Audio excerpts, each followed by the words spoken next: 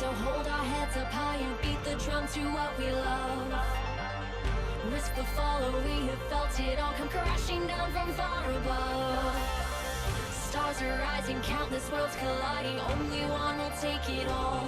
Can we bring to fall the giants? Can we make the final call? We are the ones to ignite the darkened skies, the champions of the world that we defy. A solo ride of the few who rise up high, and we all fight at the last light.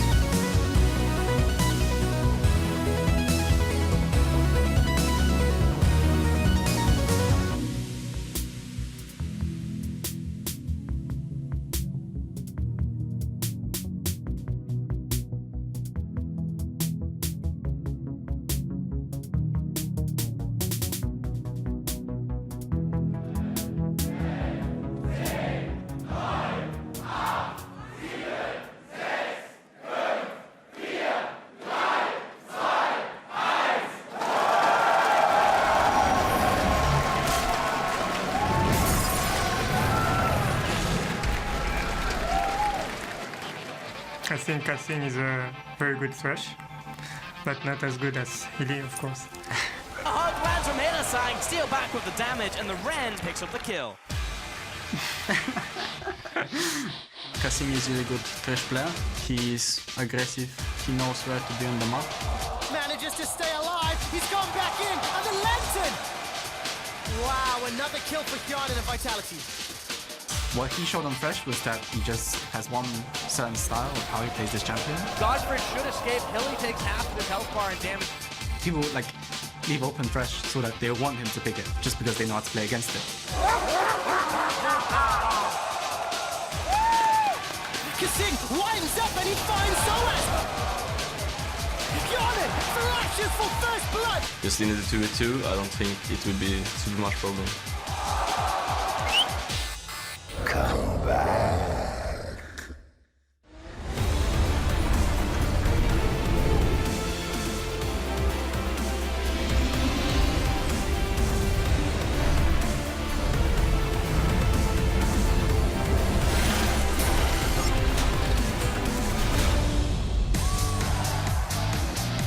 Welcome to the LCS studio in Berlin, Germany, where week 4 is in full swing. As you get a look at H2K, we're just doing some meetup with the fans before the games, and there are the co-leaders of the board, G2, who are going up against Splice in our very first game of the day. There, the huddle with Yamato Cannon, and of course the place here is absolutely packed for our second day of games. Hello, ladies and gentlemen. I am Eefje Schok supporter here on the analyst desk with an all-support duo lane, Mitch Kreppel-Voorspoels and Martin de Ficio Limmer. Worst duo lane ever. Yeah, can somebody dodge, please? Can we get this guy out of here? Nah. I'm actually a pretty good AD carry now. I'm actually not a pretty good support right now. So I'm going to be the carry. Yeah, together you guys can carry some games. We'll see. But before we start everything, we are excited to announce that we'll be hitting the road for the 2016 EU LCS Spring Finals. This year's first and third place matches will be held at the Ahoy in Rotterdam, Netherlands, on April 16th and 17th. For more information on how to score tickets and to join us live in Holland will be available soon. So keep an eye out on lolesports.com. Hup, Holland. Hup! Hoorah! Hey! But before we start thinking about the finals, we have to look back at our second day of games right at week 4 and look at the top of the tables. G2 still reigning supreme together with H2K, and then the Unicorns of Love and Vitality right behind them. At the bottom of the tables, unfortunately, Roccat and Giants. Now, my question for you guys, G2 and H2K, what are they doing so well, and what do the teams just below them need to do to get into that spot? I think if we look at G2 and H2K, I look a lot at the pick and ban phase. I think both teams have really figured out how to pick in this current meta.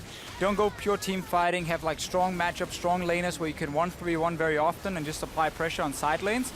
Especially H2K will do this in almost every single game. People are saying it's a little bit boring to watch, but that's the effective way to play the game at the moment. I mean, both these teams just understand how to play towards their strengths, and they don't play the same carbon copy style either. Like, G2 is still a considerably different team compared to H2K, and they just win it in different manners. Sure, they both played pokecoms at one point, but G2 has the more aggressive approach sometimes, sometimes a little bit too much, too many dives forward. But it's fun to see that at least two slightly different styles can be at the top here over in Europe. And then again, we have the teams who have figured out how to play right now.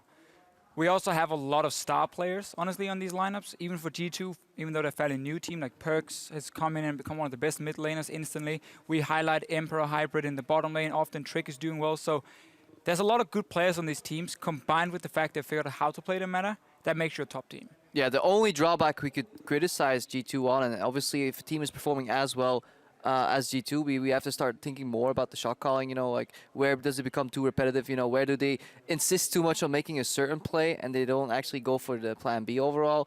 That's kind of where I have some questions for G2. We'll talk more about that in the match intro in just a bit. Something else I wanted to touch on is the meta. Yesterday, first game in the EULCS on 6.2. Cabochard pulled out the Lucian top lane overall. We also saw some Tahm Kench more as well. So what is your general impression? I'll leave the Tahm Kench to Deficio, but I just love the top lane Lucian especially because how smart it was used. The CDR Youmuu's build where you basically go for multiple E usages, dash in a very long lane. He also upgraded an early distortions because he works on both teleport and flash, and he made it work so well, and then he chased with the Cullen, and it was a very smart pick. And from talking to some other teams, we're not going to name who, they also had issues with the Lucian top in scrims overall, so the cheese does really work. It's all the mind games, right? You see Lucian getting locked in, you expect it to be AD carry, and then everything gets swapped around. He gets a good matchup top, and he can be a bully against a lot of things. Tahm Kench can honestly be the same up in top lane against other tank champions, where we see him very often do extremely well. And also the fact we saw Kasing play him as support because he didn't really get affected as a support with the nerfs coming. So he's still going to be super, super strong. And he just denies so many things because of his Devour. Overall, still so many flex picks, which makes the picks and bans very, very interesting. And we'll have to see how things develop today as we start things off with a clash between G2 and Splyce. Then Elements will face H2K, and we'll see the Tide Unicorns of Love and Vitality settle things on stage. And that Unicorns of Love Vitality match looks great. Yeah, every other match looks very one-sided, just on paper. I mean, we have the 4 top teams and then the 4 bottom teams, honestly, in this one. I mean, we need to start seeing more upsets. It's weird, we're in Europe, we normally see everyone beating everyone, but it's not been the case lately, where we seem to get more consistent performances from every single top team. Well, we'll see how that match plays out. But now, before we take a closer look at G2 versus Splyce, we're going to check in with Trevor Quickshot Henry for a look at the Keystone Masteries that are dominating pro play. Thank you very much, Shucks. I do want to talk about some of the masteries, but I do not want to talk about Thunderlords because everybody has felt the slap of Raiden in the face. Instead, I'm going to focus on 4 different ones, starting with Fervor of Battle, Grasp of the Undying, Windspeaker's Blessing, and Storm Raider's Surge. Now, I'm going to answer a few key questions. What is the Keystone Mastery? What value does it give you as a player? And who should you be using it on? Let's start with Fervor of Battle. It's one of the relatively easier ones to understand. This is an additional physical damage that gets applied on hit for champions that do a lot of hitting. This is a damage that will scale up to a maximum of 112 additional bonus physical damage at maximum stacks at level 18. Now put yourself in a position where you're Olaf or Lucian or Kalista, and you're continually hitting people, continually dealing damage. You get an additional 112 damage per hit on every auto attack that's going to be landing. Now this is not something that does scale with the likes of Infinity Edge or Critical Hit, but it's just bonus damage that is very easy to add on. I'm going to move on to the next one, Grasp of the Undying. This is now a keystone that's a little more difficult to quantify because what does it do for you? First of all, it gives you sustain in lane. Now, the way that it works, while you're in combat with another champion for 4 seconds, your next attack against them will deal 3% of your maximum health as damage, and you will heal for that amount as well. Sounds a bit overwhelming, doesn't it? But let's put things into perspective. You're a Gangplank or you're a Fiora, you're in lane. You want to farm up to 1 or 2 items to become that beast that we know you can be. So how do you stay healthy? How do you stay sustained? You continually trade, you continually poke, you get in your opponent's face. To put a number to it, if you have 1,000 hit points and you get 5 procs, that will give you a potion's worth of gold and health back.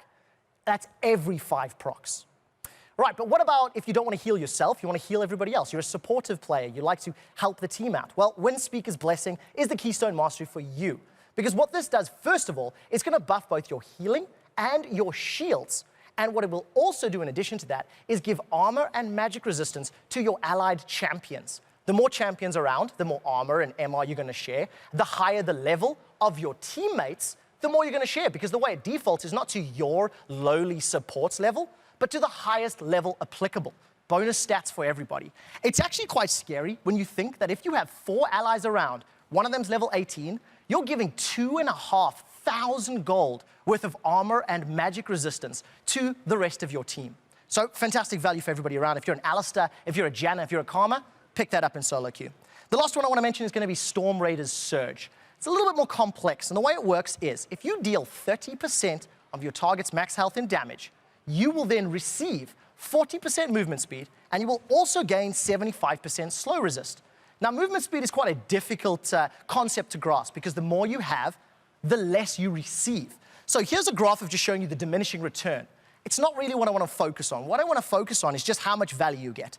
If you have a base move speed of 350 and you get a proc from Storm Raiders, you will actually gain an additional 1,500 gold worth of movement speed, and on top of that, the slow resistance. So put yourself in Diana's shoes, put yourself in Echo's shoes. You dive into a team fight, you use your skill rotation, you get the movement speed and the slow resist, which allows you to dodge more skill shots, to reposition, and to get to safety, to wait for another rotation of spells. One of the best examples of this was GBM over in the North American LCS. He actually used it on Zilean. He zoomed up to the fight with an E, popped 2 bombs down, got Storm Raiders, and then ran the hell away to wait for his cooldowns. Very clever use of a Keystone Mastery to give more power and utility that you can't really see. So those are the 4 that we're starting to see a little bit more on the LCS stage. I hope you guys at home don't fall into the Thunderlord's honey trap pot as often as I did, and consider picking these up for the champion you play, the team composition you're trying to put together, and maybe you can pick up a little bit more LP. So with that, I'm going to head back over to the analyst desk to break down game 1 of the day. Thank you very much. Quick shot. Yeah, it'll definitely keep me from going, I'll just take Thunderlords every single time and not thinking about it. Not very effective on Alistar, sadly. Go Wind Speaker instead. It's only good for the level 2 power spike. And that's it. Thank you, support crew. Anyways, later in the show, we will be joined by none other than Vitality's support, an actual good one, Kasing. So send your questions for the World's 2015 contender with the hashtag AskKasing. Remember to tweet them at LOL Esports so we can bring them up on the desk later today. For now, though, it is about high time that we get into our first matchup of the day between G2 Esports and Splyce. G2, leaders of the league, together with H2K yesterday versus OG. They demonstrated that they not only are able to play a PoComp, but that they can also play against it effectively, and we've seen a lot of good things. Yeah, just they know how to play towards their win conditions. This time they drafted just a really good answer to a PoComp. You know, hard engage in the top lane, CC in the mid lane, double hard engage from the support, and then Hybrid being able to block so many spells with his shield. It's just a really well-rounded composition. And this is the thing we always praise G2 for, is having multiple compositions they can play and also play against. And also we start seeing more and more in terms of overall macro strategy. It was our big question, you know, we started in week 1 and week 2 do really well individually. We're like, we want to see progression already. And we start seeing smarter calls from the team. They're making the right calls.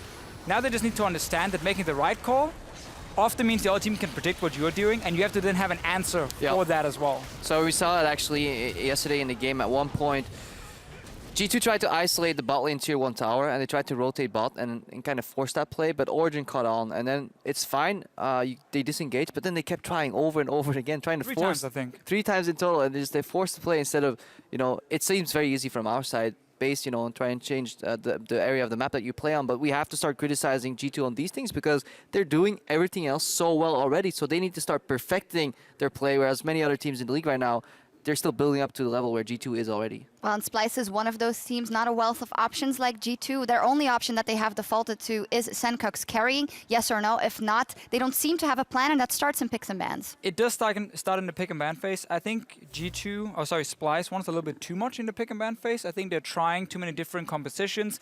Nisbet, as an example, has played 6 different supports already. Yep. Bard here, as we see on your screen, was one of the new ones he picked up.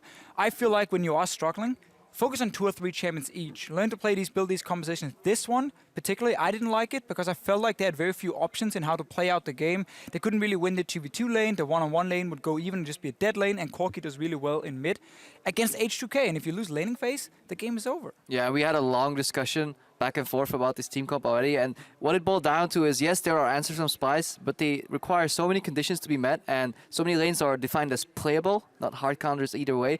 But if you go for so many lanes that are so hard to play, so many playable lanes, then maybe I think you're going a little bit too hard for Splyce, and maybe make it simpler. Again, as you say, 2 core compositions, stick to the more predictable gameplay and try and improve from there. We'll see what they come up with, and for a look at the lineups, it will be time to check in with our casters. And as we go, Hybrid tells us how his bottom lane synergy just clicked. When I first played with Emperor, it was like we clicked immediately, you know. Everything went good, like the scrims, like we didn't lose a single game like the first few days. Like, and the communication went well. With Trick, it's good as well.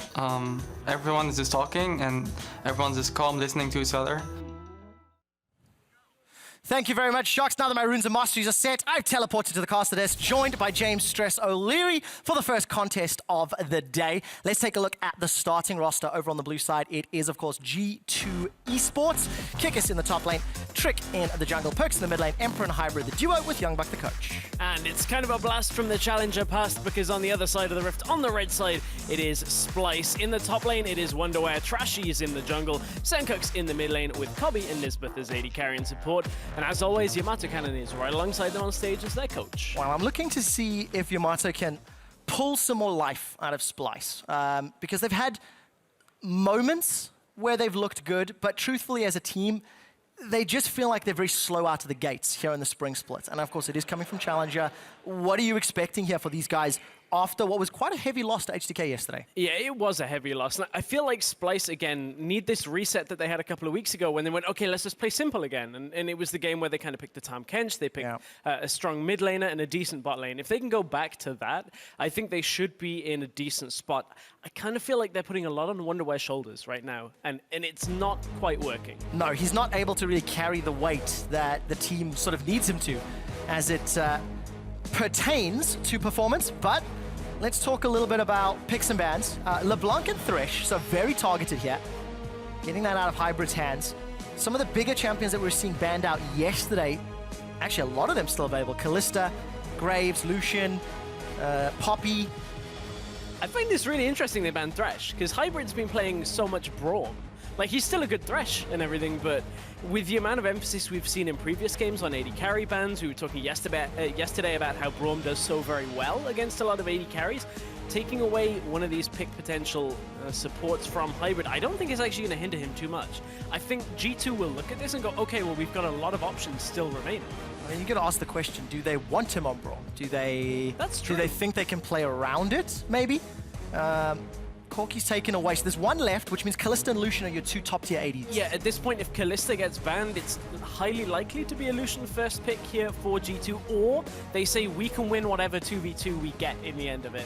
So Lucian first pick is not the best pick in the world. This time, G2 say, no, we don't want that. We're going to take our top laner. So it's going to be the Poppy then locked in. And we've seen that quite a lot more in recent weeks. Lulu locked in here for Wonderware, or by Wonderware rather, as well as the Lucian for Kobbe. And you know, Kobbe's a guy that actually there was a lot more expectations to help carry Splyce along with Senkux. And while he's not struggled as much as Wonderware has, now he's got one of these top tier ADCs, and you can see Corki Kalista off the table. Now is the time for him to step up and shine. Yeah, that's very true. And Kobbe, we haven't seen anything from. We started seeing a little bit more for him in Challenger last split towards the end, where he was having to clean up fights for the Splyce lineup back then. And, you know, he started kind of getting there, but it was a lot to do with just a team effort rather than an individual effort. A lot of back and forth from G2 here, deciding whether they want to lock in their mid laner, and I feel like this is the better option. They want to try and wait and see if they can figure out where this Lulu is going to sit. So let's see where it will be. On the side of Splyce, has not really been played by them this split yet. Senkux has played 6 different champions in the last few games, with only Ahri the repeat. And I just want to highlight Trick very quickly. 2 games on that Graves, 11-0-14. He's yet to give up a death. Right, and that's what that second rotation to me, it screams from G2. It's like, these are some of our most comfortable champions right now. Trick's been great. We spoke about how Hybrid's been great on Braum. This is the first time that we're gonna, second time we're gonna see Poppy for Kikis in that top lane. Now that Braum's been locked in, we know where that's going. The AD carry now is going to be one of those B-tier AD carries. Ezreal will need time to scale here, and we're waiting for Perkz mid laner, which is not going to be the Corki, as that's what G2 banned. For any of you wanting to play Corki mid, there's an article now on LoL Esports in the article section highlighting Perkz' specific runes and masteries for Corki, but we're going to see a Victor instead of Corki in this game. So I quite like this from G2. They've got a good amount of wave clear, decent enough CC, maybe not the hardest of engage, that's fair. But if a team fight does break out, then you've got Poppy to reset anything. Although Splyce, they're all about the disengage. Lulu, Janna, Rek'Sai, they're putting a lot of weight here on Kobbe's shoulders. What will Wonderware be running up at the top? I expect the Lulu to go middle, make that sort of Victor Lulu lane somewhat farm focused. I do expect that right now. Put that Lulu in the middle lane. Yes, it doesn't really give Senkux the ability to carry like he did on the LeBlanc that we saw previously, but the actual champion pool that's available for him is fairly small right now, unless he looks for something like an Ahri or something perhaps like this Queen, which is a flex that we've seen. We've seen Faker play it in the middle lane. We've seen it in the top lane as well. But what you can say for G2 is they're relying fairly heavily on Kikis to be a damage threat here before the Ezreal gets going. It will take time for Kikis. Yes, Perkz will have damage from Victor as well as he wave clears in the middle lane. The flex is on with that last pick. Yeah, it really, really is. Let's see how they handle themselves. Splyce picks and bans, a different flavor to what we've seen out of Splyce. Actually, I think across all of their games, really, with quite a heavy focus around buffing up either Quinn or Lucian, thanks to the Lulu Janna. It's worked for Origin. but it does require a lot of coordination. Yeah, it has worked for Origin, but it's also failed somewhat for Origin. It was only really that last week when Origin got both the Lulu, the Lucian, and they had the Alistar on top of it, they managed to get themselves into the game. Luckily, though, they have been given a little extra time with this Ezreal, with this Victor pick, that, you know, they take that 2-3 items to get themselves fully into the game. So Splyce have got an easier way around this, especially with their top half of the map being better in the early game. You've got the Quinn, you've got the Rek'Sai as well. I'm very interested to see if G2 want to go toe-to-toe here with Kobe and Nisbet. Ezreal plus Braum against a Lucian Janna. That does not sound like a lot of fun to me. I want to see how this early lane matchups work out. But you guys at home, will G2 pick up a win here? Hashtag G2 win. They're currently 6-1, tied with H2K. What do you think Splyce will pick one up in return? I think the possibility is there. There's a lot of options that they can do with this team composition, albeit maybe not engage. Yeah, for now, no real engage coming from the Splyce team. And, you know, we're going to have to see as we load up into the Rift for game 1 of week 4, day 2 of the European LCS. Yeah, we're exactly 10 games away from the halfway mark. So today and next Thursday, and every team will have competed one rotation of the European LCS here in spring. And for G2, somewhat of a surprise out the gate. They were swinging and hitting very hard all the way from week 1 till presently. And more impressive, they're doing it in different ways. We're seeing them play split push, we're seeing them play poke, we're seeing them play team fights, we're seeing them fight a lot. Very aggressive. Wonderware doesn't know. No. He wants though. I wonder why he's up here. This is just going to be an easy kill. Exhaust into the stun. The Vault will put him away, but the knockback from Kikis. 2 tower shots and first blood to Emperor. Oh, Wonderware going a little too deep. He even registered that could have been a possibility. If G2 send their duo lane up straight away from the base, you can easily make that push and then punish Wonderware for just pushing out in the lane. Oh, that's the thing where, you know, it's like, oh, if I just ward this bush, I'll see if they're in there. Oh, I'm dead. Yeah. Not a good start. Tough position for Wonderway. First time on this Quinn as well, and caught out. I mean, yeah, the lane swap with the duo up there, that's not a surprise. No. So, but at the same time, that isn't going to happen every game, that they're standing in the bush already by the time you put the ward down. So it's one of those situations where, you know, it's a little unfortunate, but at the same time is punishing Wonderware for trying to get that extra information here. G2 do use a lot for this. They use 2 flashes and the exhaust, but it's so good that it goes onto Emperor here. That is a really key thing because he's the one that needs the extra time, really. For Perks, it's a wave clear game for him, and he can just sit happily mid lane once he's got the Aftershock augment. And for Kikis, he's going to be in an okay situation. He's going to double jungle for the start of it, and then look to make his presence felt in other ways. You can see some of the different keystones. One of the more varied keystones we're seeing. Some of the changes here in 6.2, we're seeing Thunderlords slowly falling away from like 5-6 every game. And obviously the fervors on all of your auto-attack Reliant champions. Trick, last time he's played Graves, the last few times rather, he's been very heavily involved in counter jungling. Obviously he's on the strong side of the map, where he's got Emperor and Hybrid to back him up. But that's something I want to track as the game progresses, because he tends to grab some smalls and build a tent in his opponent's jungle camps. He does, that's for sure. They're pretty well done if they come out of that shotgun with Graves. Wouldn't really want to have those charred ones. But you can see this tower push from G2 is that pretty much a lot faster, actually. I was looking at the timing of it. G2 have actually got about half the current health difference up on Splyce. Yeah, great to put that first foot forward for G2. So they're ahead in the tempo of the game. And we'll get this tower down shortly. Actually don't think it'll take all that long for Splyce to reply, but it will give Emperor and Hybrid the chance to recall. You can see this Splyce trying to do the same that G2 just performed, let the tower kill as many minions as possible. But you can already see Emperor's back, Hybrid's back, and they're going to start moving to this bottom lane to catch this wave. Because I don't think all of the minions are going to die. Yeah, the minions will stick around. Emperor's going to try and get there. It's not going to be anywhere near in time. And even spotting out Trick on a ward, I believe, as Rek'Sai caught him. So that gives Trashy the information. He can very safely stick around, go back, grab his blue. No reason for him to recall yet. He's still got health potions, is still healthy.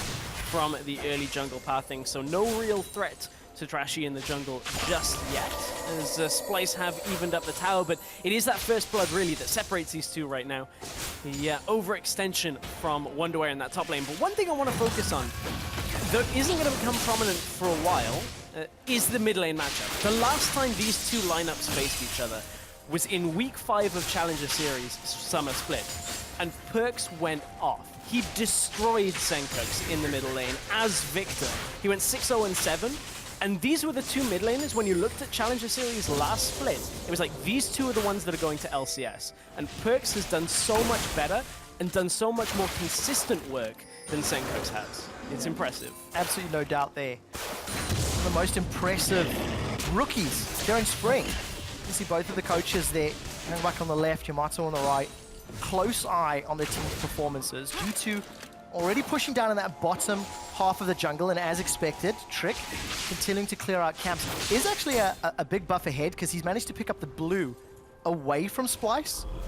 So I don't think Trashy was able to secure his on the first clear. And again, it's G2 who are somewhat ahead of the tempo. However, these towers will fall in much the same time. Lucian, Janna, and Quinn, they do a lot of work to towers very quickly. They may actually get the kill marginally before. No, it's within seconds. So 600-700 gold. First blood is really all that separates these teams. The fact that Trick actually got that blue buff is fairly interesting to me, just from the fact that Trashy and the rest of Splice had pinged out Trick recalling in his own red side jungle.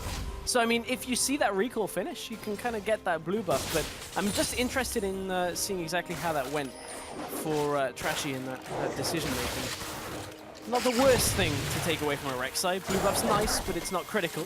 So it is just a bit of a advantage. Yeah, especially for Trick, who really wants to use his full complement of abilities. Way more useful on that jungle Graves. Take a look at the experience and CS differences here. Perkz has got himself a minor advantage over Senkux, although it looks like Senkux is catching a wave in the mid lane. Kikis is 18-6 up, also has a level advantage. As far as the top laners are gone, small advantages here to Kikis. Kind of felt that Poppy might have been integral in picks and bans to helping out G2's chances as this mid-game is getting closer and closer. The problem on the other side of that is, though, Wonderwear on this Quinn is only at 6 CS, hasn't really been able to keep up. He's actually down over a level of experience on Kikis. So this Quinn isn't getting into the game, so at the same time, it's like Kikis' Poppy is not quite as integral for G2 as we expected. Well, look at this. Splice see an opportunity, and they are going to get a 4-man stack in this bottom wave. It'll just be a little bit of damage onto this inner turret, but the wave clear from Trick is enough to clear it, and now there's no one to defend top. I mean, this is the thing with Graves' jungle, is one of the things it provides that almost no other jungler can right now is that wave clear. He walks up, end of the line, into the wave, clears it, and his duo lane have been pushing top lane. Now Wonderwear has to try and come up to this lane. If this tower drops any lower, you may see G2 just stick around, because they can take this tower without any threat from Wonderwear here. No way can Wonderwear cross into Emperor here without Wonderwear dying. There's an exhaust available for Braum again. Oh, tower, the rest of Splice are coming up. Let's find out. Hybrid and Emperor, they're in trouble. Both have flashes available. There's a response from G2. Teleport is coming down into the Tribush, and Nisbet is the first one to get stunned up. Everybody's jumping in on the fight. Trashy forced to flash away. Senkux gets a Glitter Lance down to Hybrid. Summon a heal will keep him alive a few seconds longer before there's a reply back from Splice. Now Splice are on the retreat. It's all of a sudden Trashy that's gone down. 1 for 1. Kikis and Perkz and Trick, they're chasing down. Collateral damage will not find a kill, but they kill Trashy off. Trade summoners and should get the tower as well. That's the most optimistic Janna shield on a turret. But, you know, it took so long for Splice to get out there. Watch out, Bobby's looking for Perkz, will not find the kill. And they get away. So third tower falling in favor of G2. Yeah, that was just Splice. They took a little too long, and it allowed G2 to get themselves up to the top side of the map. Hybrid did fall in that engage, though. He already knew he was pretty much a goner, even with the extra heal that came out of Emperor. Good pathing by Kikis, though. Recognize that if he gets onto Trashy and slams him into the wall, you just follow up with the movement blocker and make sure that you can't dash away as Rek'Sai. Force Trashy to flash out over the wall, and nearly got even more from that fight. Yeah, very, very powerful from Kikis. Early teleports as well. There was nearly no hesitation jumping in there and trying to punish. Wonderwear still trying to farm his way up. 21 CS. Down only marginally on gold, but still a little bit behind in experience. Kikis has been helped out here, already trying to zone out Trashy in the jungle as the rest of G2 are pushing quite heavily in this bottom half of the map. So this was the start of the fight again. You can see Wonderware is going aggressive, and it basically tells G2 exactly what's going on with this play. Even though they don't have vision, they know that Wonderware wouldn't go aggressive like that unless the rest of his team were here.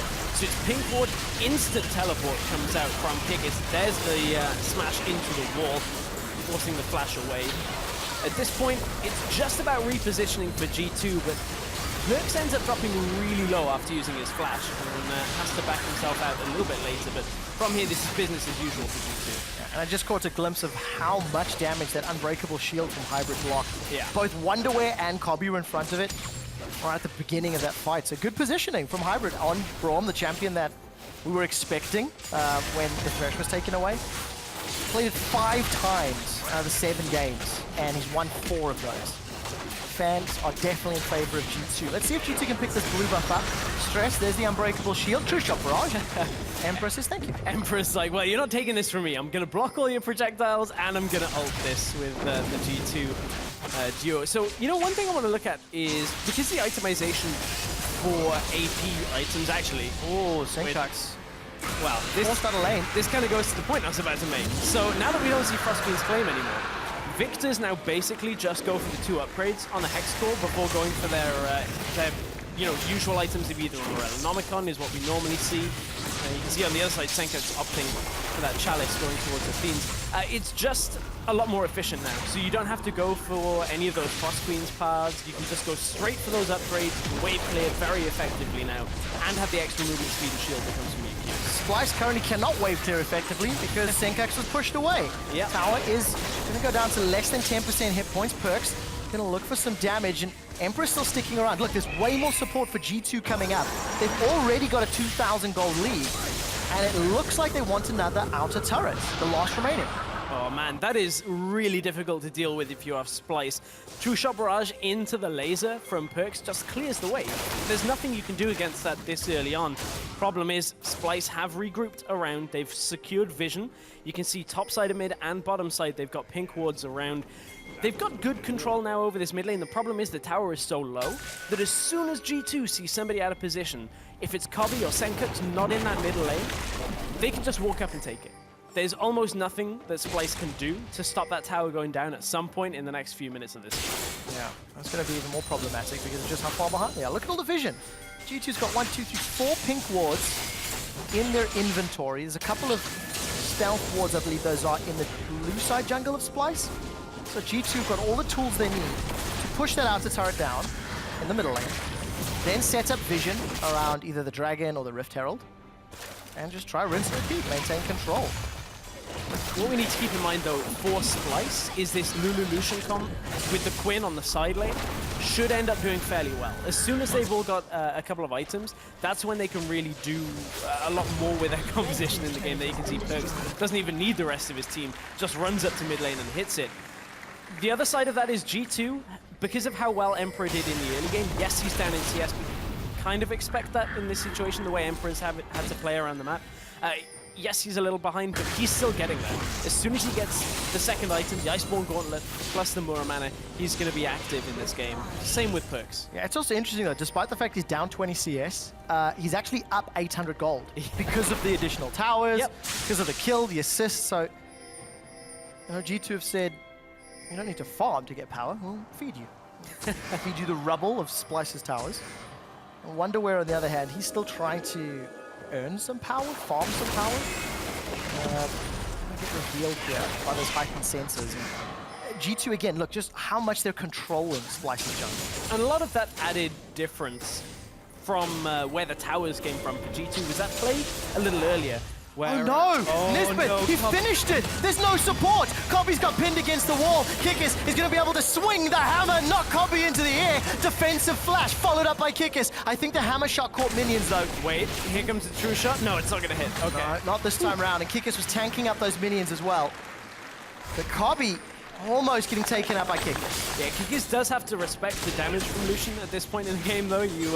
Even though we're talking about how the composition isn't quite online for Splyce, Lucian still has that early game power.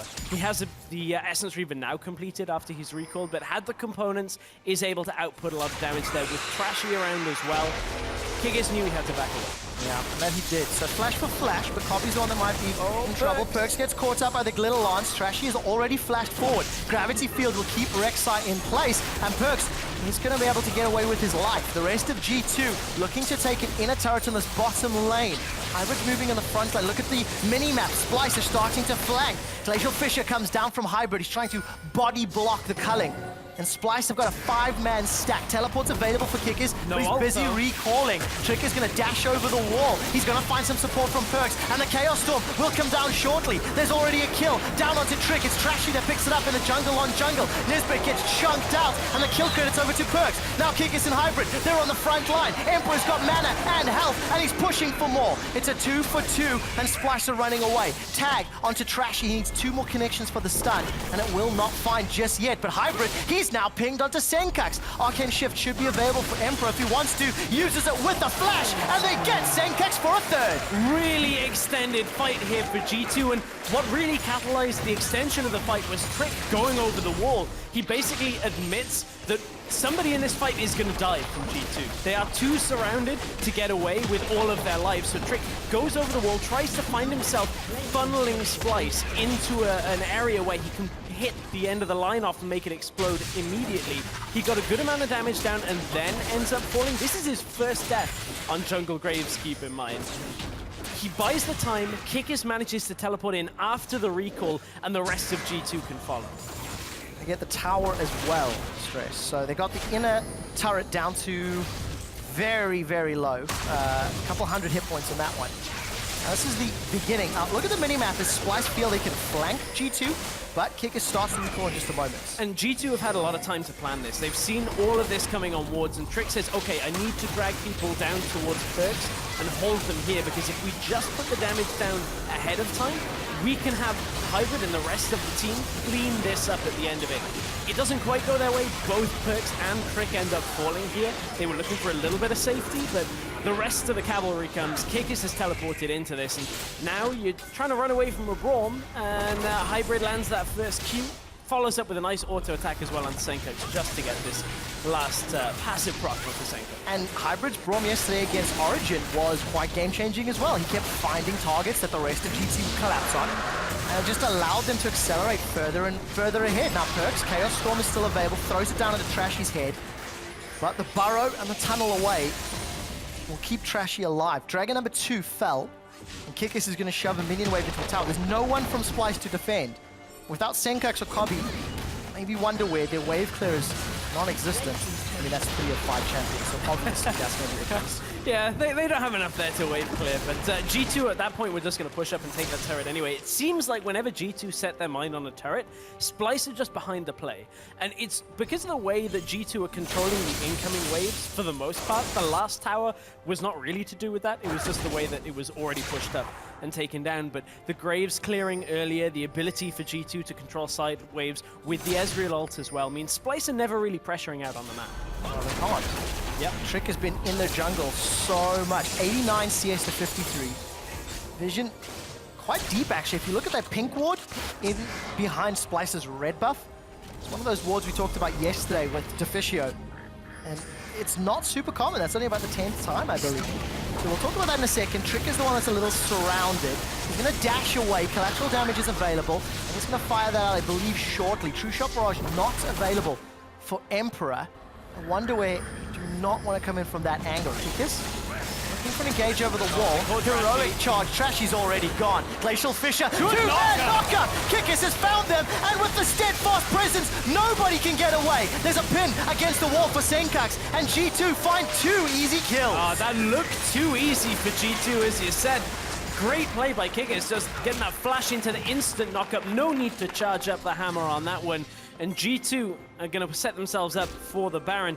And all of this... It's not there it's yet. Not the Baron. It's it will be too early. It's too early. It feels like it should be Baron time for G2. This is a massive lead.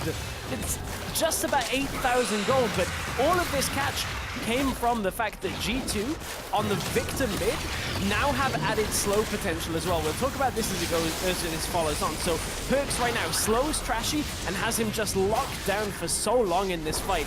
The rest of G2 can get into position and look to follow up. Kikis is about to land that flash ult over the wall. But Trashy just getting slowed time and time again is too difficult to deal with. That's a beautiful knockup. Into Steadfast Presence as well. Ooh, can't deal with that very effectively. But man, this Victor, even with going Raleigh second, which is fairly uncommon, even before any kind of boot upgrade, he still has so much damage on this Victor. It hasn't dropped his damage at all, but is allowing G2 to follow up on picks very quickly. And it also helps that Splice's composition is relatively squishy. Still going for that 2-3 item power spike. Ghostblade only just picked up here for Wonderwear.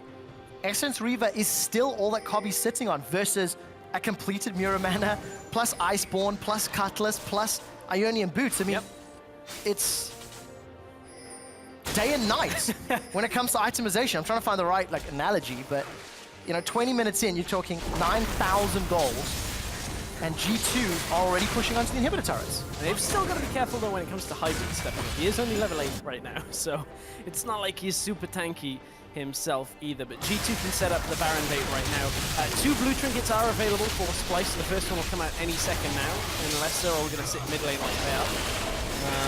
The first one was just used. Well, and there's the second. 20 minutes in, G2 start the Baron. They've got the 3rd largest gold lead at 20 minutes we've seen in spring. Senkux. No bite from Winter onto Senkux. Tunnel forward for Trashy. He's now caught in the middle of G2. Kobby's pulling pressure on the side, but he's just dies. He's gone. There's 2. Triple kill for Emperor. And now Wonderwear, you're too late to the party, and it is over. There's even tower shots for the ace. G2 are just able to take any fight they want here. It's as if it's child's play for them right now. They're walking around at half health after starting a Baron, and Splice come in for the fight, and G2 destroy them in the fight just because of how far ahead they are. And this all started from minute 1 with the early kill onto Wonderwear, getting Emperor into the game. Emperor's now 6-0-4 because he just got accelerated into the game far faster. And this kind of ends up highlighting a problem for Splice. The only champion I feel like Splice have been able to make work from the top lane in the way it is meant to is the Tahm Kench. They've tried the Rise and have never got to the late game for it to carry. And the Quinn hasn't been working for them either. They can't get him to split push. This was the fight. You can see Perkz at the top side. He's actually dueling 2 people on his own. Kikis came in, cleaned it up, didn't even need to do too much there. Howard had it covered. Splice are completely on different pages. Yeah. Not sure if they want to challenge, not sure if they want to back. They split to different directions. And G2 just punish them every single time. So they got Baron buff now. They've extended their gold lead even further. The gold graph tells the whole story. Yeah. I mean, yeah, there is not even at the beginning, was there extra gold? Nobody got anything before that first kill. So G2 have never been behind in this game at any point. I mean, the only person that even looks remotely behind is just the CS on Emperor, but keep in mind, Emperor is 3,000 gold up individually. They're even more optimistic than I am, Stray. No, that's not me being optimistic. That's me saying, Senkux is going to be in trouble. True Shot is on cooldown, so Emperor can't finish him off. But if you shove Senkux away, the Glitterlance wave clear is such an important tool for holding onto those towers. Kikis, he stuns Wonderwear up, and he knocks him back for the kill. Solo takes Wonderwear out from the tower. The rest of G2, they know Senkux was healing. He's going to be late. Inhibitor will drop in the middle lane. The shortest win time in spring is 23 minutes and 59 seconds. If G2 keep this push up, they could break their own record, but they're going to play it safe. They're going to play it safe and smart. It's no Immortals. It's, we're after 20 minutes, Trevor. We are after 20 minutes. It's still been impressive, though. And keep in mind, this, again, is a team that came out of Challenger last year. Yes, they've had changes. Yeah. They have had changes, but these are the 2 teams that came from Challenger, and you can see the difference between, and the growth between the 2 is night and day. It really is. Perkz will be in trouble. Chaos Storm goes down, still alive. 200 hit points, still alive. alive. This gets away with his life. Now Kobe's the focus. Emperor is tagging him. Arcane shifts aggressively forward for the triple kill. There's 2 targets left. Gonna continue to shut it. It's not gonna be able to be the Quadra as Trick is the one that shuts down Senkux. Another ace for G2. And they will just about beat their record. It's only going to be a few seconds slower, but Gamers 2, a flawless week. 2-0 in week 4. The ace under tower while taking the tower at 24 minutes into a game. An inhib tower nonetheless. G2, man, they are looking almost unstoppable. Almost. They have 1 blemish on their record. Yep. Udia? Sorry, H2K. Yes. But when you look at the team on stage, ecstatic, great smiles. Let's stay with G2 for a moment because much like the dominant wins yesterday, when you look at a clearly stronger team against a fairly clearly weaker team, how you win games matters. And G2 are showing they can very clearly push their advantage everywhere on the map, at any stage. Yeah, I mean, G2 come out, don't really do anything particularly different when you look at it. Yes, they managed to get everybody top lane for that denying the vision control from Wonderwear, so they were able to capitalize on that. But when it comes to the way they played at the game after that, they went into a fairly standard lane swap. Yeah. No real differences, but they send Trick to the bottom lane to defend, and it just works out. They get top tower for it. Some tough faces there for Splyce. Yamato. You know, it's tough. It's a difficult situation if you're sitting in the Splyce camp. Because it just feels like what they're trying isn't working. And we're seeing teams adapting. We're seeing teams playing different styles, playing different versions of the meta. And this is a comp quite similar to what we've seen Origin run, but they also had Power Evil and Sven on the front line with that Lulu Lucian, and they were able to make it work, maybe just mechanically. Yeah, I mean, in this situation, they're playing a comp where they have to 4-1 and their side lane has to be in a good spot. Problem is, he gets killed at the beginning of the game, never feels like he can comfortably sit against Kikis in the top lane, so your composition basically falls apart. It was great to see Kikis on that Poppy as well. Very, very confident play. We've traditionally seen him playing tanks throughout the course of the Spring Split, and we've actually discussed off-air, can he play some of these other champions? And that was just a great mechanical performance, group positioning on Poppy. So I want to see more of that. Regardless, we're going to head over to the analyst desk to talk a little bit more about the game. Thank you very much, guys. G2 over Splyce in the 3rd fastest win we've seen in the EULCS so far, winning by a landslide, honestly. And before this game, we were looking at what composition Splyce could come out with. First thing, they leave Braum on the board. That is now a 6-on-6 for Hybrid on G2. He just makes magic on that champion. What did you make of the draft besides that? I think, again, we see from Splyce, they're trying many different kinds of compositions, even though they haven't perfected a single one yet. So this one, again, is very purely protect your AD carry and have your split pusher in the Quinn as this 1-4 setup. The problem is you run 0 engage. Yep. And if you do not understand how to properly set up the map in advance, you will always just find yourself chasing the enemy, but you can't chase with this comp, like, at all. And Nisbet now has played 7 different supports. Hybrid, as you mentioned, played Braum 6 times. The team is playing perfect with it. I got questions for Splyce. I mean, they ban out the Thresh, leaving the Braum obviously open. Then they play a composition that actually gets peeled pretty hard. If you play a Protect the X comp, Braum counters that super hard because all the damage goes into Lucian.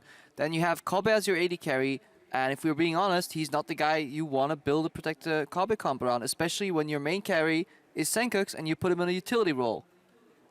With a 4-1 with Wonderwear in the top lane, who has shown that he just can't carry from the side lane. So Splyce, they need to start doing something different. G2, on the other hand, yeah, the Victor pick on the 5th pick on Perks, while he's usually a carry player, he just goes more into the wave clear role and teamfights. I really love the pick. Yeah, it's so good when you're against a composition that relies so much on a strong 4. Again, they're copper with protection. They can never push anything because Victor just like one laser clears the wave. And again, Splyce are like building comps that technically should work against G2. A lot of disengage, against some of the great team fights.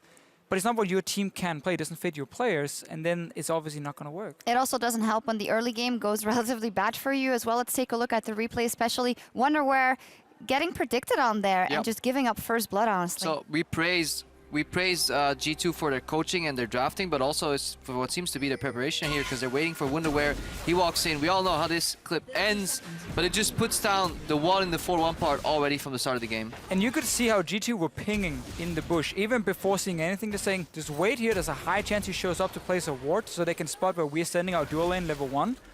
And then they just catch him out, and this obviously starts snowballing from there. Yeah, and this is a clip where we see actually Trick picks up the Herald so he can get to base quicker, because Splyce is setting up a phase 2 of the lane swap where they're on a push a tier 2 tower, but they're doing it into a Graves, who, thanks to the Herald buff, will be there a lot quicker. And then if we roll the clip forward, we'll see in the other side of the map, G2 is completely winning out in terms of the base race, even though they have way fewer members there. Yeah, we were talking about how G2 could have given that buff over to the Braum, just so he could go top and take the big wave you see up here with the Emperor, to push in tower if they wanted to base race.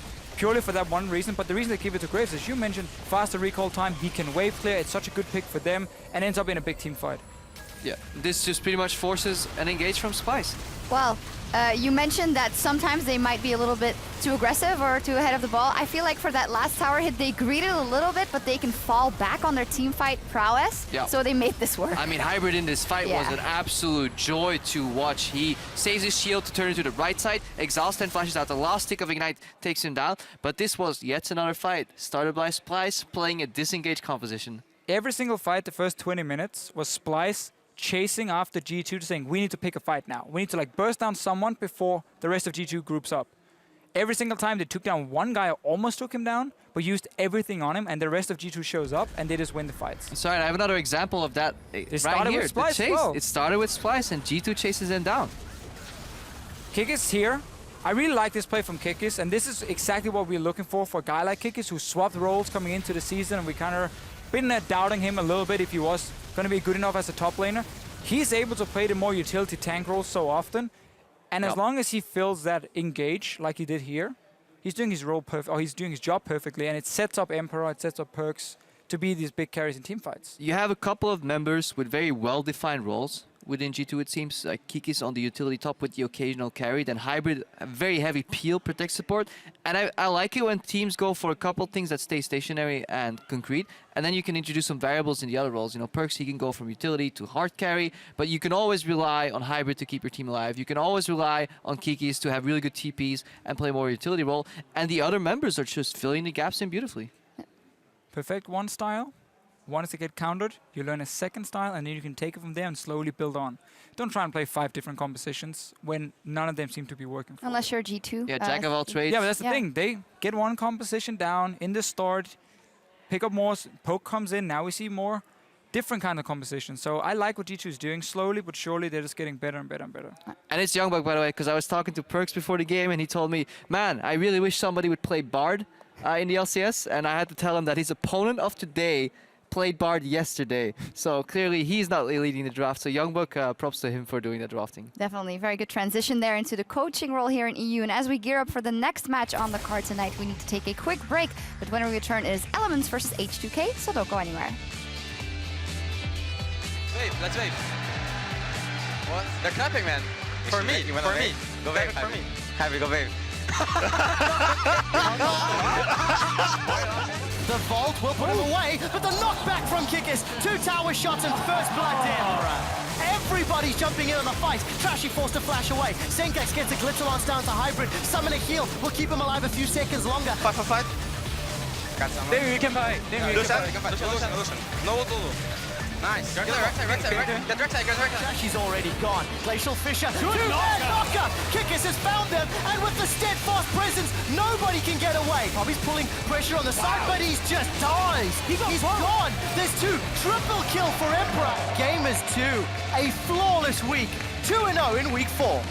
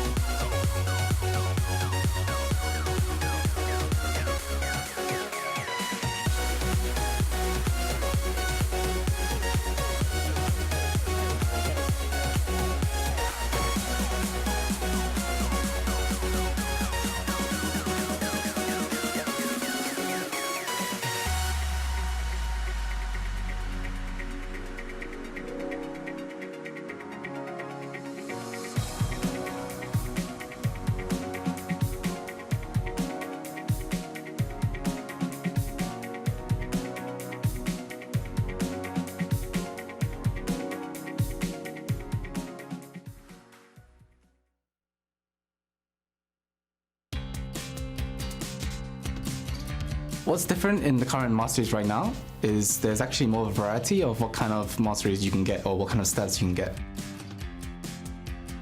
Last year you had more simple mastery, I would say, since you could only choose between one last key point, and the last key mastery is the strongest mastery by far. For AD carries, I think most people are playing Fervor right now, but I think Thunderlord is still a viable option.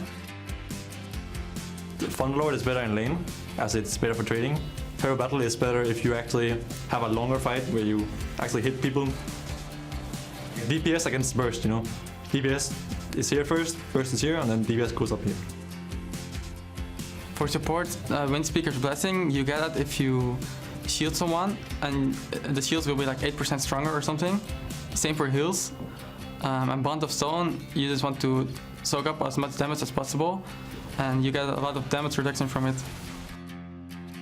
I like the resolve tree a lot because the stats are a high value. Sometimes you can get like a little bit of HP that will also like turn things around, like in an early skirmish or in jungle. Usually you're gonna play something that has high health. Even like for example, a Graves can go like resolve tree, and tankiness is always good. If you are a melee and you need the early game sustain, you can go for the Grasp of the Undying. If you want a lot of burst and you're sure you're gonna dominate the lane, you can go for Thunderlord. The decision between taking one mastery or another often relies on the champ. It depends on what your playstyle is or what do you want to bring out of your champion or character. A change is always welcome on something that has to change for like 2 years or something. The new masteries bring a lot more options, and I think now you can clearly see if you're smarter than your opponent.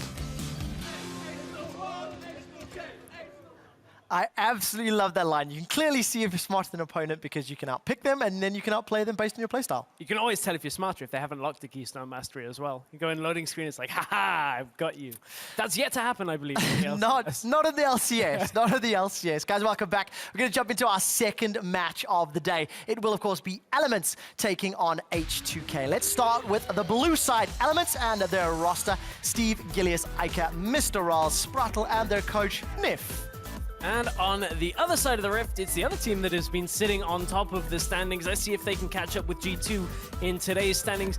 In the top lane, it's odoamne, Jankos in the jungle, Selfie in the mid lane, Forgiven, and Vanda is AD carry and support, and Prolly is their coach, as always, on stage. Yes, let's talk about H2K a little bit. Yesterday, they picked up a fairly convincing win, but Jankos bit off more than he can chew on Elise a few times, actually. And, you know, trying to dive, trying to pick up some kills in Senkux, that just did not work out. Yeah, so we actually spoke to Jankos a little bit, and I know he was vocal about it afterwards. So Jankos actually changed his mastery page for this. The moment before they went into the game, he was like, okay, for whatever reason, whether it was coach or whether it was a team decision, it was like, let's play in the defensive tree. Let's play from Resolve. And he was like, I just wasn't expecting the damage not to be there without Thunderlords. I've never played that tree before.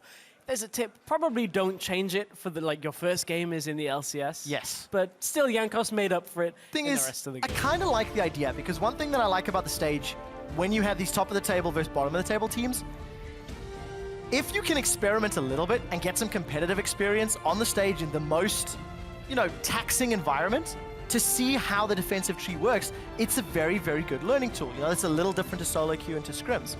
Yesterday, Vanda had said that Elements should be more of a challenge than Splice. So let's see if that works out. Jankos was tweeting they're going to play much faster than yesterday. And in terms of picks and bans, Lulu Rise. Oh, I love this. Kalista Corki. I'm not sure about this. I love this. Forgiven is saying turnabout's fair play. It's like, well, I know I can beat everybody 2 versus 2 in my own mind, so I'm going to ban all the AD carries, and you'll fight me while I'm playing Caitlyn or Lucian. Like, that's what this situation is going to end up on, because if Mr. Alice picks something like an Ezreal, Forgiven's going to go, okay, I'll take you on that. Is the last ban going to be Alistair towards Sprattle? Run the risk of Lucian, or are they going to ban Lucian and just go for that Caitlyn? There's a lot of options. You got Poppy up as well. There's the Alistair that you were talking about. Good call on that one. So now you kind of force Elements to the Lucian, and now H2K go, okay, that's fine. We're going to take 2 other strong picks. The Graves is available. We've got the Poppy, the Fiora. We've got a lot of options available for H2K, and they've forced Elements now to pretty much banned 2 OPs in Lulu and Gangplank themselves, so they're now not available on the next rotation. Elise is up as well if Jankos wants to take her for a second run in the jungle this game. Maybe more damage in the mastery page. Serious looks there on Jankos' face. And for H2K, as you mentioned earlier, Stress, they're currently 6-1. If they pick up a win here today, they will still be tied with G2 in overall record, but because they've beaten G2, they will technically hold that first place seed. 2 picks to lock in. You have to think this was expected. Coming into week 4 on 6.2, the trio of 80 carries, Kalista, Corki, Lucian, is definitely something everybody was looking at to see how many we're going to get banned. And it's an interesting pick ban trend as we go week to week. So now, do Elements opt for the Janna, which is what we've typically seen alongside the Lucian in the last few days? Do they opt for something like a Braum that has that added disengage but tankiness alongside it as well? Both champions have the similar role when it comes to their team fight, but Braum obviously is able to soak up so much more damage himself. I like this rotation though out of H2K. It was exactly what they needed here. And I also like the fact that it's still technically a flex. Yes. You know, we've seen both Odoamne and Vander run that Poppy. Vander's fallen back to the likes of Trundle when Poppy Alistair not available. Sprattle's played a lot of Thresh. He's got 3 games on that. And you have to think with Elise off the table, the next logical champion in the jungle is Lee Sin, alternatively Kindred. She's enabled this week on 6-2, but we've not seen her a whole lot. Yeah, we haven't seen them. We saw them in 1 game. Yeah. I believe. So this Tahm Kench, I don't mind. The only problem here is Tahm Kench is a fairly low engaged top laner. He only really has that 1 stun. A play we actually saw backfire horribly in Challenger this past week was a Tahm Kench play with a Lucian and a Janna, like trying to go onto a Kalista, and it just backfired because they had no way of locking down the enemy using that Abyssal Voyage in from the side. So I think Elements need to be a little careful here. They do have Lee Sin to provide the kick engage if he can get there and maybe follow up, but that is still a fairly small amount of engage.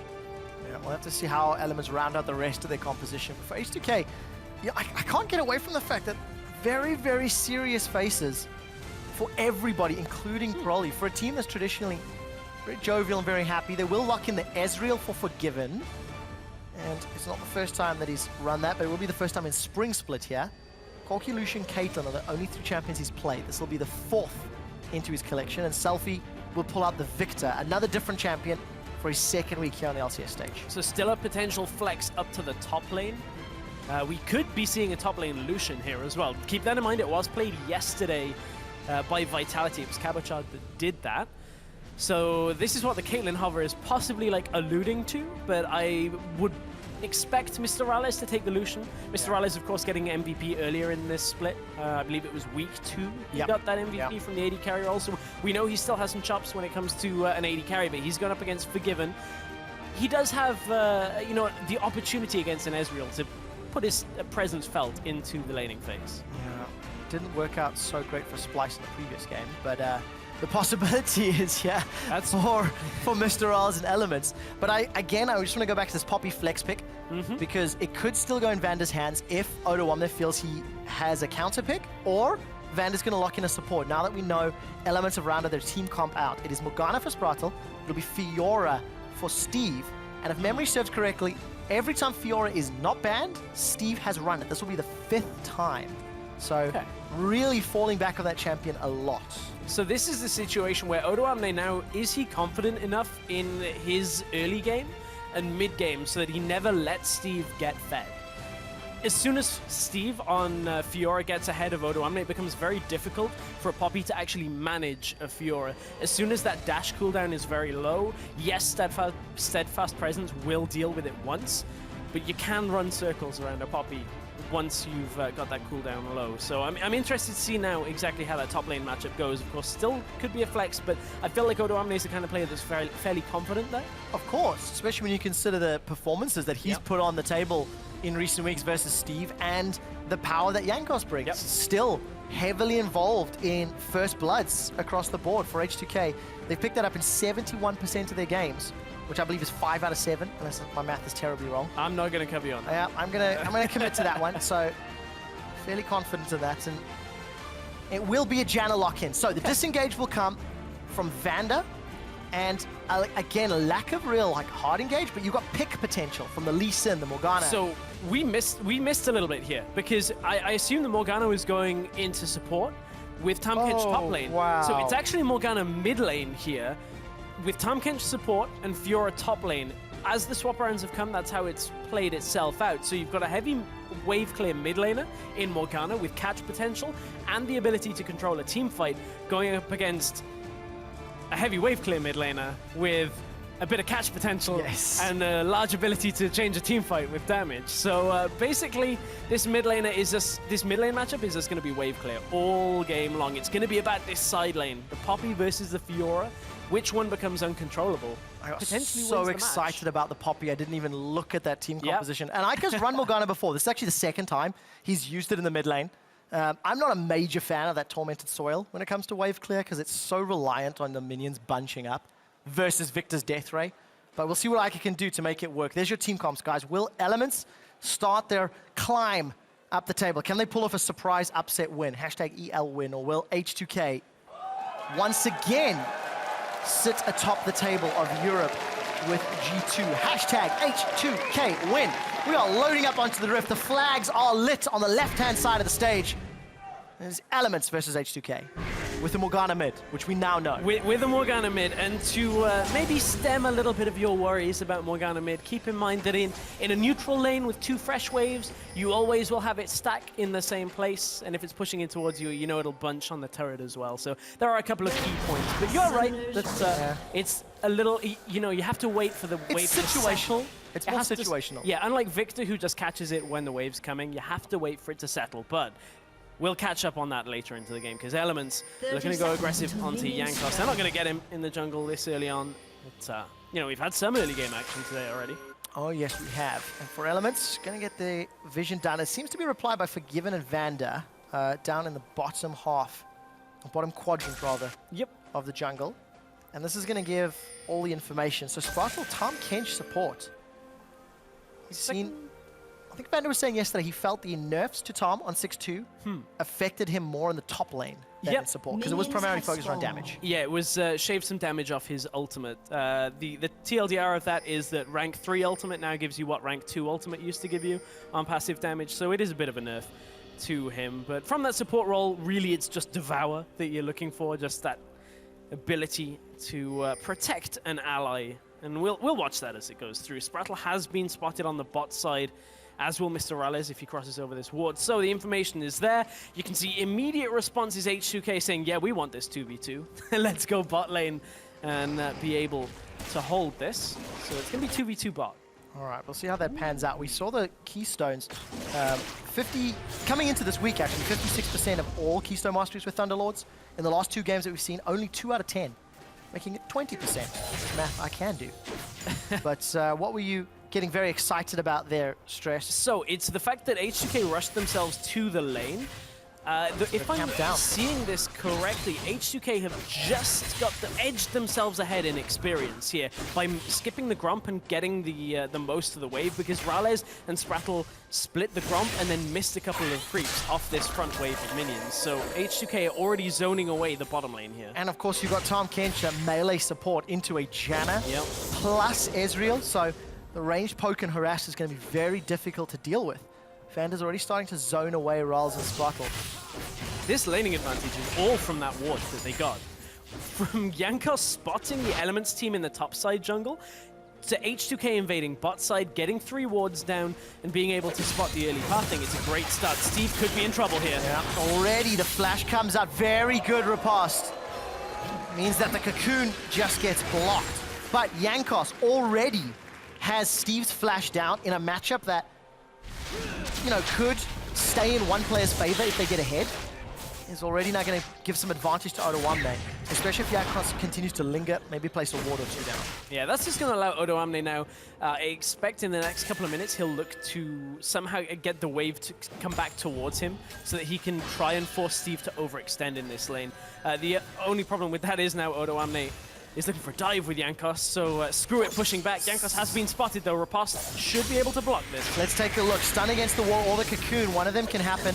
Teleport comes up from Ika. It's already been cancelled. That means there's no more backup. There's no more support. Odoamne bashes Steve into the minions. There's no stun. Odoamne's forced to back away, and Steve manages to survive. That was a really nice defend by Steve. He knew all he had to do was sit in his minion line and know where that he would get the line between a wall and Odoamne, so he would get stunned. Anything else, he can just riposte. He knows if the cocoon can't hit, the stun is easy to riposte. That was really well played by Steve under his own tower there.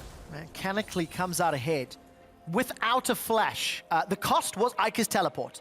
So that will give more pressure that will open up more pressure for Selfie to put down in that lane. And we'll see how well he can handle it. Jankos is going to be backing away. Gilius not going to spot him out, but Jankos will be aware that that ward is there. Unless he was shopping, that would be bad. Well, the team would have seen it go down on the map as well. There we go. No excuses. No excuses on not spotting that ward. But some players actually will queue that bush if you just run up to it, if you've seen a jungler being fairly low. So I was wondering whether Gilius would just run up and queue it. Well, get I was himself holding my basically breath. a kill. I was holding my breath. I was like, the luck, the RNG is here. But no, prepping the play-by-play. So this is the ward in the river. We'll spot out Gilius, give Odoamne information, and Jankos already got himself a pink ward, and that sweeping lens is also going to be in position for a potential counter game. Yeah, this is decent from Gilius. Although he was spotted, it's enough for Jankos to think twice about going here.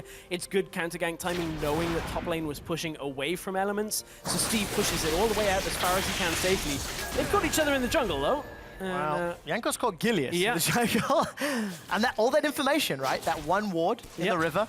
There was a ping around the raptor camp, and Jankos immediately went down to give Gilius a high five with a cocoon and a volatile spider.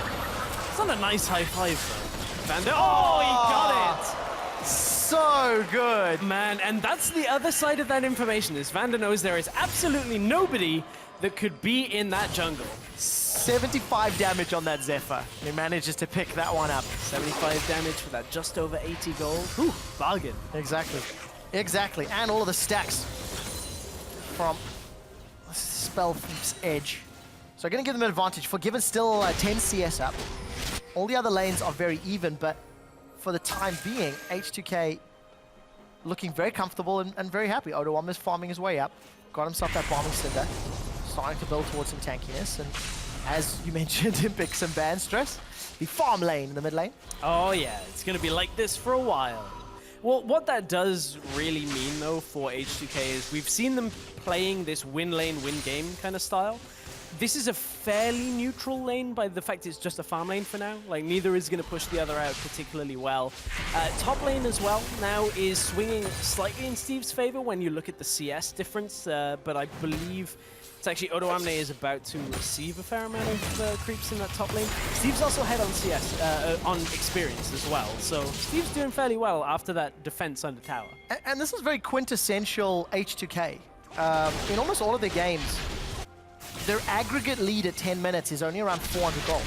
So, you know, there's some big swings either way, if that's the case, but traditionally, they accelerate between 10 and 20 minutes. Because they go from an average lead of 400 at 10 to an average lead of 2,400 at 20. Much like H2K of last year, where they found this gap, but they're doing it in a very different style to what we're seeing. And it is traditionally revolving around getting a tower, getting one lane ahead, and then moving that lane around to basically play bowling with every other turret. Oh, Jankos. That was rough timing by Jankos. Although I don't know whether it's going to matter. Elements are pretty low already on this game. And there's 2 teleports from Steve and Ika. The knockup will find Spratle, and he will gobble up Mr. Raz. Now, Jankos has got support from Odoamne, who's teleported in.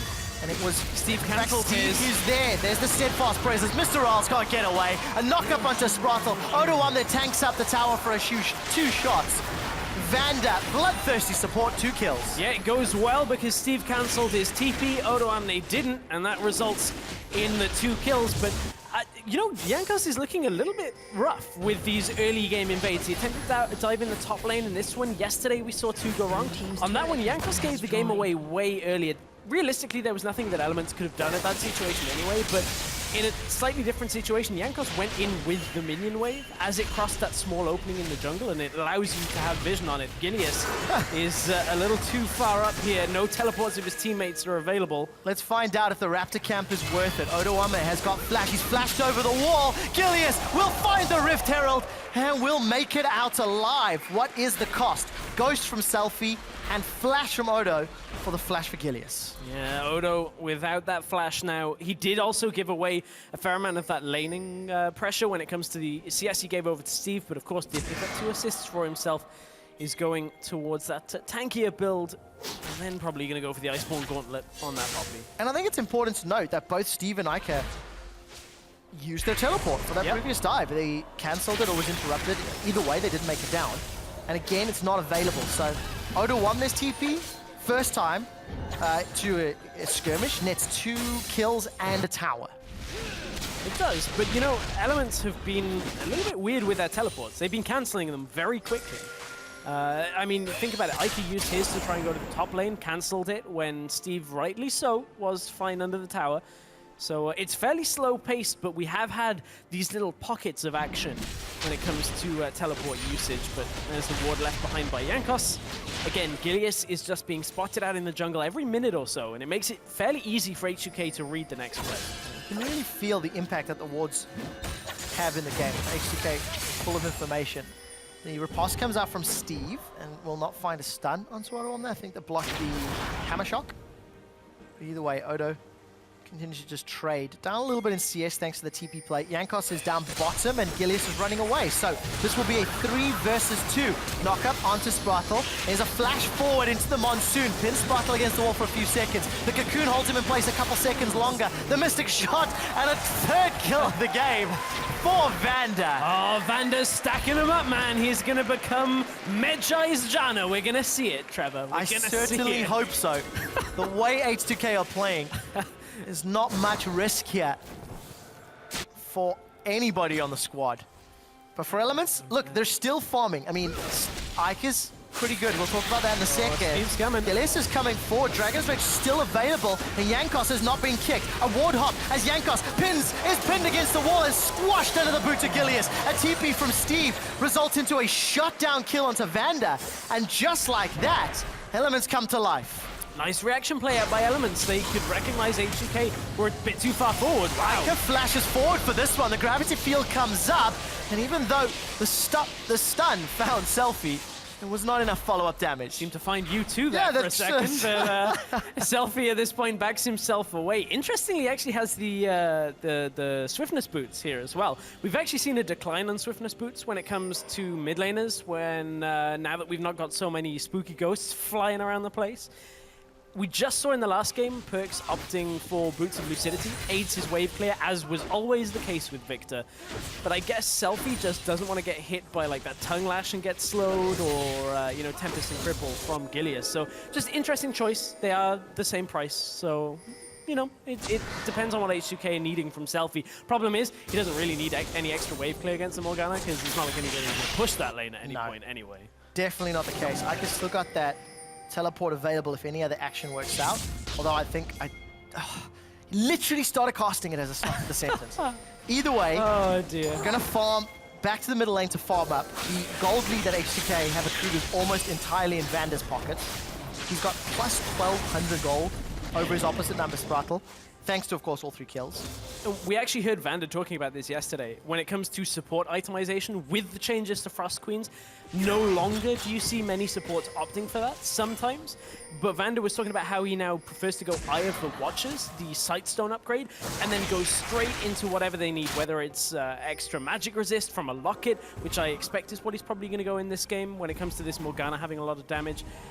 He may opt for just slight, like a Mikhail, something else like that, stop the Dark Bindings. It's all on what Vander needs now for the team. That was the whole point, is now you just get that team-focused item that bit faster. Yeah. Could go the route of Mikhail as well. Get rid of a binding, and all of a sudden, Victor and Ezreal can run rampant. Big hit there onto Vander. The support coming into the middle lane. Gilius has found Selfie. The kick into the binding. And Ica gets the 3rd kill for Elements. Paint the target on the ground, send the binding out. Good stacking of that crowd control by Elements. And Elements are showing they've got some life here against the team that is set, you know, tied pretty much top of the league right now. Yeah, and that's what we said earlier in the previous game. How you beat the teams lower down the table sends a very big message. The tower's being pushed, and there is a pause here. I'll have to double check who and why, but H2K, like, we're wave clearing this. Why is our tower dying? We have Victor against Morgana. Had Victor. That's actually, the whole reason. It's like, there's this bug going on. Well, good play from Gilius. You know, finding an impactful gank in the mid lane. You can take stock of the current leads down to 600. Thanks to Elements picking up a few more of those kills. Lots of biscuits in the inventory, no wards. Dad Deficio would be disappointed. I'm going to make that a thing. I'm going to make that a thing. It's so true, though. Looking at the mini-map, though, is where I want to go with this. You guys can't see this, unfortunately. But the lead up to that play, there is no vision control topside jungle around that Raptor entrance for H2K, and that's where Gilius came from. Gilius comes from an unwarded area into the mid lane and catches Selfie out while the rest of the team are trying to maneuver down towards the bottom side jungle. And you know, this is one of the problems that H2K have had is, even with Selfie stepping in, they've looked pretty much the same team that they were before, but just maybe a little slower when it comes to getting picked off in the mid lane. Just that slightly less consistent performance out of the middle lane has made it a little more difficult for H2K. Yeah, and we heard, I think it was Vander saying that Selfie's just a little less, or Jankos rather, saying a little less self-sufficient. Yes, yeah. If memory serves. And as you can see that H2K have some tech support on stage. We've actually got a replay of that kill onto Selfie and just exactly how Gilius came in from that Raptor camp. Look at the vision. You were talking about stress. Gilius is quite comfy. Yeah, there's just no vision here. This is normally where you'd see a ward or a pink ward here from a mid laner. Layered. Well, it's just very well played. Yeah. And, you know, some credit to Gilius for being in the right place, catching Selfie unawares. He'd used his flash a few minutes earlier, so tracking that timer and catching him out. And of course, not running cleanse either. Not that it would have changed much in that situation either, but obviously you have the ghost or the cleanse option on Victor. So if that was just a binding, I would be like, if you had cleanse, man. But no, it was a kick into a binding, so it wouldn't have done much. It was just well played. And for Elements, they're now in touching distance. So let's see what they do as we get closer to figuring out what the problem is with Selfie's PC. And we'll get an update to you guys as soon as I hear one. But for Elements, they've played the lane swap. They've gone toe-to-toe with H2K. And look, H2K don't have the most aggressive of lanes. Yeah. So there's not a whole lot of pressure on them. Before we talk about that, it is a keyboard language setting that is being worked on here for Selfie, as I'm hearing from production, so hopefully we can get that updated in Windows shortly. He's trying to like type lucky and it's coming out in Korean because he's still got Ryu's keyboard. Probably. Trying to keep, like, I don't know what this is saying, man. Trying to keep track of Gilius's flash, I assume. And that's what set off the alarm bells. I would imagine so. But you know, speaking of Gilius, he's actually, and the rest of Elements have actually been having a fairly decent game here. Yes, of course, they were a little bit behind, but with the kills going over to Vander and the way the lanes are set up is most lanes are roughly even between the two teams. This is actually a lot stronger a performance out of Elements than I think we were expecting coming into specifically this game. Against H2K, we were wondering, will Elements be the Elements that have lost in the fastest time? They've won in the longest time as well.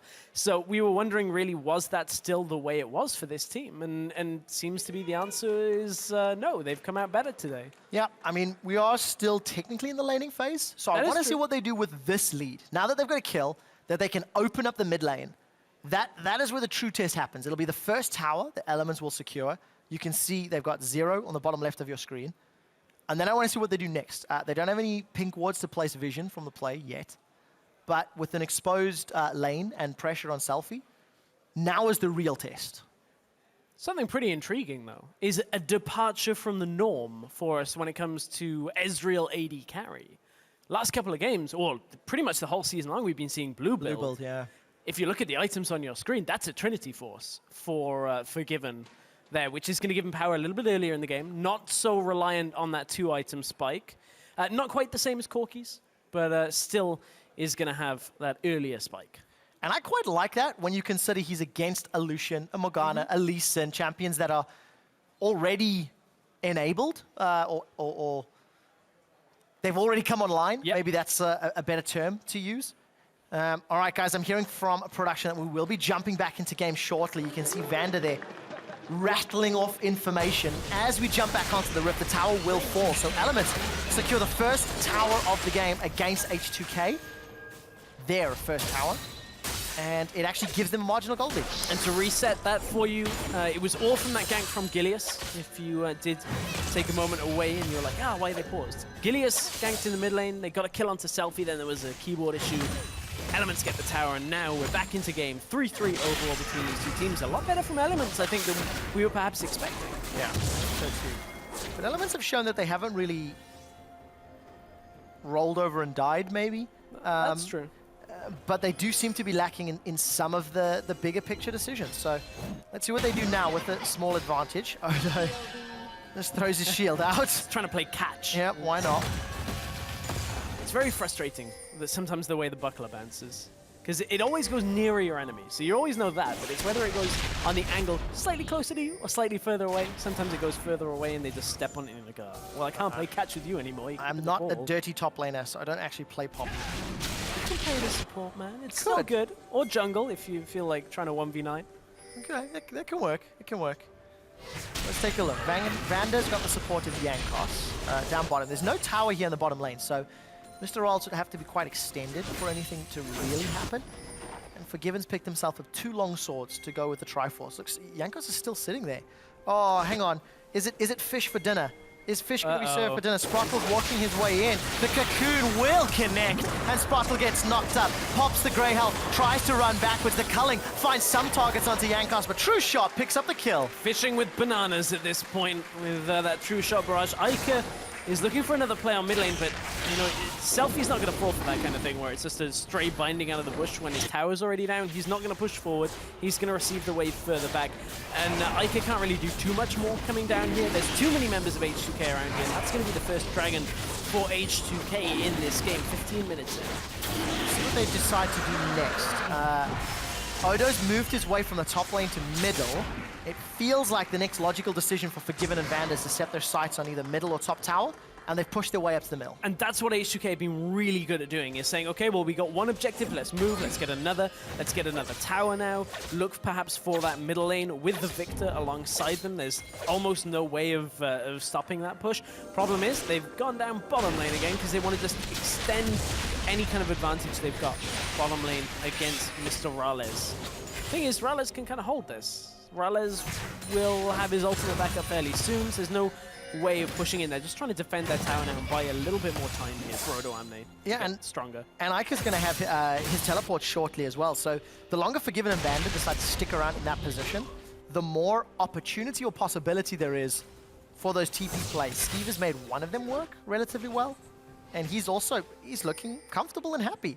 Got those boots of swiftness, got a Titanic Hydra, and we'll see if he can make it work, because Gilius is following in the Sonic Wave. We're going to have another engage down in the bottom lane. Very good Howling Gale from Vander. The Tongue Lash does not find a target, and Sprottle's forced to use Grey Health, and probably single-digit HP. The teleport from odoamne means Gilius has been killed. Monsoon gets a full channel, and Odo is on the front line. He knocks up Elements. Steve is now the next target, but he will find a kill with the help of Ica. Defensive flash from Vander. Jankos gets a cocoon onto Steve. Forgiven's trying to get damage, but he's got no more mana. And Selfie was late to the party, but he's bringing the music. The Chaos Storm finds a kill onto Mr. Ralls, and they'll run down Ica for the shutdown, and 4 kills for 2. A really back and forth fight between these two elements. Thought perhaps with Ica coming into the fight with his ultimate, it was enough.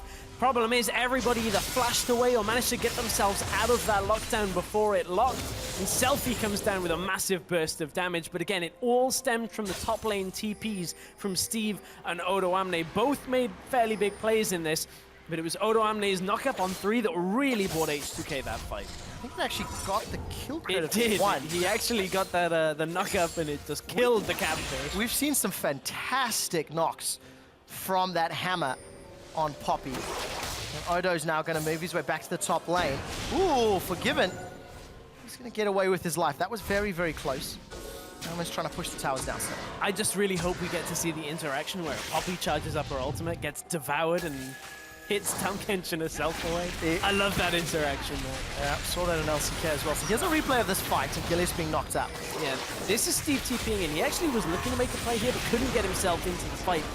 Single-digit health, as you alluded to, and Odoamne is already in this fight. It's now the engage that comes on. Look at how low health Spraddle is. There he goes. Keeper's verdict for the kill. And here Iker was trying to lock down, nearly got Jankos off the ultimate. Problem is, this is mid Morgana, so a binding into a W is going to eat half of your health very easily. And then Selfie with the follow-up damage. No real way of stopping him here. Iker tried to sidestep, tried to throw a binding, but 3 people's too many to deal with. Yeah, certainly is. So 2 for 4 at the end of the day, with both teleports being used between Steve and Odoamne. So H2K again regain control. We're approaching 20 minutes and Elements are keeping H2K at bay, but when it comes to the proactive moves, H2K have been inside Elements jungle significantly more. And when they've stuck around in lane, that's when Elements have been able to punish. They've found some fights that have gone in their favor. They really have. I do wonder, though, what would have happened in this game if Vander hadn't have got the first 3 kills for H2K. What would have happened if maybe Forgiven got them instead? I guess that's a what if that we'll never find out the answer to, but what it has helped Vander do is get that Aegis of the Legion right now. As we said, we spoke to him yesterday on the analyst desk. Instead of Frost Queen's Claim, goes Eye of the Watchers into the Aegis into Locket. So he's going to be able to protect his team from Iker a little bit better. True Shot Barrage does not find Iker. Dark Binding does not find Forgiven. So skill shot's going a little wide. And Iker, again, quietly farming his way up. Distortion on those Boots of Lucidity. Morellan Omicron, Abyssal.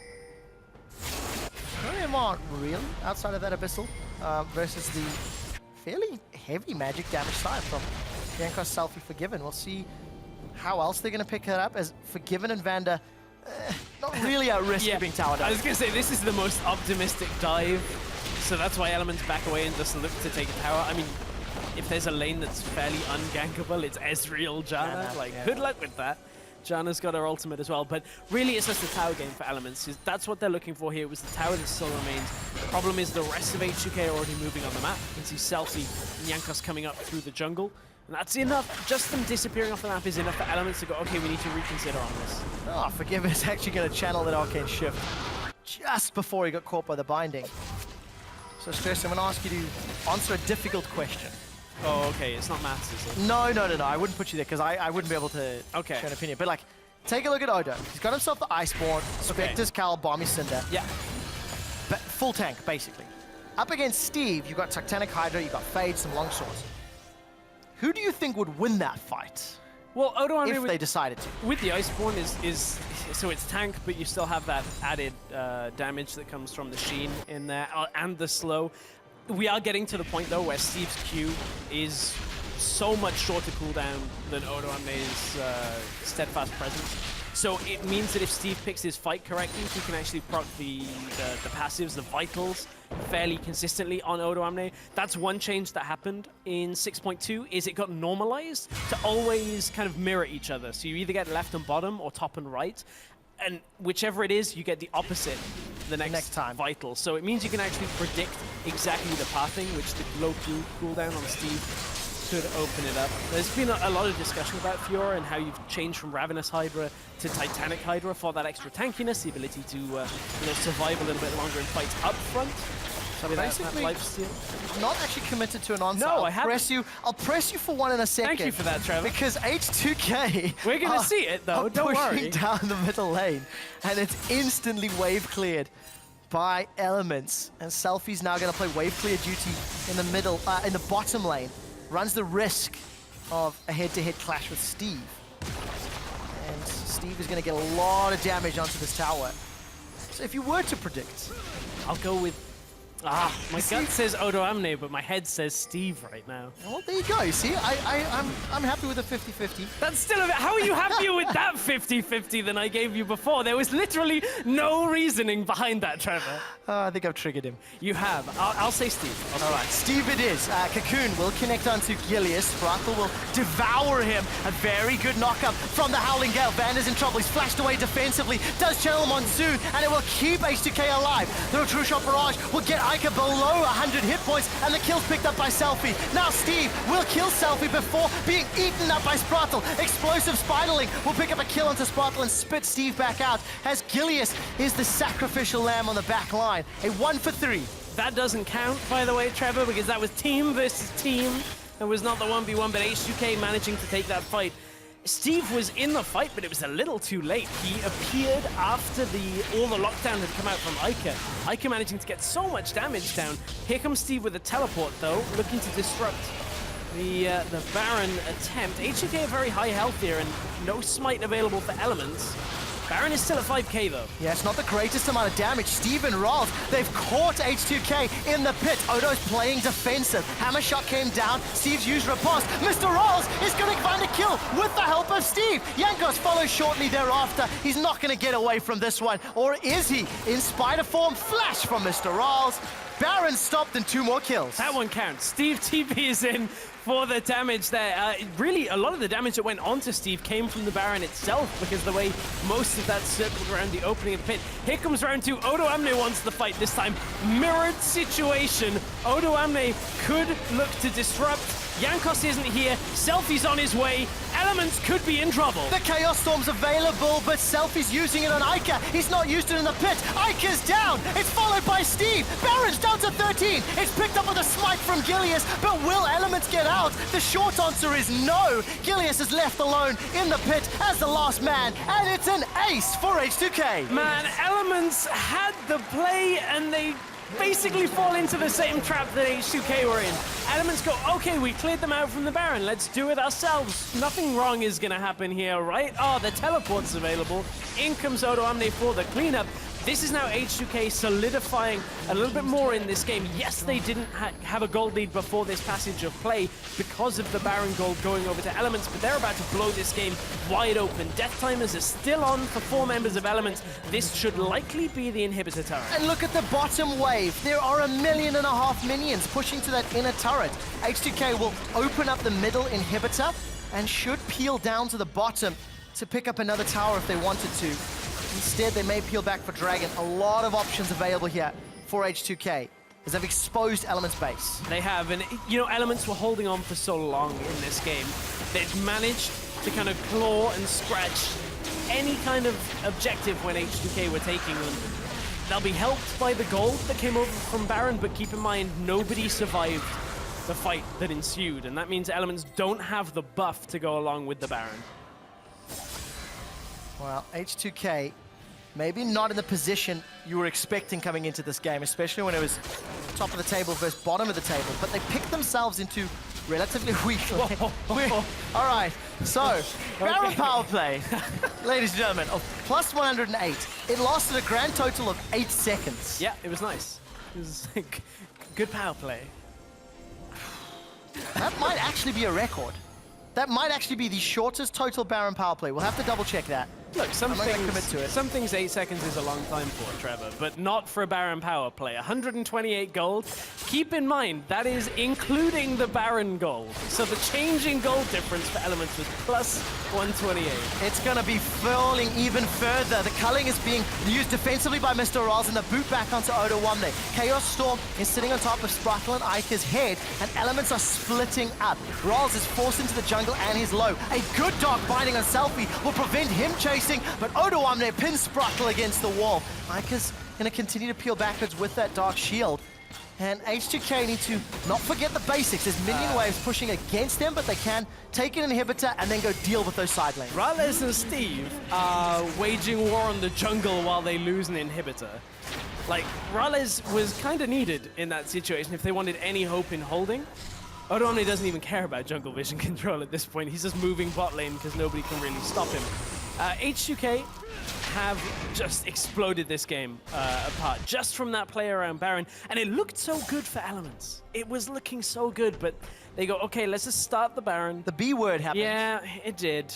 Unfortunately, they got baited into it at the same time, and do you know what? I was actually fairly impressed by the way Elements started this game. Like, there was a fair amount of hope, and you know, whenever we say that, it tends to be against teams that are at the same point in the standings, but this is H2K who are at the top of the standings. They held on very well. But now H2K just have a lot of power on this Ezreal, on this Victor, and a lot of it's coming onto Steve right now. 2 versus 3. Monsoon used defensively. Flash forward for Oh, Gilius. there's no He's found teleport. Forgiven. Steve is going to find Forgiven. The riposte comes out. It means he stays alive. And a 2v3. Elements have got the AD carry. Well, at this point now, H2K just have to wave clear with the Victor. They cannot afford to take a fight. Top lane, Odo's teleport is just coming up. Are they going to be greedy and get the teleport, get the tower and then TP? Will Elements send anybody back to try and stop this? Yes, they've sent Steve here. So let's see what Steve can do against Odo Wamna. He's got teleport available and the home guards. Tower will fall. So Forgiven's life was lost. And Odo Wamne finds a tower to reply. He's not done yet. Pressure down in the bottom lane, and Elements looking to flank on this top inner turret. At this point, I think Steve is very confident. Here comes the teleport. Yes, it is. The teleport's coming down. Defensive flash from Selfie. Jankos is caught under the tower. And with the help of Odo Wamne, the hammer knocks Gilius all the way away. Steadfast presence mean the dashes will not allow anyone to chase Odo Wamne. But H2K will lose their inner turret. Two-shot barrage doesn't find any further targets, and Gilius is looking for Jankos. Human form, volatile spiraling. Where's the cocoon? It's gonna connect. 1,000 hit points apiece, and Elements, they're chasing a kill instead of trying to push further. And it's not the push, it's their base that was being taken down. Ica did manage to get the recall coming out here, but Jankos, yes, he gives his life, but he took up a lot of time for Elements.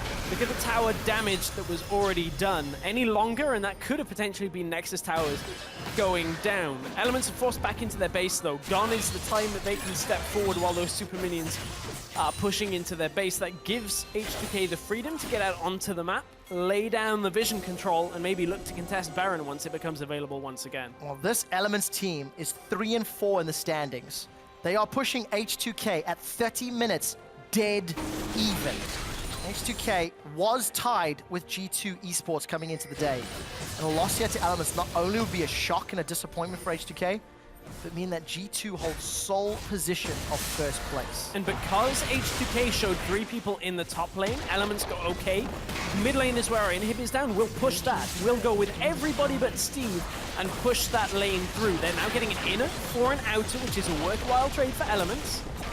And they're probably going to back away after this, though, I would imagine. You have to step back and start looking at these picks and bans. Was Ezreal the right pick? Was the Poppy into Fiora the right pick? Because Fiora is the champion Steve has played every opportunity available. Oh, Forgiven. They just got spotted. Abyssal Voyage is on its way in. Who's coming with him? Odo Wamne is going to channel. He manages to find 2. The Keeper's verdict says, Mr. Rawls, I want you. Iceborne Gauntlet. he stopped into him. a stun. The Hammer Shock will keep Mr. Rawls in place for a few seconds longer. There is support here from Elements, and H2K have come to back them up. This is the right time to remind everyone. On 6.2, we currently have a spectator bug regarding the Dragon and Baron timers. That's why we cannot currently see them coming up. And there's the goal difference over the last few minutes. And it shows you between 15 and 25 minutes how scrappy this game was. Objectives traded. The Baron was picked up by Elements, keep in mind, as it is about to respawn, but they all died. So they actually didn't get too much from that buff, and H2K took the advantage after that fight. But H2K have, they've been running around the map a bit the last couple of minutes. Odo Wamne, with his teleport not being available, then Forgiven gets caught in the top lane. There have been errors that are slipping into H2K's play. It's not as clean cut as we've come to expect from them. Yes, and now the pressure is on. H2K on the verge of a major upset. If they drop this game, yes, they are still playing with the substitute. You know that Ryu's not there, but Selfie's been playing for 2 full weeks. Dragon and Baron have both just spawned within the last minute. And if Elements decide to prioritize one, it opens up opportunities for the other. Begs to question, though. Vander has opted for the Zeke's Harbinger, an item we don't see all that often until we go very late game with support, instead of something like a Mikhail's Crucible. So opting for the damage, going to rely on Forgiven not getting caught. We know Forgiven is touted as being one of the players that can pretty much dodge most things you throw at him. He did get caught earlier, though, out on his own. Dodge a Fiora. Yeah, if it happens once, maybe it happens again. So it's not a particularly bad item choice. It's just H2K opting for damage rather than a little bit more survivability. This is scary. Both teams meeting in the middle lane. Odo Wamne was caught by the Dark Binding and the Tormented Soil. Ika's got a lot of ability power. for the time being, around 400. Hourglass, Abyssal, Morella Nomicon. We're going to work towards either a Void Staff or a Death Cap shortly. Selfie's already got both of. Also, I like the interaction here. I believe the interaction with Harbinger is still active, that you can charge it on one member, swap it to another. They've got it cast onto Selfie right now while he's running around, so basically as soon as the fight kicks off, they'll then put it on Forgiven. It doesn't really matter who, it just means that they can consistently stack it regardless of the AD carry and support being next to each other. This game has revolved around these top laners. Steve, 5, 1, and 2, 295 CS, teleport available. Odo, 6, 1, 7. The Uber Mega Super Tank, Poppy. We'll see which one will be more impactful in team fights. Gilius, safeguard to a teammate.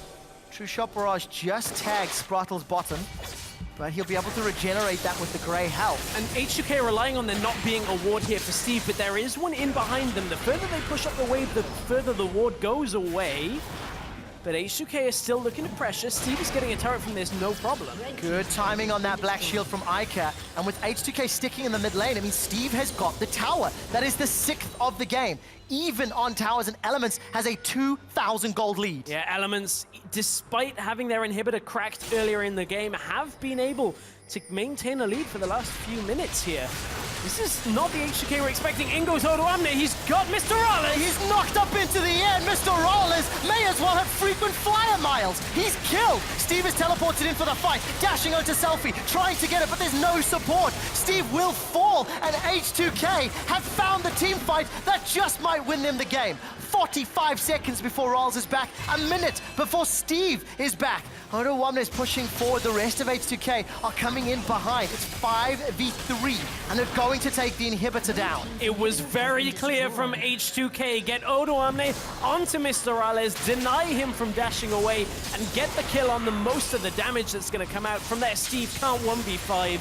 And that's how H2K are going to look to end this game. Serious faces on the side of H2K. They don't have a lot of minions to work with. A conga line is making its way forward. Odo's got nearly 4,000 hit points, and he's tanking up the turret. He's going to take the lasers for a little while before backing away. Nexus turret number 1 is down. H2K, this is the game for them. They found the second turret. Gilius is going to kick Selfie away, but the Nexus is being focused. Yankus and Odo, they're hitting it down. Keeper's Verdict will knock Ica into the air before he goes golden. Rollis has respawned. He's going to get a kill before turning to Odo. The Nexus continues to drop. Rolls finds a crit, but the Nexus is down and H2K win!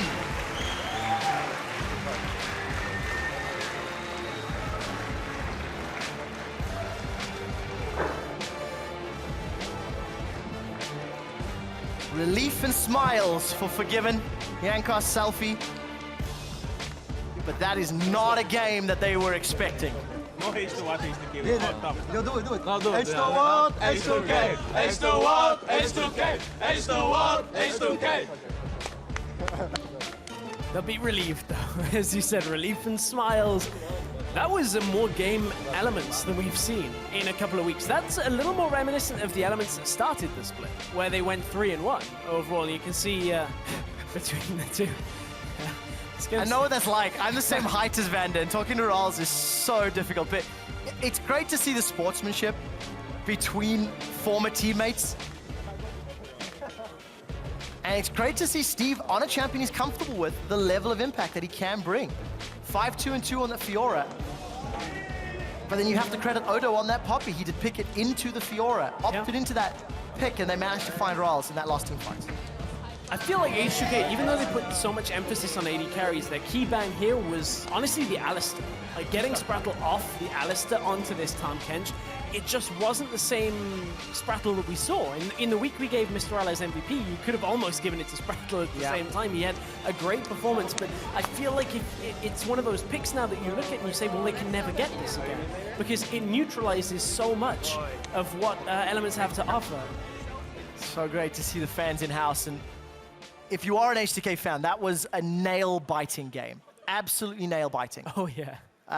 It just not crisp. You know, yesterday's game was very similar from H2K. Even though it was very one-sided, it wasn't that same level of dominance that we're used to seeing. So for H2K, a lot to figure out on the drawing board. For now, we're going to head over to the analyst desk where Perkz is joining us to break down the game. Thank you very much. He definitely is. Of course, congratulations is in order. You guys went 2-0 in the week again. Nice one. Thank you. Yeah, and thank you for joining us here to analyze this game. I think the Fisho summed it up when we were watching it here. It's closer than it is supposed to be, and let's look at the factors that made it so. Perks, first off, what did you make of the draft of both teams? Well, I didn't like Elements banning GP on blue side at all, because it's a super strong first pick, and the red side kinda is forced to ban GP every game, unless that means that Elements actually can't play GP, so they had to ban themselves. Also banning Ryze when I don't think that Odamna himself even play Ryze, and I don't think that was good, but first pick Lucian was pretty good, because the two most OP AD carries were already taken away, Kalista and Corki, so taking away Lucian from Forgiven was really smart from them. We also saw actually Morgana mid lane. I'm not sure if you've seen it before in ULCS. I think it may be the first time into the Victor. What's your opinion on that matchup? I think the matchup is actually equal. Like Morgana can just push the wave and farm, and Victor can also do the same after level 7. So yeah.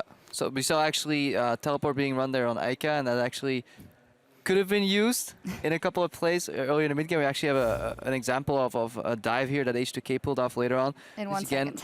Later on, because we finally have our team comps on our screen so we can look at it. Yeah, and they're gone again. Yep. There we go for the dive. So yeah, we had a couple of complaints here and a couple of comments. Perks, what did you think about the dive?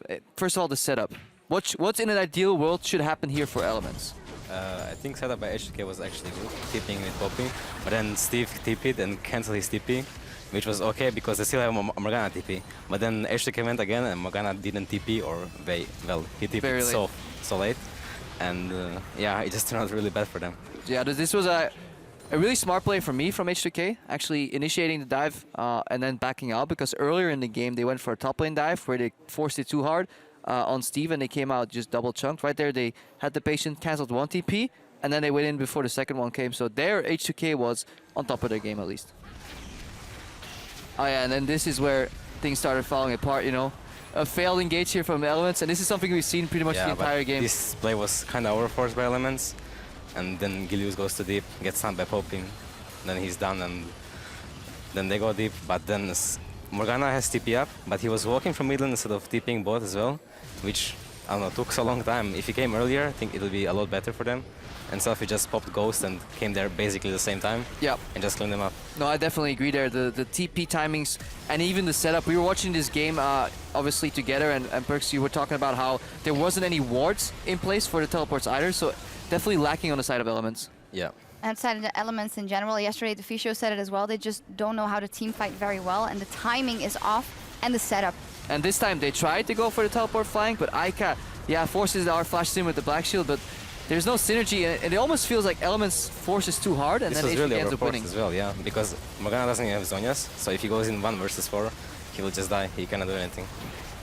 In the end, though, it still was quite a close game, something that we didn't expect between H2K and Elements, and we wanted to look a little closer at some of the item builds coming out of H2K, specifically Perks. You got a little triggered by the Trinity Force first, and in the end, I think Forgiven ended with the Trinity Force, the Essence Reaver, and the makings of, in the end, an Infinity Edge with a bit of lifesteal on the Vampiric. What was going on? Oh, I think the build is really bad. Why? Because building Triforce first is kind of okay for lane. You get power spike from Phage and Sheen on lane, so you have a lot stronger early game. But after early game, you get already, your only power spike is only Triforce. So after that, you don't have any other power spikes with this build. You go in team fights, so you don't have damage, you don't have utility, you don't offer anything to your team. So he should definitely build Blue Ezreal next game. Do you think H2K or Forgiven misread the game and thought they were going to be able to close it out faster? Is that the reason, or? That's possible, but you don't pick Ezreal for early game. You pick him for his 2 items power spike with Mana Moon and Iceborne. Then you have super strong Siege, Poke, and just so much more utility than with this build. And that's for me a question that I have with Forgiven.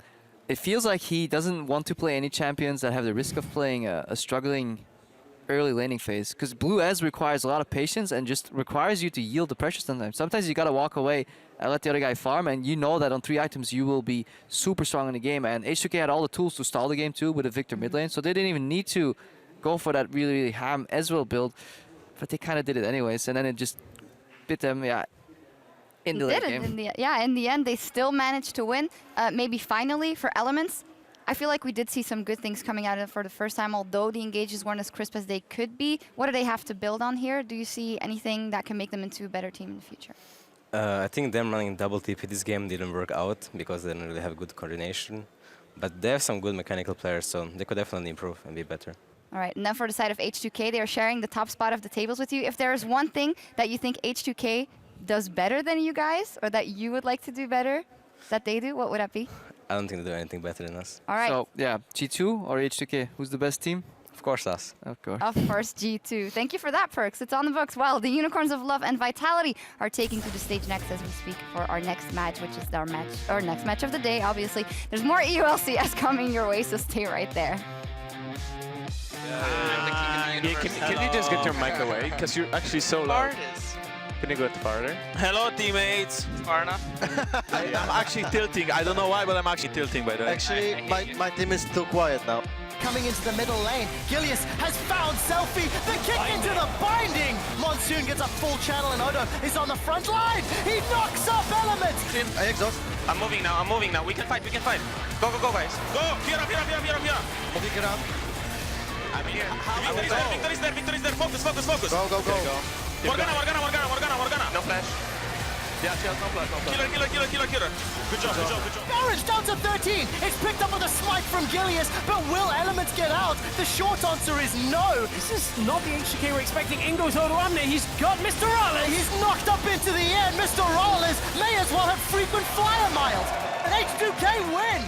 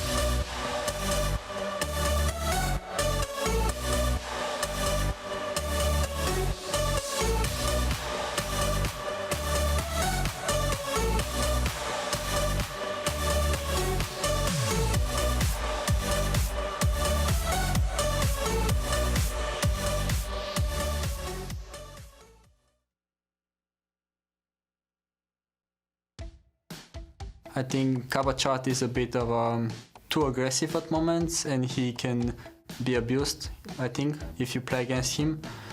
Same for Shook, I think. Nukduk is solid. I don't know, like I think Vitality is a strong oriented bot side team, and they have good shot calling as well. Welcome back. Our next match is between the Unicorns of Love and Vitality, two teams tied at 5-2. But before we get a look at the teams, we want to highlight a marquee matchup over in the Turkish Champions League. They've got last spring's champs Besiktas going up against the winner of the summer split Dark Passage in their game of the week. The action gets underway at 4 p.m. Central European time. And that is next Tuesday, this Tuesday actually. So mark your calendars rather. A really cool matchup there. Really cool matchup here as well. Vitality taking on the UOL.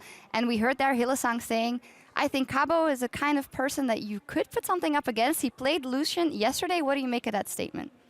Well, playing Lucian top is kind of risky. You can just pick Malphite or some other tank and just destroy him. Or like lanes up upon him and he kind of gets useless. But that game, they got a pretty good lanes and he just got ahead of 1v1 and it's really good 1v1. So. And it's a big statement from Hylissang in my opinion. Saying, oh, it's easy enough to play against Kabachat, it's predictable, whatever. I mean, yes, Vitality will camp for Kabachat with Shook. Time and time again, but it's been working. And no other team is right now able to really counter it too much, unless you can beat them 2v2 or maybe lane swap, as you talked about, and avoid that 1v1 and 2v2 Kabachat and Shook always puts up. Do you feel that yesterday they played H2K-esque? Do you think in general that Vitality takes on more of an H2K-esque style? Because in the beginning of the year we thought, oh, with all this mechanical power they have on their squad, they might just want to go for the straight up lane outplays. They're playing pretty smart as team.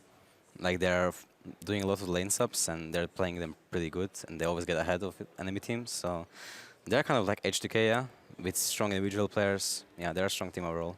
Especially the game yesterday.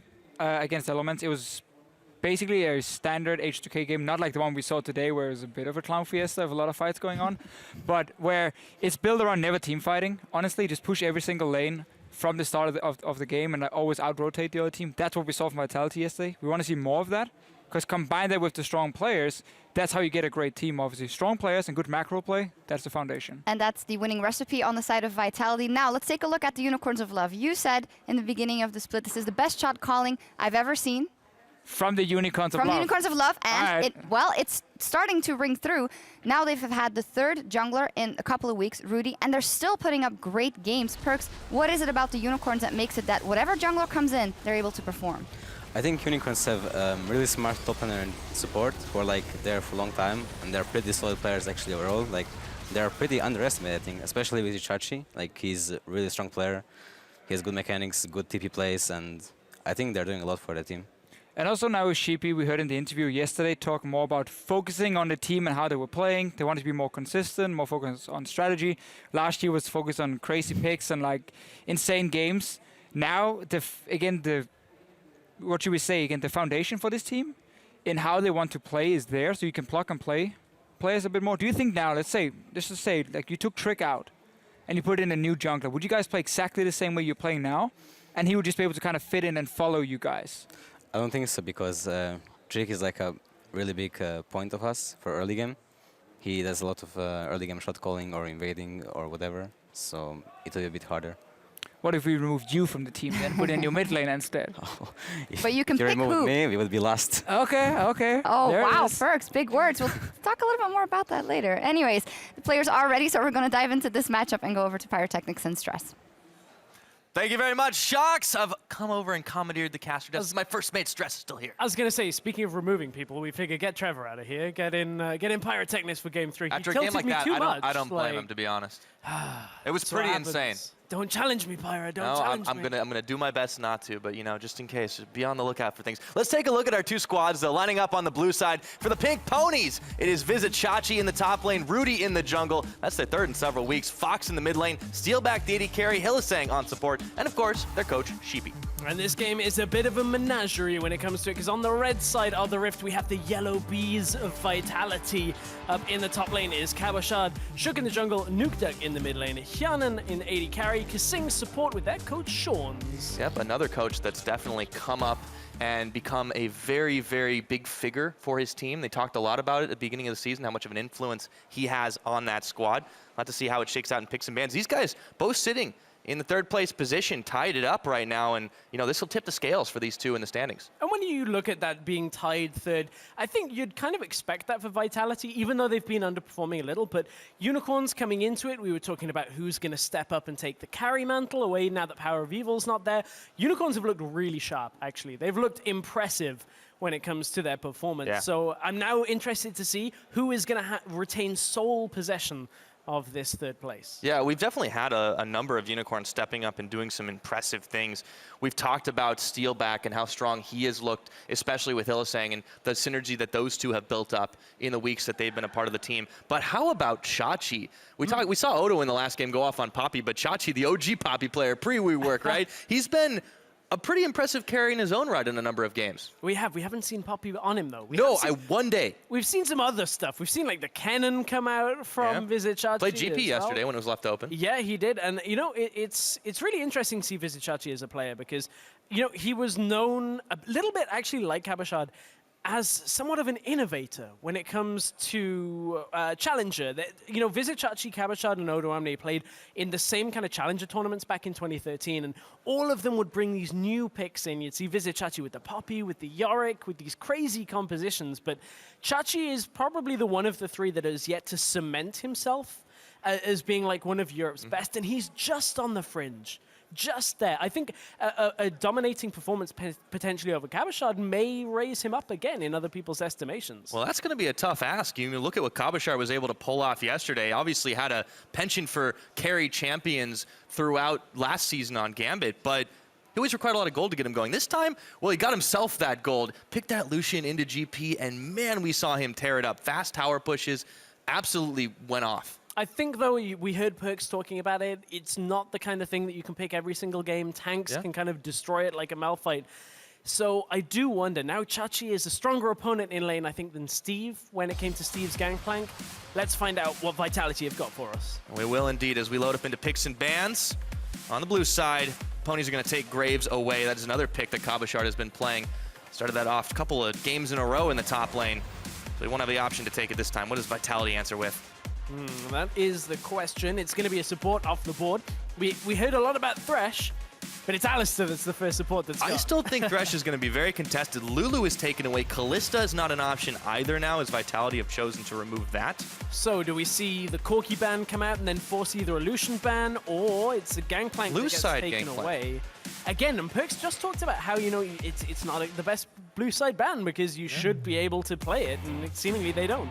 Well, and you've also got the issue there that when it was first picked yesterday, we saw Cabochard then immediately take the Lucian. So the Kindred's banned off. Rudy won't have a chance to shine on that champion. We kind of glazed over this a little bit, but he had an incredibly impressive contribution for kill on there. Now, do Unicorns first pick Corki for the middle lane, or do they first pick their bot lane and say, well, you can play Corki into it, we're fine with that? I feel like Corki is probably the better pick just from it being a flex that is a standard flex, but they don't want to let Cabochard or Hyanan get their hands on this Lucian. So it'll be a ballsy move to leave that Corki up, but they do indeed. And we'll see if that gets locked in immediately for Vitality. So this kind of rotation, you could be looking at a Poppy and a Corki. Elise is up, so you could see Poppy Elise. May see the presence on this Thresh be taken away here if Kasing wants to get his hands on that. Both Kasing and Hylissang, big Thresh players. And I've noticed a bit of a change in Vitality when they're playing with the Thresh, as opposed to Kasing on the likes of a Morgana. Kasing seems to be more active, always moving forward on Thresh. There's no real hesitation for him, unlike on the Morgana where he's fine to play from behind. He's just more willing to make plays. Yeah, he certainly is, and I think they've got to really think about what they want to prioritize for this first pick. You can see Kasing talking through the mic there, and they will, at the last couple seconds tick down, go ahead and take that Thresh away, and they will also grab the Elise for Shook. We'll have to see what Rudy picks up since we've only seen him on this Kindred, now banned away. If he decides to go with the jungle this rotation, they don't need to do it unless they want to hide something. Well, the support jungle roaming pack is going to have a lot of single target crowd control right now, and the ability to set up plays as well. Not really showing anything too much, though. This is Vitality just saying, okay, well, we'll just pick a standard first rotation. Poppy available, Corki available now have fallen through. And this is one of the other things that you are fortunate with. Enough power picks were available that the second rotation now becomes the point of focus. Yeah, a lot of stuff has fallen through. You mentioned that Corki. We'll see if Rudy goes a little bit more standard route on that Rek'Sai, or if they go for the Poppy. And the Corki is locked. They're going for it. So Visit Chachi. I want to see Chachi play this. Well, I have one caveat that I would put forward. Rudy is a player that has come from being really high up on solo queue, and in solo queue, Poppy jungle does destroy people. I've heard he plays jungle only. Yes, he has. We'll see whether it's high as Poppy at this point. I am expecting it more likely to go up to Chachi in the top lane. I haven't seen him since the rework on Poppy. That's a cool one for me that we're going to see. He always plays the Crimson, is it Crimson Fist Poppy? Crimson Hammer. The Crimson Hammer one, yeah, that is... That's the one. So we'll see whether he sticks to that. But nevertheless, that's kind of the rotation we were expecting. Now we're likely looking at the Ezreal to be picked up by Hjanen if he wants to opt for what everybody else is doing. Other options could be the Caitlyn we've seen Forgiven pick up. Miss Fortune and Morgana has tended to be what they go for. And Fiora, though, too. Cabo decides to do it blind. And we got a Jinx lock in 2 for Yarnan. Jinx Thresh lane, have not seen this in a little while. Jinx is a champion that's speaking to a lot of AD carries. They were talking about being a fairly weak pick when it comes to AD carries. Just in the overall sense. She's very rarely talked about, even in the B tier, where it's like Miss Fortune, Ezreal. What Jinx is always going to be able to do is push towers very quickly with the attack speed that ramps up from her Gatling gun, but this is a pick that we are yet to have seen in the EU LCS. Yeah, so far in this split, it was definitely a lot more powerful and popular last year, and everyone was loving the hyper carries, but the lack of escapes that Jinx possesses does make it a bit difficult. But Yarnan Kasing, very solid bot lane together. We'll see if they can pull it together because there's a Braum lock-in for Hylissang, which means if we see the Lucian Braum lane, now that is a bully lane if I ever saw one. Last pickup in the jungle, of course, is going to be that Rek'Sai. So we know where the Poppy's going, and I'm happy about it. And that means we're just waiting on mid lane into Corki. We've seen the Ahri matchup played by Perkz yesterday. He got the kill onto Power of Evil, that was. Pretty much 1 versus 1, and the rest of Origin were coming in when he got the kill. So will we see the Ahri from Nukeduck? Looking at other options, Victor is available, but doesn't quite do so well in the laning phase, needs time.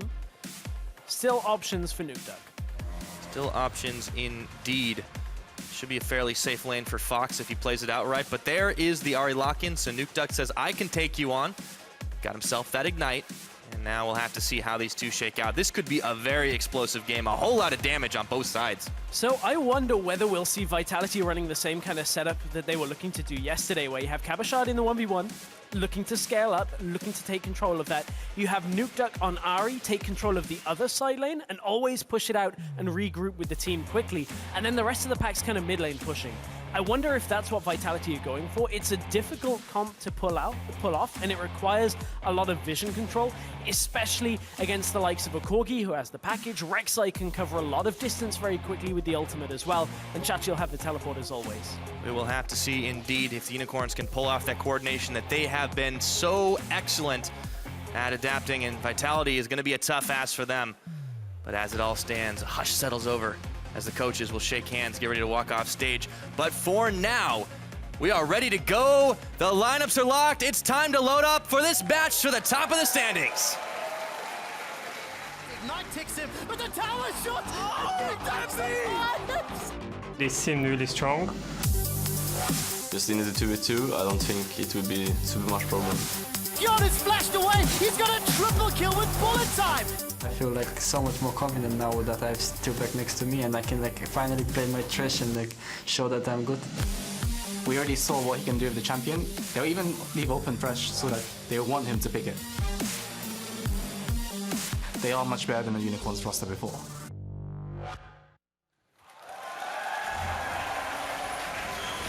And we knew that Thresh was going to be a contested pick. We also know that these two bot lanes are going to go right at each other.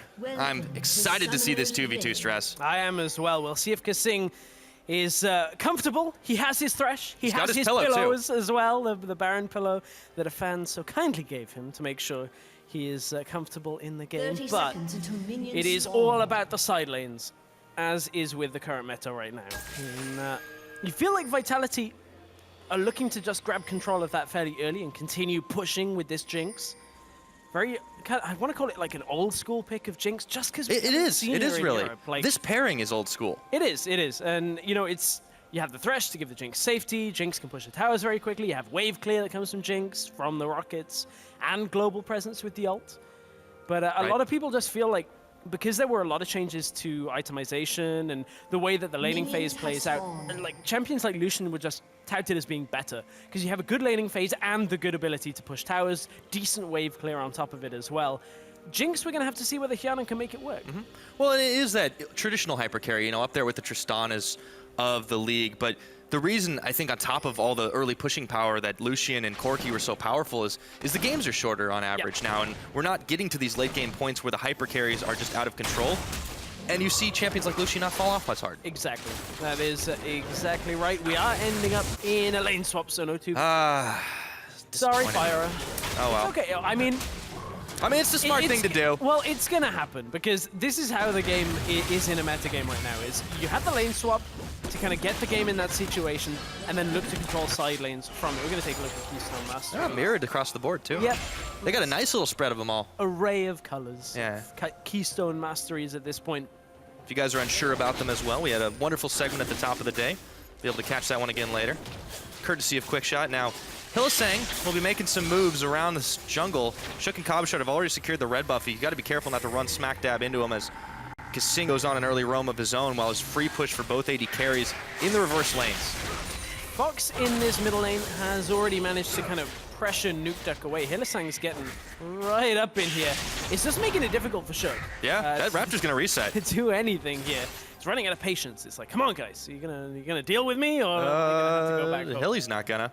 No, Hilly fighting this Raptor this early on would be very about slow. A minute, and we'd be here, and he would probably die to it before he'd ever get it. But Vitality, on the other hand, not concerned with the jungle camps, are already pushing on. Have this tower down below half health. Unicorns are only just getting to the tower here, so they don't quite have the pushing potential that this Jinx has. And this is one of the things in a lane swap, Jinx is going to do very well because you have that ramping up auto attack speed, you have the ability to push the waves very quickly with the rockets, and it results in the tower going down for Vitality before Unicorns even have the other tower at half health. Yeah, definitely dropping the ball there. Unicorns were the one that started this lane swap, but it's Vitality that are on the board ahead of them. And as you said, this Jinx, inferior 2v2 lane since you want to take a while to get rolling, but they don't have to worry about a thing. One thing that you kind of have to worry about if you nuke just for 3 more levels is the mid lane matchup. Perks talked about it yesterday, talking about Corki into the Ahri, and Fox is already bullying Nukeduck around pre-6. It's kind of to be expected. Tower finally falls in the top lane, but once Nukeduck 6, should be okay. Oh, that ward saved the life. And Hylissang is caught. He's going to step on the traps, but he's unbreakable for just another moment. Rudy's there, the flay backward. Kasing really wants to get a kill for Hjarnan to start things off. These two, the synergy has been so real. The rocket, it's burning his health, and he just barely survives, munching a biscuit as he goes. Man, that was close.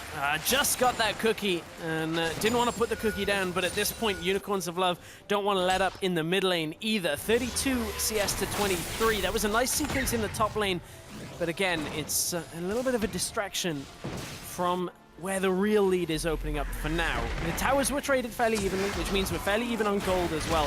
Vitality have edged themselves ahead because Chachi is behind Cabochard as well when it comes to the CS. So again, it's going to be about who can become stronger in this Chachi versus Cabochard matchup. We just saw it with Steve and Odoamne, where Steve ended up becoming more powerful to duel the 1v1, but in team fights just couldn't offer as much as top laners. Yeah, top laners have just become so critical with the way the meta is shaping up. These carries becoming very popular, very situationally used, but always the mind games and the picks and bans. Vitality are on this tower a lot quicker than Unicorns once again.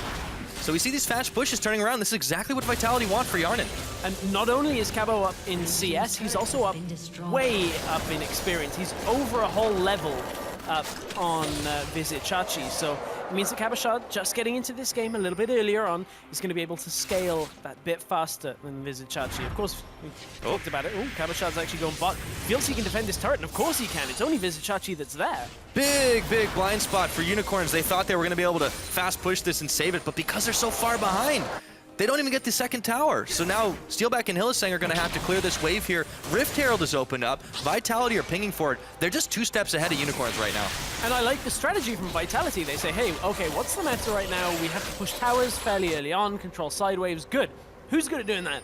Jinx is good at doing that. What do we got to do? We got to get rid of like Kalista and make sure we don't end up in a 2v2. Sweet. Let's do it. Let's get the Jinx. It's working out so far for Vitality, but they're ahead of the play when it comes to map movements. Rudy's gone bottom lane. Cabochard is in trouble. He's got to burn his flash. He's safe. Looks to dash back in and secure an extra bit of CS before backing on out. So with the use of the summoner, he stays alive. Meanwhile, pressure on the top side as Shook backs away now with the mini Baron buff, courtesy of the Rift Herald.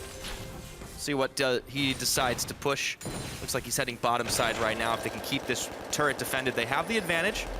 So far, close to 1,000 gold lead for Vitality in this game. Good luck getting through mid for a while, though. That's a farm fest if I ever saw one. Gonna be able to, not quite as much as our last game, which was Victor versus No, that's Morgana. true. So it is still difficult. It's a less efficient farm fest. However, let's take a look. Shook has snuck his way into bottom lane. Waiting very patiently. The spider in the web. Flashes, gets the cocoon, and Chachi's in trouble. On a run now. Here comes Rudy, though, and he will deter them.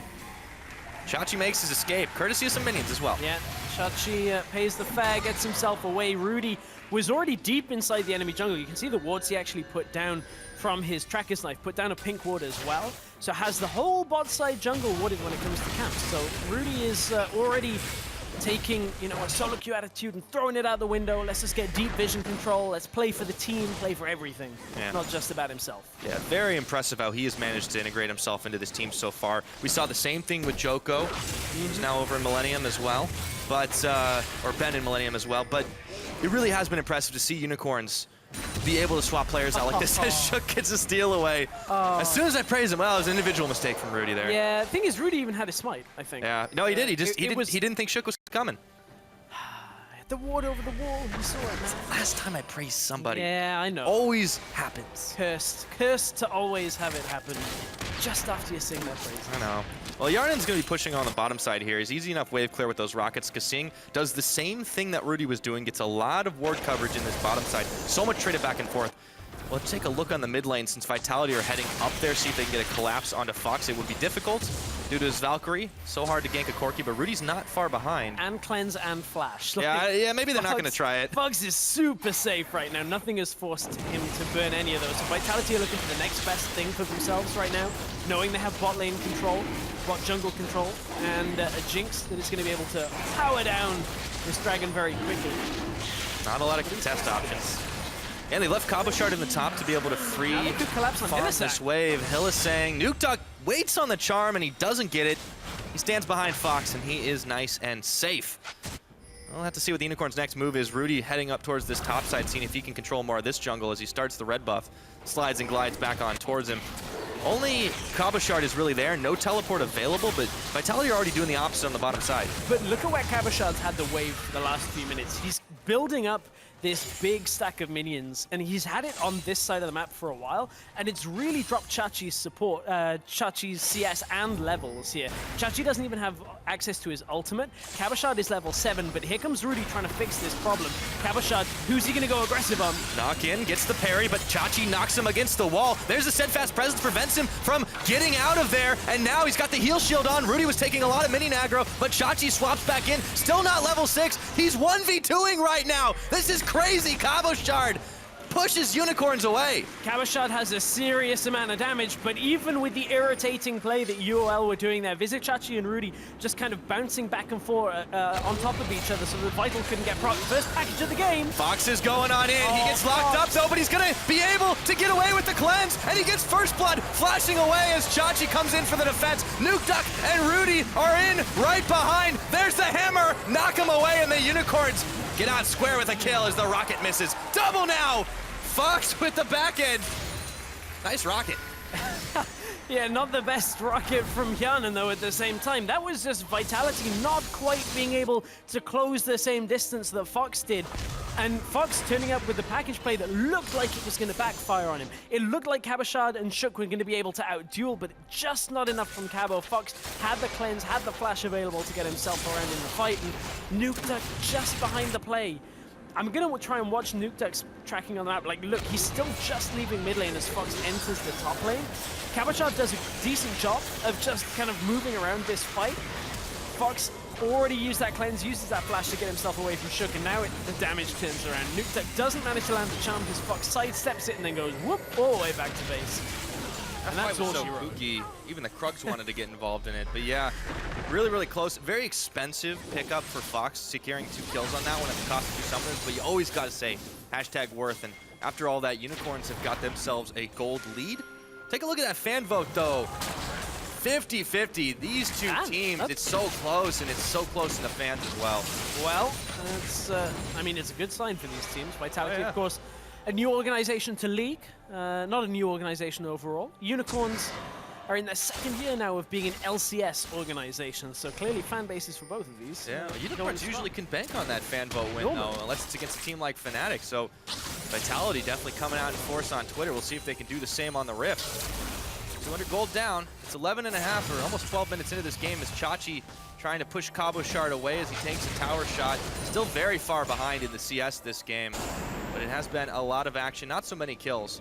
A lot of rotations around this map. Shook looking to potentially start up the Rift Herald. He does with the help of Kasing roaming around, and Cabochard as well. Fairly shortly, though, we're going to start realizing the difference between Hjanen and Steelback when it comes to their power. Hjanen obviously waiting for that 2nd item, the attack speed item, to finish his first BF item. If that goes into Infinity Edge, which has been talked about time and time again, about how as a first item it's not great because it's a multiplier. It's kind of been done to death. So there is a timing window for Steelback and an experience window, level 9 to level 7. So that's been the exchange, is experience onto the AD carry in exchange for top laners. In UOL's favor for AD carry, top lane for Vitality. Which one is going to have the more impact, I wonder? We will see, because Steelback is already level 9. There's that level 9 Culling. Kasing and Hjanen will make their escape, but they got some pressure on the mid turret. So much minion side pushing from Vitality's side here as Nukeduck patiently waits in the brush for Rudy. Doesn't know. Oh, now he Rudy knows. Okay. Tremor Sense coming in handy. 2 level difference. That would have been bloody. Whew, that could have been a big play for Nukeduck. But he had no Ignite, so I guess he was kind of like, oh, do I feel confident about this? Nah, I'm going to back away. Had that been somebody like Steelback or Hylissang, he may have just gone for it. I think Very Rudy aggressive. has enough to get away. Aggressive too. Experience is actually leveled up between top laners now. Chachi's been given the time. Cabochard hasn't really had time to get any farm himself. He's got back up in the game. Cabo is also still sitting on basic boots himself. While Chachi has gone the very early Boots of Swiftness start to try and move around the map a lot more, obviously very valuable. You still see Cabochard taking some damage after the Steadfast Presence is finished up. He's got the Rift Herald buff on, but not as powerful as that Baron buff, as we've mentioned often. Yeah. Chachi's able to clear this wave away with the hammer very slowly, 1 shot at a time. Also, the other thing these Swiftness boots are going to do for Chachi is early on, even in like small skirmishes and any team fights that come up later, he's able to just get straight through the fight. It's like, I'm just going, I've got a lot of movement speed, I'm going to smash somebody into a wall and get my W up. Position quickly. I mean, Cabo's trying to do the same thing, especially when he locks a Grand Challenge on those vitals. You have to be able to dash around to try and find it. So these two ever get in Mortal Kombat, it is definitely going to be a fight to the finish. We'll have to see as the farm alarm goes ring-a-ding-ding, and Rudy goes looking for his red buff. It's not going to be there, though. Cabo's still pushing heavy on the top side, and he finds Chachi a little bit outside the lane. 1 level difference, but there he goes after the parry, knocks him into the wall. Steadfast Presence is up, and it is just a battle of the bruisers, but the Grand Challenge is issued, and Chachi says no thank you. Yeah, Chachi, if that tower wasn't there, would have likely been traded more against by Cabochard. Dead Yordle. Yeah, maybe. It's kind of one of those situations where Chachi actually held his nerve and held his ultimate. So if Cabochard was going to continue to go forward, he'd either just knock him straight up and disengage or full channel and force him to run away. Right. So Chachi wasn't actually in kill range for Cabochard there. Not that spot of the map anyway. So, while the game has definitely settled down, you can still see that Vitality is hanging on to this map control lead they have. They're grabbing themselves another dragon here. Unicorns would love to be able to steal this one away, but they're not in position to do so. They smite it down.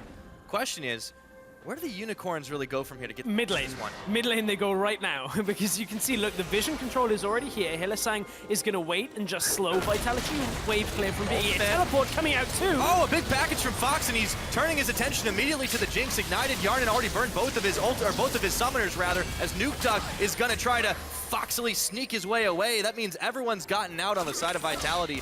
And Unicorn's Gambit does not pay off here as the tower, no damage on it still. Split focus for the Unicorns there. Some went after Cabochard, some went after Hyanan, some went down for Nukeduck. And it means that Vitality were able to position behind the tower. Unicorns may have been able to just rush them into the mid lane with this Lucian, with the Corki. They have a fairly fast tower push. And without Nukeduck being in position, the wave clear wasn't there. Now it's there, it's established. Vitality can defend that turret, and Unicorns kind of have to reset this play. They've got a wave pushing away from them in the top lane and pushing in towards them in the bottom lane. So somebody has to go down bottom and clear that out. Chachi now doesn't have a TP. Fox doesn't have the package either. So two of those utilities to cross the map very quickly are down. Maybe it has to be Rudy with the ultimate. Might be able to do, as he's got it very shortly off a cooldown. Fox and Steelback still hanging around. Mop-up duty in the mid lane. Also some help from Hylissang there as he stands behind him, or stands in front of him as it were. And they send Chachi down to do the cleanup. And I wonder now, with this next wave pushing in, Tower's on half health, Hylissang's recalling. Corki's over in the jungle as well. Vitality may feel out a push in this middle lane just from Vizichati being down there without teleport.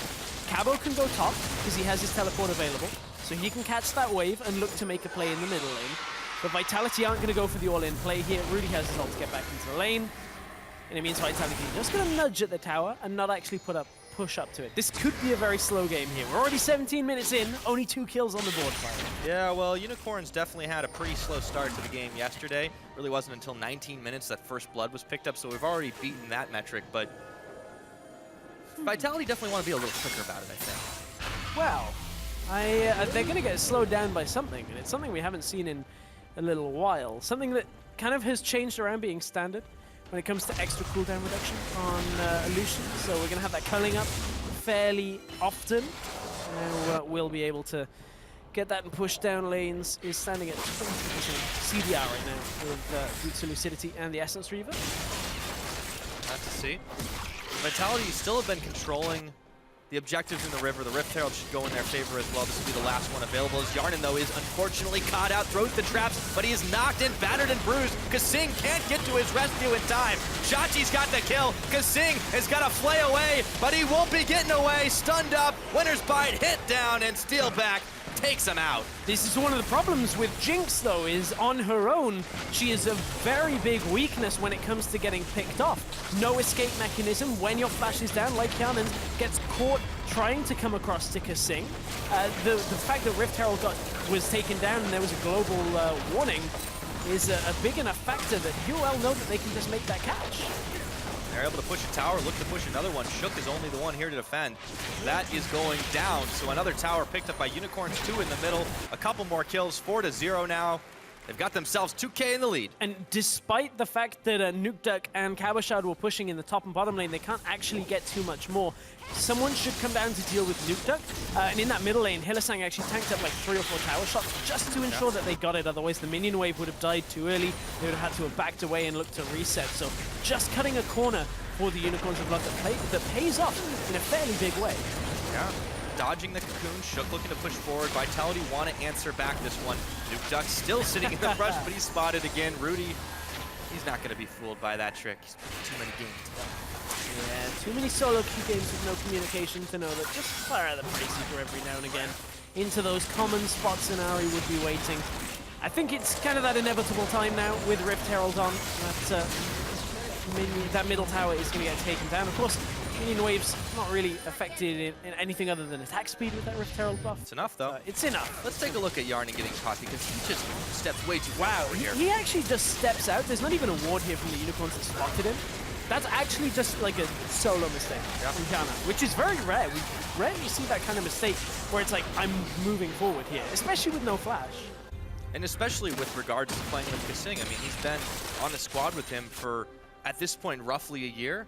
Not the same squad, but in the same. Yeah, I think we're actually on a year now. Week 4, week 5 was when Kasing came in last year. Yeah. So really, it has been kind of strange to see the situation.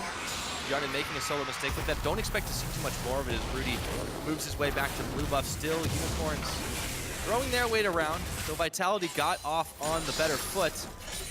We'll have to see when these two do clash who comes out ahead in the full team fight. So far, just been a couple of catches, chases around the map. Nothing massive in this game.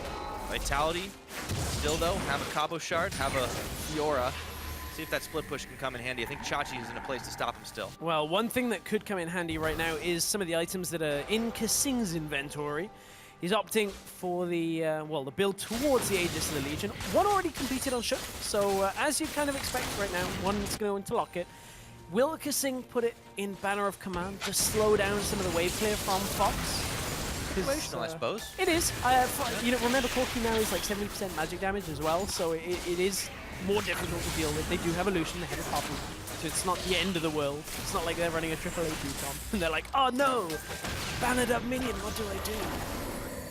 Hey man, they're tough. They are. They're tough banner. We had one in Challenger the other day that took like 3 people to kill because they were running like Quadra AP composition. Oh, we watched that for like a whole minute of like an Elise trying to auto attack. I have to type that in dynamic queue every single time I play now. Chachi's dueling it out with Cabo Shard, but as so many of these fights have been, it looks like it will be just a standoff. This time as the Unicorns head their way towards the Dragon Pit, forestalling the Vitality extra ones. That's the first for them. That means they will get that extra 6% AD and AP. And in. Rudy, you're going right into the middle. Into a trap, into a hook. Hello, it's all of Vitality, but Hylissang is there. Fox around the side, finds Yarnan, gets himself a spree kill. Kasing now is going to have to flash out of harm's way as Cabo Shard can't 1v5, and Shook's burned his flash as well. 2 quick kills for Unicorns, all set up by an untimely ult. Oh, that was just dangerous, but a cost that pays off for Rudy. The ultimate going straight in between the rest of Vitality. Vitality couldn't group on him fast enough to take him out, and the Unicorns were already in position running up from the Dragon.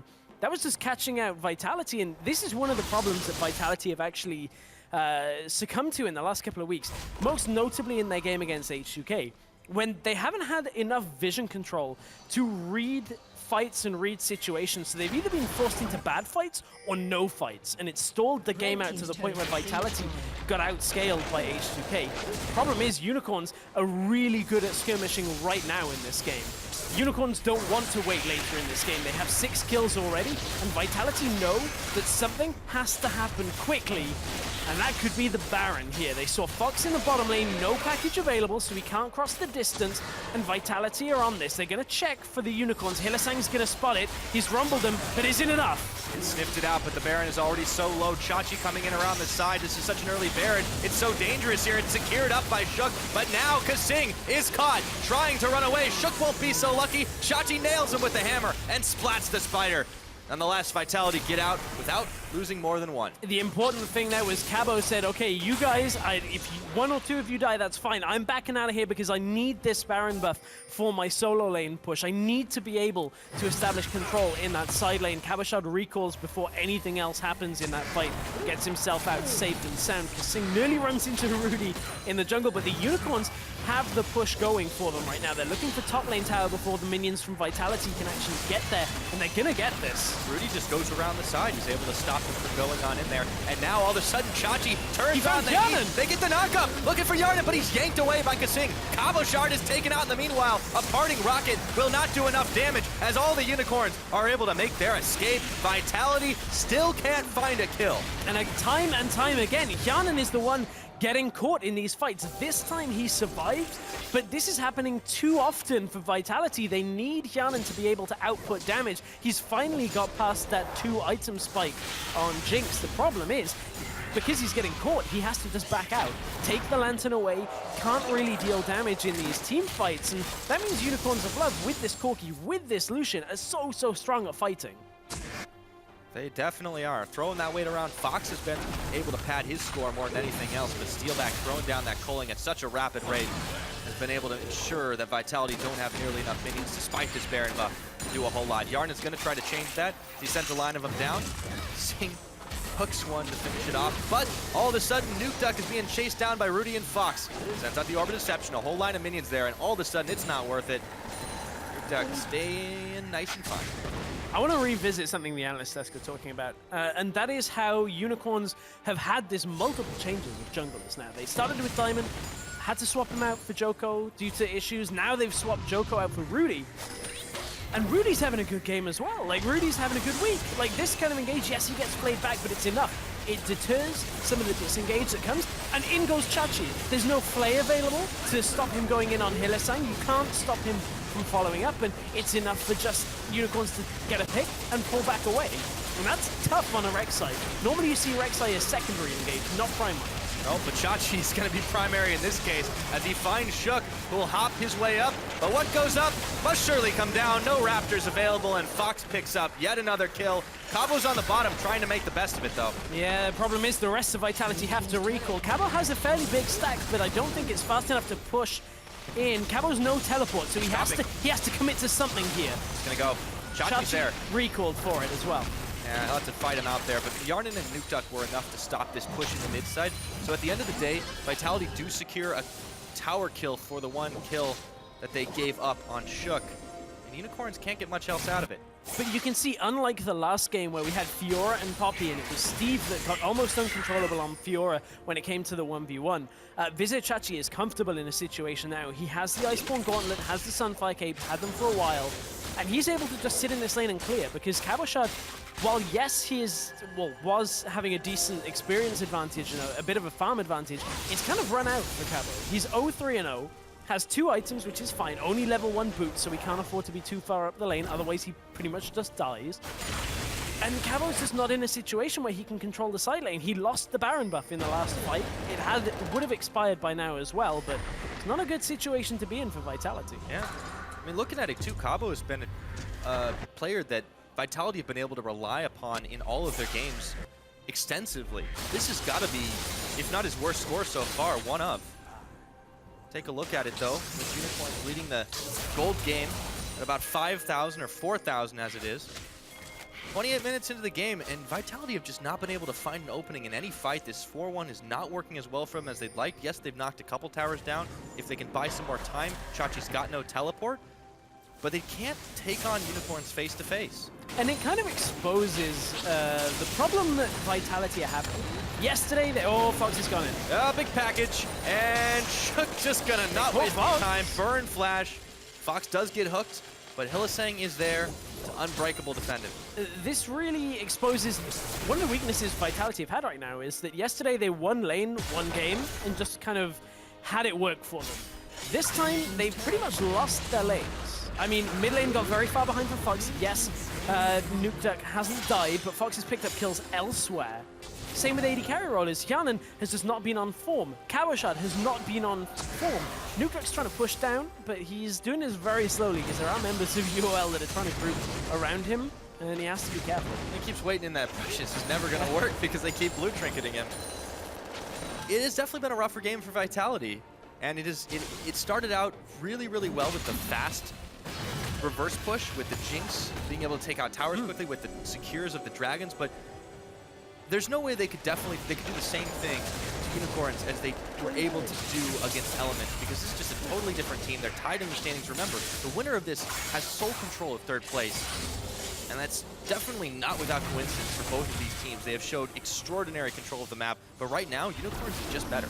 Yeah, right. In this game, they definitely are. I mean, we've got Baron coming up in 2 minutes for these teams. UOL, 9 kills to 0. Vitality, very rare you ever see them killless. Like, this is not something that you would expect to see when you saw these two teams on paper. It's bad for me, man. I got Sing on my fantasy. I got Cabo on mine as well. Oh, okay. No, you're completely. Oh, and Nukeduck might be too. He's going to be able to flash away, though, as Fox takes a lot more damage than he does. Oh, Rocket's coming back. Oh, whew, dodge that bullet. Fox breathes a sigh of relief. It's like, ah, he didn't even okay. stop. I had Hylissang here. cold-blooded. I had Hylissang. Don't worry. Nukeduck's going to keep on this pushing. They've got a 1-3-1 going on, but the issue is they can't individually duel anyone since Unicorns are too quick at beating them back to the punch. Unicorns are giving them a lot of room here to breathe. Like, Vitality realistically shouldn't have this setup. Vitality are playing this from behind and are maintaining a 1-3-1. They caught Rudy. Rudy is hooked in, but he will tunnel away. And now Hylissang is caught unbreakable. How much is it for real, though? About that much, but he catches him on the backside. Another great hook from Kasing, and his health is so low. The Rocket, Yarden starts to run wild.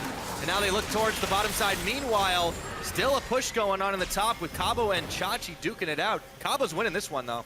He is for now. Problem is he's got Steelback coming alongside. Vitality is starting to become strong again in this game. For as well as the Unicorns were team fighting, they've got a Fiora that wants to scale. They've got a Jinx that wants to scale, and this game is going later for them. So as long as they're making the right map movements, as long as they're in the right place at the right time, taking the right fights, they have enough damage to actually deal with the Unicorns, but it will be tough. The Unicorns still are ahead. Baron is due up very, very... Oh, it's already 2.5k gold still, though. It's not as important in 30 minutes as it was when they had it doubled and it was 15 minutes. But yes, this Baron is such a big objective for these teams. If they can get a catch, Nukeduck just keeps committing to the wait and wait strategy. Rudy's not even going to see him yet because he's not moving. The charm doesn't connect, though. Nukeduck. I don't think he wanted that chance. Nah, he wanted the Corki, but Fox is too slippery for him. At that point, Nukeduck sees 4 people turn the corner and he's like, ooh, okay, don't want that. Try to avoid a lot of CC. Both these AD carries sitting on QSS. Steelback's already turned his into a Mercurial. Both teams definitely start eyeballing that Baron. Vision on it is Unicorn's book right now, but that could change on a dime. Vitality don't want to give this one up. But if it comes to a 5v5 fight, we've seen so few of those. It's all been on catches and skirmishes this game. Yeah, it has been. I'm a little surprised just that Kasing hasn't opted for the banner. Only because, I mean, yesterday we saw 2 ZZ Rot portals, and I'm not an advocate that ZZ Rot portal is a good item, but it serves a purpose. It basically pushes a lane automatically for you. The same thing that a Banner of Command does, and when you're running this kind of composition where you want Nukeduck to go to the solo lane to push it, and then kind of come across for the team fight, it speeds it up. Right. It just makes everything go that step faster and is more difficult to deal with for the Unicorns. The Unicorns will start posturing around this Baron. I don't think they'll start it up, but there's only 1 blue trinket. It's immediately going to be popped, and they clear it away, so it's a low enough cooldown, but if Vitality doesn't pick any more up, they may be able to pull that trick again with a couple of pink wards. Now Chachi and Cabo once again duking it out. Dashes and lunges and hammer shots. Oh my! Into the minions they go. Cabo charge very low. He does want this kill, but the rest of the Unicorns are hot on the trail. At least Rudy is. Chachi is trying to bait him into this fight. Waits for the parry. There's a flash. The buckler! Oh, he got it! Oh, Chachi! 504. What a poppy. Call him Captain America. And the rocket missile. Throws the buckler, gets the rebound. Captain Europe, I guess. It's not quite. But Vitality anyway. That's a big blow to them right now. Losing out in that 1 versus 1 just kind of is going to put Cabo on the back. I knew it was going to be an epic 1v1 though. Let's see, the Baron's getting started. Hylissang is on zoning duty, but Smite is here. Shook is around the backside. See, Hylissang is caught up by Nukeduck. He might be in a bit of trouble as he's hooked over. They bail away from the Baron, and now Nukeduck comes in a little bit too close for comfort. There's the Summoner Heal to keep him alive, and Chachi is in hot pursuit. Let's see if they can make the play. Combo Shard still got 15 seconds on the line. Chachi going low, Chachi going down. Shook separated from the team, but they answer back with a kill on Kasing. Nukeduck, Yarden, he gunned up. A winner's bite will finish him off. Nukeduck's down, and Unicorns of Love have the opening to push the base. Cabo Shard is up, but can he deal with 4 people? I would say no with this Winter's Bite still available on Braum. Rudy is still with the team as well. Shook's recalled. Shook is recalled, so it's a 4-on-2. as Cabochard is just sucking low. in to try and do it, but they're still doing enough damage to these towers. Shook's trying to deter him. Cabo, Hylissang nearly goes down. They are playing with fire here, and it is so low, but they've got Cabo. They got the knockup. Rudy pushing him back, but he's still alive. Fox, there's the cleanse, looking for Shook, backs away. What a close call, and they don't secure the Nexus tower. Oh, it was just enough with Kasing coming up. A great hold by Cabochard and Shook just to hold in front. Teleport coming in from Cabochard. Oh, with Rudy the gets the guard. juke. He's not. Oh, he's found it. Another juke. All right. That Hide was a and seek flash. time, Cabochard. How Yeah, good but are he you? finds Fox, who's gonna have to run away. The ult there goes out. Rudy. Fox has gotta go. He's no mana. Oh, the rocket. Another Oh. miss. Fox on the run. Slippery Earth Rider Corki, but Cabo is not giving up. Hilly's here. He's got the winner's bite, but can he still do the outplay? And in comes Chachi. Oh, popping Hilly down, but they manage to secure him. Gets the knockup. Kasing's coming around the side. Culling is procced, and Cabo is pulled to safety. Holy crap. Ooh, wow, that sequence, top lane, Fox got out from all of it. Man, that's the great escape there. Rudy's caught. Yeah, Kasing, though, is taking the most of the damage, and he's getting hammered down, but he stays alive. Throws the lantern, they turn it on to Rudy. And they back away once again. So many close calls this game in and around that Baron pit. And now the side waves are the point of contention. Downed inhibitor in the top side. It looks like Vitality looked to patch up some holes there as they send Cabo down to the bottom side to deal with that wave. Oh man, Vitality just holding on by their fingertips. Man, this has been a very back and forth game for what started with a really slow game. 17 minutes, we only had 2 kills. We're now up to 16 kills. It's a in the last 20 minutes. game, Press. Well, this Baron, hey, in terms of excitement, my heart is a pounding as Unicorns look to secure this Baron buff. Knocks Shook against the wall. There's the rocket. They managed to double kill. Fox, 2 kills on it, and Shook turns into the pit. Steelback away. Steelback and Hilly are way too low, but the calling comes out as Steelback picks up that one and knocks down Shook again. A double kill for the Lucian. So 3 members of Vitality sitting on the Baron buff. Shut down for Yarden as he's able to secure Chachi, and now they look for Hylissang. Way too slow around the side. It's only a matter of time. And Vitality come up huge here, but they've got super minions knocking on the front door. yeah, they actually can't use this Baron buff yet. They have to wait for the timers to come back up. Cabochard did recall and push the minions back out of the base. He's going to collapse onto Hylissang now as well. Hilly's a goner. It's been a wild ride, but Hilly will finally go down.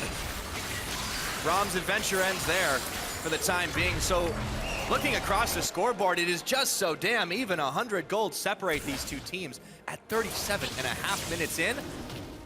What a game. Man, Unicorn started the Baron, and again we see a team get baited into the Baron. At this point they thought it was safe, they thought everything was good.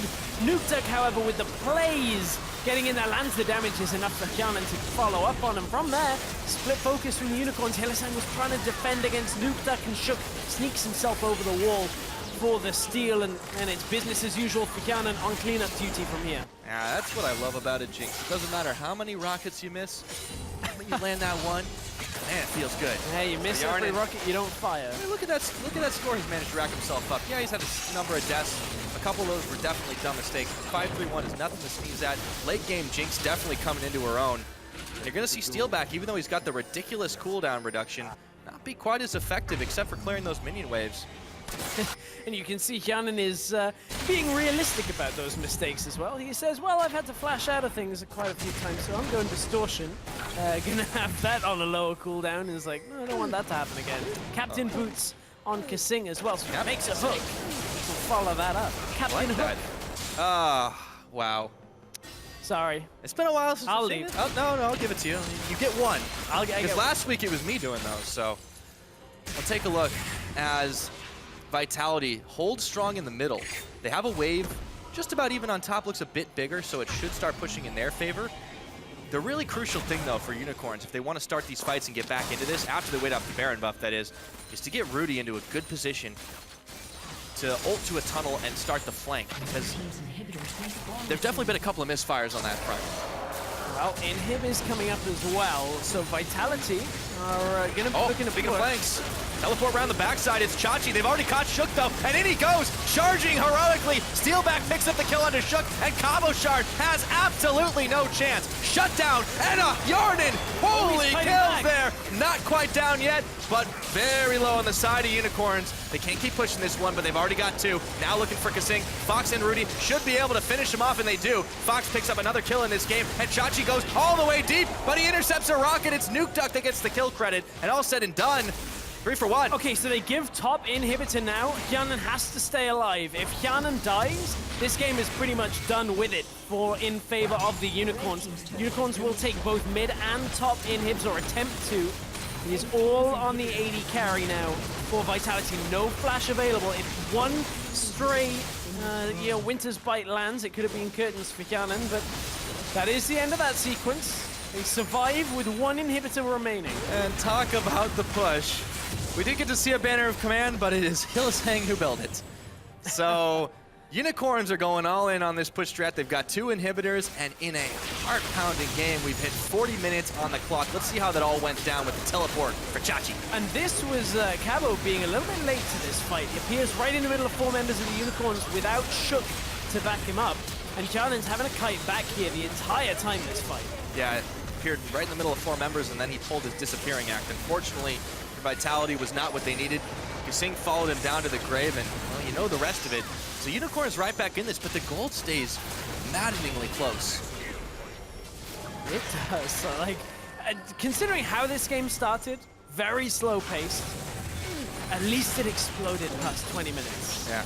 And you can see how close it is. Look at that Baron power play. It's not the lowest we've had today. Well, the thing about Baron power plays is the later the game goes, the lower the Baron power plays the actual value becomes, because pretty much most of the game is just in the Baron itself, the Baron gold that you get. That was even less. Yeah, exactly. It's not quite as less as the one we had earlier today that was 128. Well, when you get wiped. When you get wiped, yeah, that's not great. But when there's not a lot to take, or the inability to take, which is more relevant in this game. Like, Vitality couldn't actually push forward, so it means that they didn't actually gain anything too much more. So, UOL in this situation are looking to close in. They've got the 2 lanes of supers.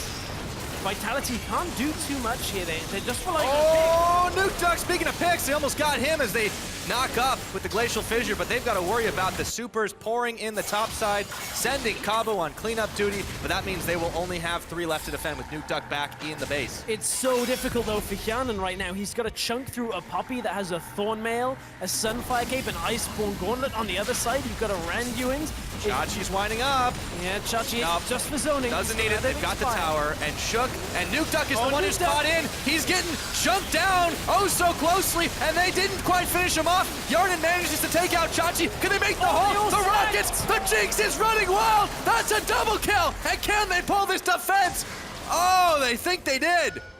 They just hold on to the base again. The 3rd time in a row, Vitality have been just able to deter the push. And it was all because Unicorn started to stacking against the Jinx, against an Ahri, this AoE damage that is just going to shred through them at this point in the game.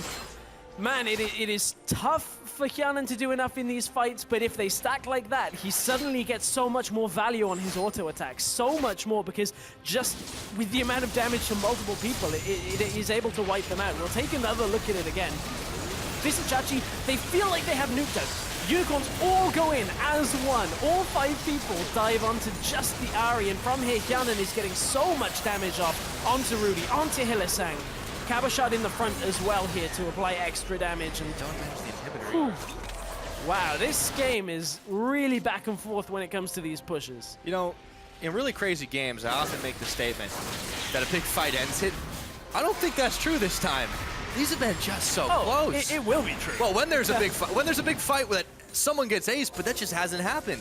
We're 44 minutes into this game. Unicorns are making a beeline rush for mid, though. However, this hasn't really been the kind of game that you would expect from 2 teams tied for 3rd place. It's been a very open, very sloppy game from both sides when it's come to these later team fights, especially Vitality. A little bit surprised by how loose they played this game. 3rd inhibitor goes down, and they are paying for their mistakes with how torn their base is apart. The threat now is who gets to Baron and does it. Both teams still have all 5 members available. No one should really be rushing it right now because blue trinkets are a thing. They exist. Unicorns aren't available right now. Vitality have 1. So teleport available for Vitality as well. So Cabo's going to be the one sitting in the base. But can he deal with 3 waves of double super minions? I don't know.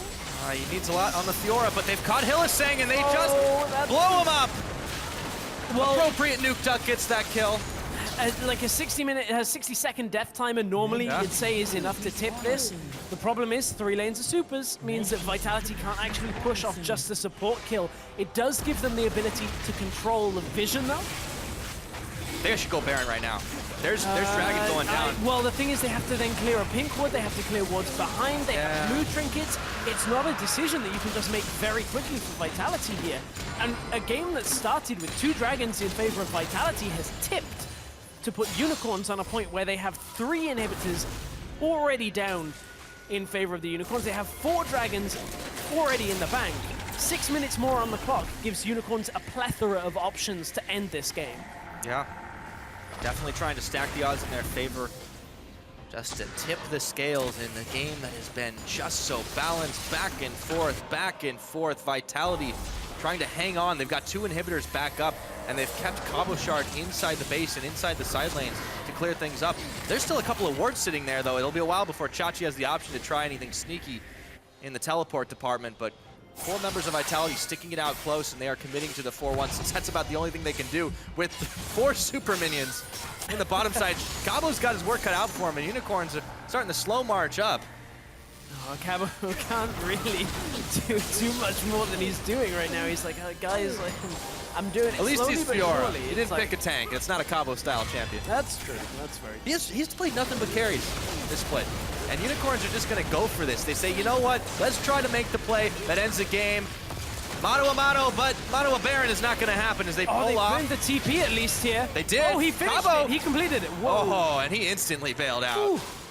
Did not want Vitality say, not today, but they burn a TP to do it, and Chachi's going to have his pretty soon. Problem is, somebody has to recall to deal with bottom wave right now. Like, that wave is going to push in. Once it pushes up, you can look to do exactly the same play. Either Vitality lose their last remaining tower of the game, or somehow they try and stop Unicorns from taking Baron, which it's just a situation that is a lose-lose, potentially, unless something catastrophic happens and Vitality can win a team fight without the same kind of way they did last time, when Nuke Duck deals a lot of damage and Xiaonan just, you know, picks up the pieces. Well, see if he's able to. Unicorns continue to keep the Baron pit, rather, the focus of this game as Chachi is waiting. Super Minions still streaming in. They've got to make a play now. Vitality does, that is. Unicorns just trying to draw them away and buy some time. This is so good from the Unicorns. They're like, okay, well, we have to force them to contest this Baron, but they're committing to giving the bottom lane tower, or at least giving extra damage down onto it. They didn't get the tower. A good read from Vitality. Nuke Duck is going to eat most of the culling, has to back himself away. Ooh, Xiaonan step forward. It's a 3-man Baron that is being done. Shook is here. He has been spotted. It's the 50-50. If they can catch Shook, they can turn that in their favor. This could be the biggest steal of the spring split. Oh, he's winding the hammer up. He's going in early, though. It doesn't hit him. And now the fight is on. But Shook's gone down. No more smite. The Baron's still chunking him out, but it's secured by Rudy. And now Vitality, then they have to get away. The game could end right here, right now. The Unicorns are still battering and bruising, but 4 members of Vitality are holding strong. Nuke Duck, Spirit rushing away. Super Minions in, steal back with the shutdown. He goes down after the fact that Yarden is going for this, dodging away. Still Minions on the top side, taking out the inhibitor for Cabo. No, he's gonna burn the flash, and now he's going down, because Sing and Yarden are all that remains of Vitality. Unicorns have gotta end this one as it goes. The double kill, that's the game. 48.5, Unicorns of Love. That is the game. The Unicorns close this one out and take control of 3rd place.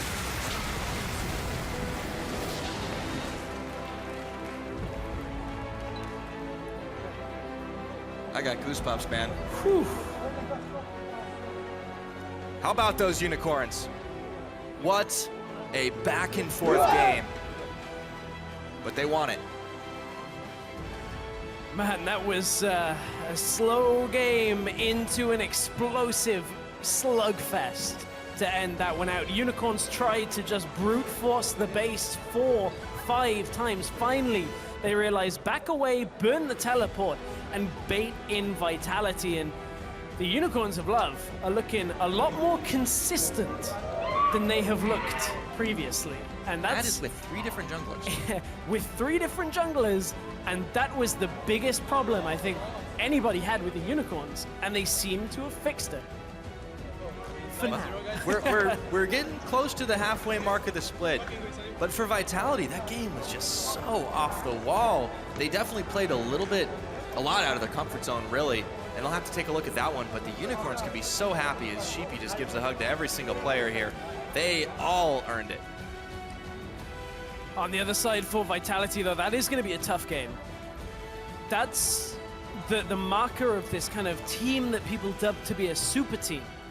And coming into this split, you'd say Unicorns of Love, they've made changes. Who's their carry? We don't really know. And Vitality, they should be winning this game in their own minds. In their own minds. Yeah. The problem is, the reality is, Vitality are not living up to the expectations that a lot of people put on them yet. They have time. We know they're talented players, but Unicorns of Love are the better team right now, and they just proved it. It was sloppy. It was a sloppy game. Oh, but it was fun. It was fun, but it's not the most crisp game we've seen. But then again, that can be said for most of the games we've seen today. That's very true, but this game especially, it started like the 2 teams playing chess, and then all of a sudden, one person flipped the table, and then they both started throwing chess pieces at each other. That's pretty much how it went down. It was crazy. But I mean, I'm looking at the damage. It's just off the charts. You see Yarnan was running wild in this game. Obviously, we know that the Corki was just such an insanely powerful pick. We've heard a lot of people talk about it at length. We had our little segment on it. And I was just happy to see Chachi pick up New Poppy and see what he made of that champion. Yeah, I was as well. He had a decent game. He was able to control Kabashad for a long, long time in that game as well. Yeah. It was impressive. Yeah, and not only that, Rudy, I think we had some question marks about him because he definitely showed off some more rookie mistakes, possibly some communication errors, but still crisp where it counted. I would say that the mistakes that Rudy, if you could even really call them mistakes, for the most part, he was very solid. The mistakes weren't critical and was later on into the game. Like, yeah, well, it was Rek'Sai too. And the thing is, though, that's the point of part of the game that you don't get from solo queue, is late game in LCS. Difficult to do, but you know, Rudy impressed us. Absolutely, and we're going to go ahead and talk to him. So let's send it side stage where Pulse is standing by. Thanks, Pyra. Hi, it's Pulse, and I'm with... Hi, it's Rudy, jungle only. And first off, that was an incredible game. It was like super back and forth. Yeah. What was happening on the team comms during all those big moments, the Baron play and like the Nexus going down? What was happening? We were calling out what we were gonna do next, and maybe a bit hectic, but it was controllable. We had the game in the pocket. We were confident we were gonna win, no problem. You were very confident. Was that from the game plan, or what was happening from the start? They really put me in the game, and I'm really calm when I play with them because we do all the what could happen, a lot of the scenarios that could happen, and it's all good. Like we stall, like when Braum got caught, we stalled out, and it was all good. There was no problem. Well, talking about being very confident with your teammates, we've basically seen the Unicorns of Love just plug and play so many junglers. Why do you think that is? I don't know. The working environment is really good with them. Like you can just like they're really friendly, and I really like the environment playing with them, and it feels like you're part of the team now. Even though I've only played 2 games, as you said. So yeah, it feels really nice. Like I don't feel like an outsider, you know. I feel like I'm a part of the team now. That's really good. That's really great.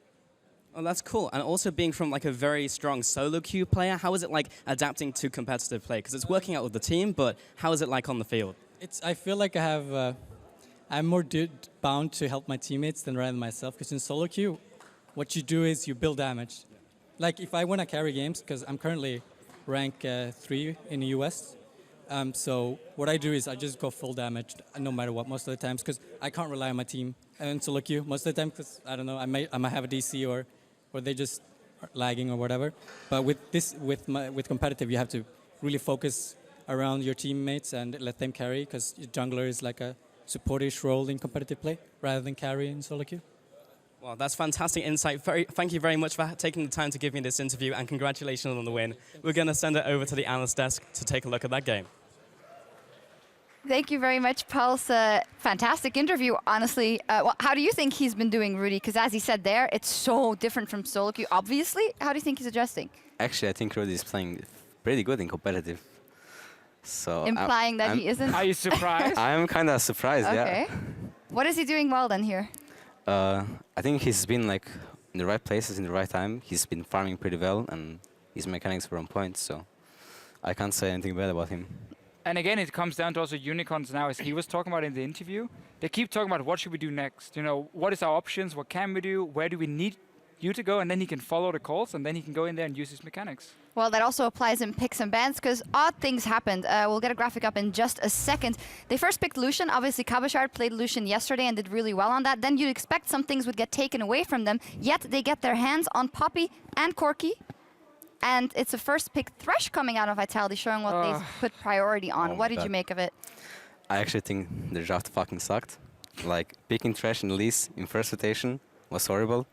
When they just give free Corki and Poppy, it doesn't make any sense. Like even if they first picked Lucian, which was like okay by Vitality, by Unicorns Love, since Lucian is a really high priority pick, but not taking the two most OP champs in the game after, I don't know, it was just horrible. I agree with Perks. I agree.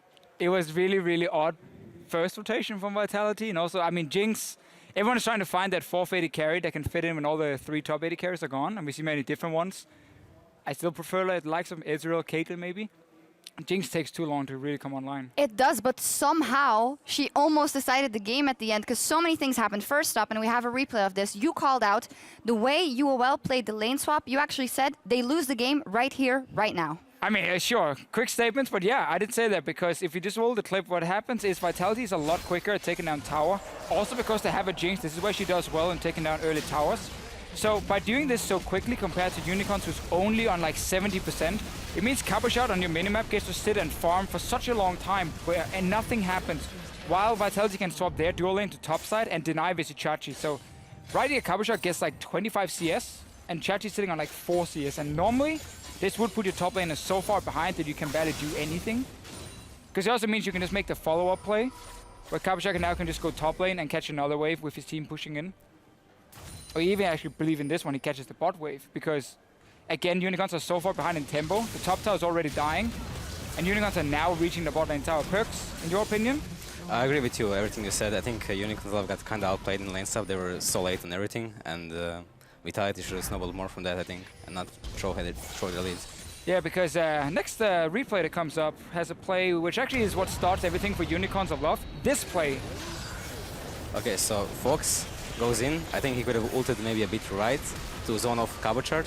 It was still okay play, but then Nuda comes in and uses pretty bad charm and then not flashing or using another ult stack on Poppy ult, which made him actually lose the fight. I mean, he could have killed 2 of them and the other one got away, but yeah, it was pretty poorly played by Nuda. So you would prefer it if he had maybe another dash before he charmed? Because like it's a max range charm. Yeah, he should have dashed into the Corki and then charm him there, like from close range, so he can't flash. Or whatever, he didn't even have flash, I think. Yeah. Don't think, yeah, he didn't even have flash, so yeah, it was just horrible. Perks, what's your opinion of these 2 mid players in general? We were talking about the fact that Fox is resembling more of his spring 2015 play, aggressively roaming here, making that play up against Nukeduck. What do you make of them? I think both of them are like pretty good, but right now I think Nukeduck is actually underperforming. Fox is playing pretty good, so yeah, I'm looking forward to see more of him. All right, and we did see more of it in this game as well. The whole team, we specifically highlighted Vizicsacsi. That one-on-one, of course, comes to mind in the bottom lane, but in general, in the beginning of the year, we asked the question, will he transfer to more carry champions? Will he play different roles in the game? And he seems to be the backbone.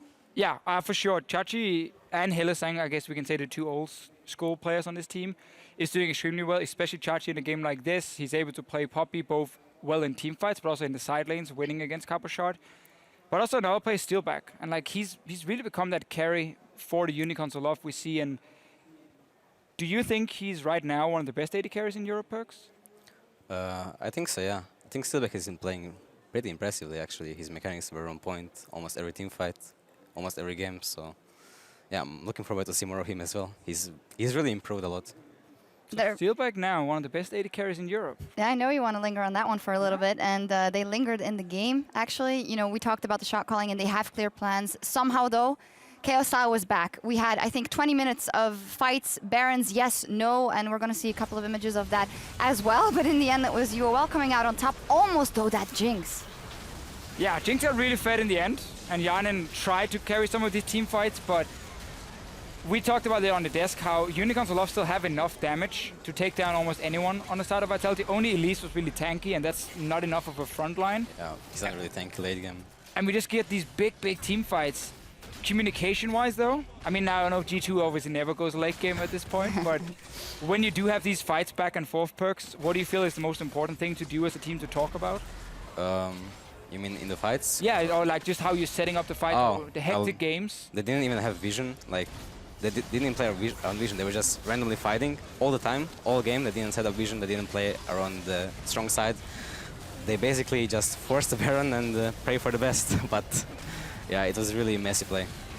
This is the one, I think Shook goes down in the end, and it actually seals the deal for Unicorns of Love. But again, we're almost in like a 50-50 smite position. Chachi misses his ulti on him, and Remember, Unicorns of Love had 9 kills to 0 in the better part of that game, and then everything happened. But in the end, they do manage to close it out. True to the Unicorns of Love style, we do see here that Hjarnan, I mean, if he's left alone, he kills your entire team, basically. But it didn't get to that.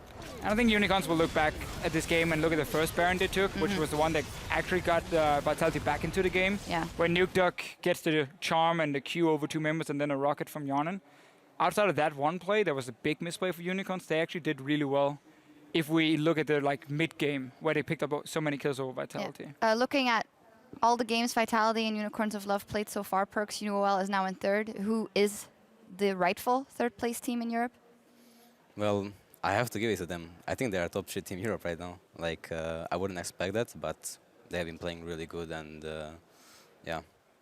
All right. Well, you will be leaving us on the desk here. We already heard a couple of big statements from you, so maybe one more. Who's going to win the Spring Split? I think Jesus is going to win the Spring Split. Who's going to be the MVP of the Spring Split? What do you think? All right, there we go. Thank you very much. I'm going to say Trick. What? Well, thank you very much for joining us in the G2 Riding High with Perks and their victory for the Unicorns of Love. We're going to step away as we ready to rift for the next match on the slate between Origen and Giants. Keep it tuned right here. The European LCS will be right back. They don't know us. Unicorn, they don't know us. They don't know how good we are. They know how good I am, so they're already scared. They don't know who you are. They do. They know our names, not our stories. Kasing can't get to his rescue in time. Chachi's got the kill. Kasing has got to flay away. I'm on Jinx. They got the Jinx. Trash. Kill him. Kill him all. Kill Trash. Fiora. Chachi going low. Chachi going down. Shook separated from the team, but they answer back with a kill on Kasing. Nukeduck, Hjarnan, he gunned up. A winner's fight. We'll finish him off. Knocked Shook against the wall. There's the rocket. They managed to double kill. Fox, 2 kills on it, and Shook turns into the pit. Steals it away. Steal back and Hilly are way too low. Hjarnan manages to take out Chachi. Can they make the hole? The Rockets. The Jinx is running wild. That's a double kill. Jinx. And guys, keep going. I got Jinx. She's gonna die. She's dead. Nice. Good job. Nice one, boys. Nice guys. And the Unicorns close this one out and take control of 3rd place.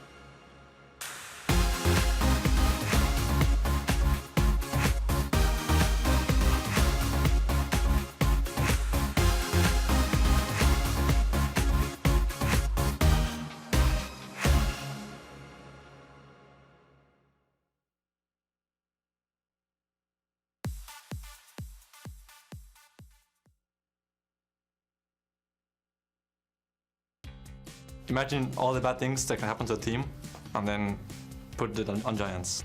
Their players are not bad, but they're not the best either. And their strategy is kind of meh. You know, they win like early games and then something really, really stupid happens and they lose. It's kind of like Giants thing. It sucks, but it's true that they often throw leads even if they got them. And the entire jungle thing, but they changed jungler again now, is probably not good for a team either. Welcome back to the European LCS. As you'll notice next to me, the man that is no longer a scumbag, Krepo, has come back onto the desk. And now we are ready for Origen and Giants. As they're lining up on stage behind us, let's take a look at the starters. On the blue side, it's going to be Origen. That, of course, means we've got Soaz in the top lane, Amazing in the jungle, Power of Evil in the mid, Sven the AD carry, you just heard from him. Their support, Mythia and Coach Hazel. Damn, Pyre, you're ready for this. On the other side, we have the Giants. According to Sven, a series of unfortunate events is following these guys around. Asum in the top lane, Betongyake in the jungle, Xpepi in the mid lane, Audrey and Godfred out the bot lane. And yeah, Lothar still the coach. They're getting ready for a tall mountain to climb, but every mountain seems taller and taller every week for Giants. Things aren't looking the greatest. Yeah, unfortunate series of events for sure, but that is almost underplaying it at this point. Giants, I mean, they're having trouble in any situation, pick and ban, but they're not even able to 2v2 very well. Yeah, it's just, if you look at yesterday, their pick and ban was lacking, then they pick a very hard matchup to play, but it requires some finesse and synergy between Godfred and Audrey here, and like the Reckless going in right here, he should be punished. Like that should be Reckless flash burned, or like he should die there if they play it correctly, but they're not in synergy with each other. And then eventually Spirit joins the match, they get dove, bot lane starts going down, the mid lane is a really tough matchup to play. Gamsu's playing, I believe, that Malphite in the top lane, and everything starts falling down for the Giants. Yeah, Fnatic ran a clinic on him, but I feel like Origen, for a team that's sitting at 3 and 4 very unexpectedly, they're going to have to do just the same, to be honest, and we'll have to see as we get into picks and bans. Origen on that blue side, what will they start off with against these Giants? It's Lulu. Yeah, honestly, for Origen, it's not about whether they will beat Giants, it's about how cleanly they do it for them. That's their goal. They want a clean, crisp win, showing that they have the mid game under control and they're no longer throwing away their leads. As for Giants, they finally need to start, getting the fruits of their labor, the hard work they put in over and over. They even released a statement saying like, we are practicing, we are trying very hard to win these games, and nobody is more upset that fact that we lose them than us, but it has to start showing in the gameplay. Yeah. If they get stronger when they get angry, we're going to have to see them Hulk out soon enough. But Origen, they need to go ahead and take away the Corki, the Poppy as well. Gangplank ban, no surprise. Giants have been doing some wacky pick and bans, but this is so far standard. Yeah, this is a trend we've seen so far. A lot of AD carry bans, forcing a team to at least consider picking it up very early. Corki off the table, Gliss up the table. Lucian's still there, though. Lucian has very high market value right here. And then the GP ban on purple side, pretty standard stuff so far. Oh, yes, indeed. So Giants taking their time about the last one. They will remove the Quinn, of course. Now, Soaz has definitely had a whole number of champions, but that Quinn was, despite a win, I don't want to say his most successful one. Yeah, Soaz so far hasn't even looked that successful in the European LCS. A lot of deaths here coming into this week. He had the second most deaths. Luckily for him, the guy that he's laning against had one death more. So that's the worrying trend here for Giants. The only member that was really not the only member, the member that was underperforming the most on Origen has been Soaz. But the only one to really do even worse than him is Giants' top laner, Atom. Yeah, Adam has definitely not had a very kind debut in the European LCS here. As we'll see the lock-ins, it's going to be that Lucian. You talked about the high market value, so is Elise, but Alistar just considered more valuable for Origen as they pick that one up quickly. There are still a few options on the board, but in the AD carry department, Graves is much more likely going to be hitting the jungle. Actually, interesting that Betongyake goes for Elise over Graves here. Origen looking to set up for some really strong power picks. We could even see that Graves in the top lane and just get unrelenting push 24/7 coming out and just putting a pressure matchup on Soaz. That would be the first for Soaz too. It would very well be, but he could definitely play those champions. It just seems that we have a different Soaz compared to last, but in summer he was peaking at times and just performing so well in a myriad of matchups, but this season so far, disappointing. Yeah, I mean, if he can turn it around against Giants, they're obviously the lowest ranked team in the league at the moment, but it's always a start when you can turn a negative trend into a positive one, and ORG will look to do it here. As they lock in the MF, that's going to go into Sven's hands. Yeah. Another, falling down a tier to try and pick that one up. So we have one flex on the side of Origin. Graves, you can either go top or jungle, but we have the bot lane established already. Misfortune, Alistar. It all comes down whether they play the sustain style with, you know, just some healing, or whether they go for the Q flash here. All in on the Lucian lane. I don't think this will be Lucian top. No.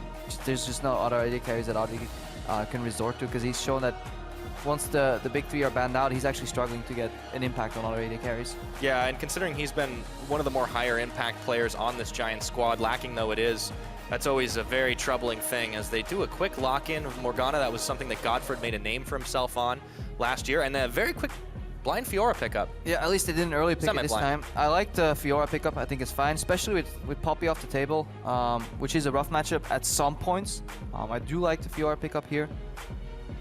The Morgana into the Alistar is fine. It makes it that it's a skill lane, and you can kind of just shove in Morgana Misfortune all the time, over and over and over.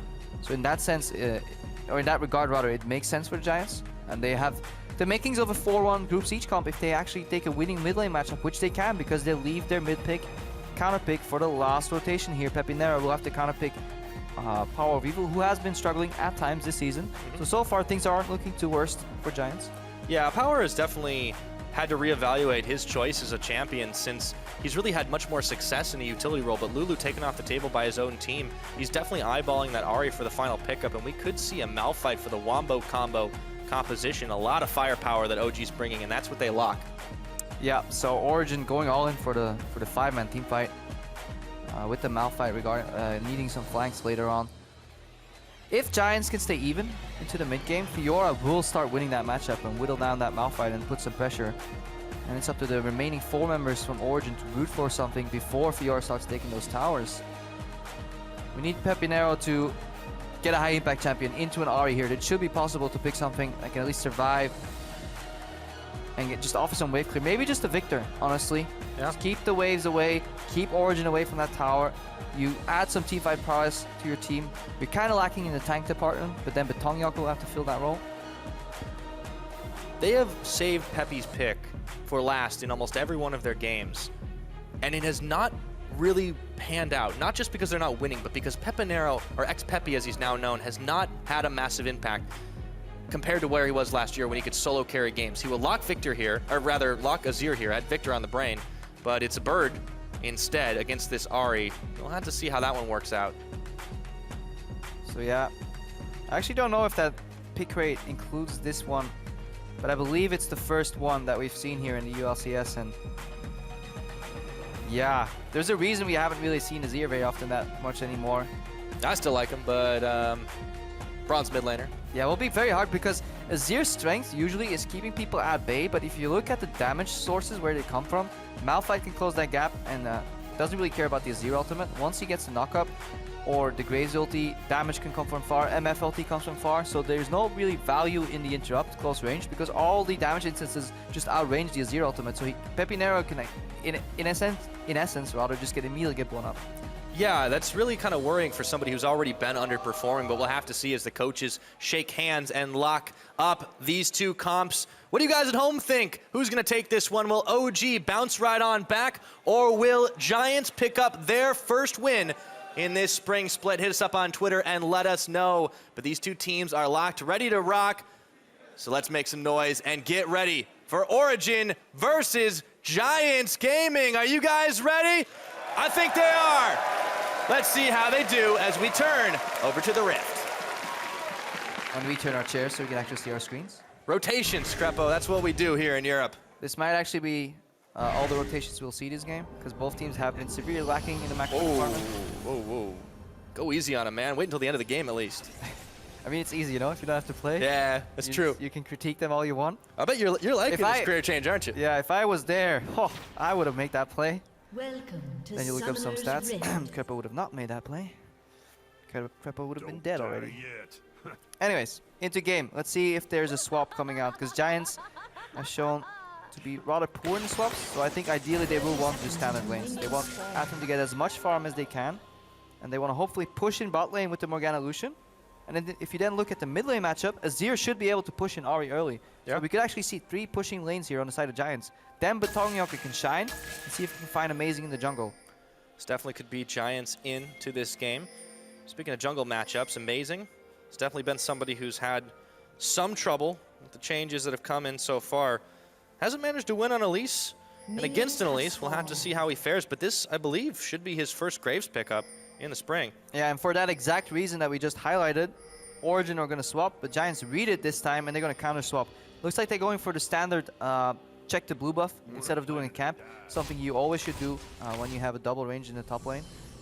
Or they just send in their support. Audrey's not quite sure just yet. But Giants looking to start up the game tactically at least even. That's always a good thing to do when you have such a momentum pushing against you. Take a look at our Keystone Masteries. No huge surprises there. Still a little bit more Thunderlords as we've got a lot of that burst damage coming in. Graves going for the tankier thing with Strengths of the Ages, of course. Yeah, we see that a lot over in Korea. Honestly, I have to wonder where Betongyok should actually not go for Strength of the Ages himself, because it's just so strong in jungle right now. Good old Australia lanes coming in. As Mithy and Sven have found Godfrey and Audrey in the top side. We'll have to see how these two shake out, but Mithy threatening the cow around the side. I mean, Audrey was first in lane. They knew it was a non-lane swap scenario. This lane should be pushing for Giants. They should have the lane. Look what Mithy is doing. He actually can't do much since he's melee range, but he's trying to buy enough time for Niels to start pushing 2v1. There should never be a scenario where Sven and Mithy are allowed to hit level 2 first in this matchup. Giants definitely having trouble, failure to execute, failure to launch, as Adam had spent his TP to go down on the bottom side instead of taking the long way around. So that disadvantage shouldn't be a problem as long as OG doesn't look to make any map movements early on, but still, we're still seeing these Giants mistakes and low to no growth from them. Yeah, just no understanding. Mithy even skilled his W, so he's looking for combos instead of really going for the heal. Right now, it will come down to the junglers. Pushing lane does mean that you're exposed to potential ganks. The ward's in place. Unlikely that you can get something here. Bind lands on Mithy, though. Flash Cocoon. Oh, then there's the Summoner heal. He is a big cow, but they are putting a lot of hurt on him. Ignite is spent. He will have to back away, or will he? 2 Summoners blown in all of that.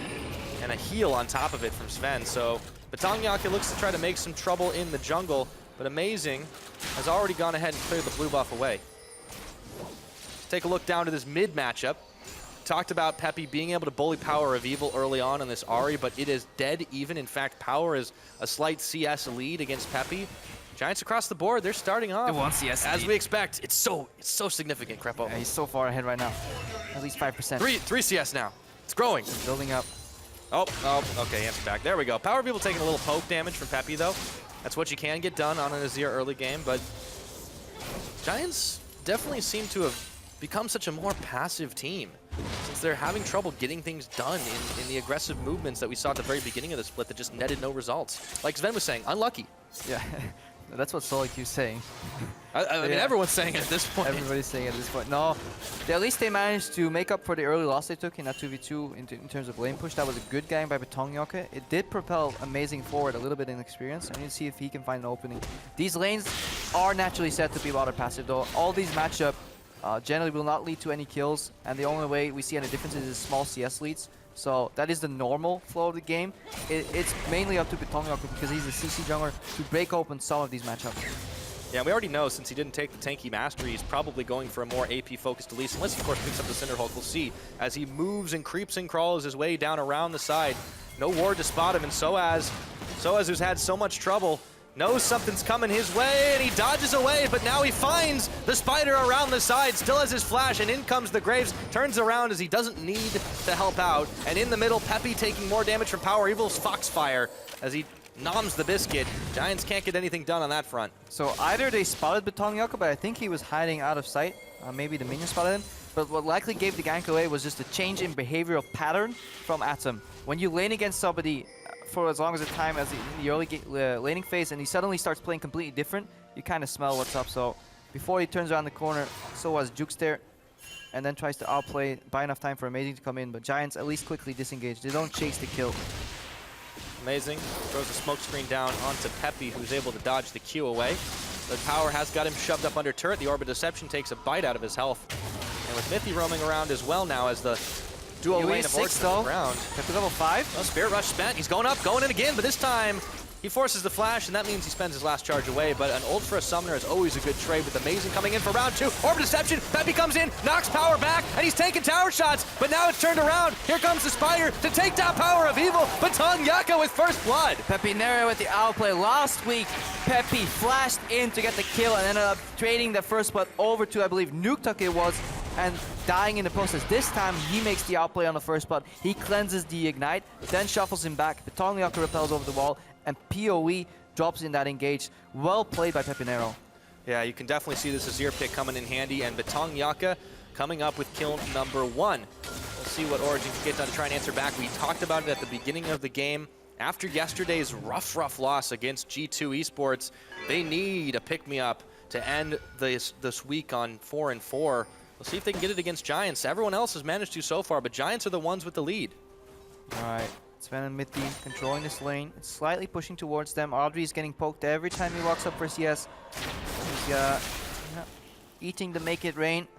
Top of his face. Godfred can't really do much about that. He doesn't want to waste the Black Shield against that damage, because then he's opening his AD carry up for a combo. Take a look at this one. Yeah, Pepinero forced the flash here. That's a good flash. Amazing comes around. And then the decision making. Peppy needs one more creep to level up. Levels up right here. Saved by both parts of the queue. But the shield that he gets from his E actually is enough to make him survive. So you have to actually go aggressive there. Touch a champion with the dash. Get the shield. Batong Yaka comes over. Yeah, Amazing backed off too.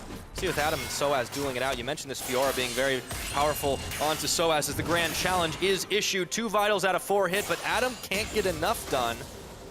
Soaz still does ulti. Oh, Mithy still got his headbutt. So the headbutt actually applied, then Black Shield blocked the Pulverize.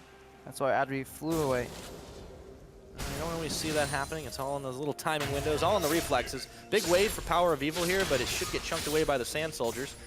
Power looks to go around the side, see if they can get a dive on to Giants duo lane. The Black Shield out. Black Shield's still going to be on cooldown for like 10 more seconds. They smell something, they're backing. So they need to back out. Just going to track that. Base cooldown for Black Shield at this moment is 20 seconds in total, so that's generally how you want to beat a Morgana matchup. You go kind of safely aggressive, you don't go all in fully, or you W to a creep to basically scare the AD carry of getting caught.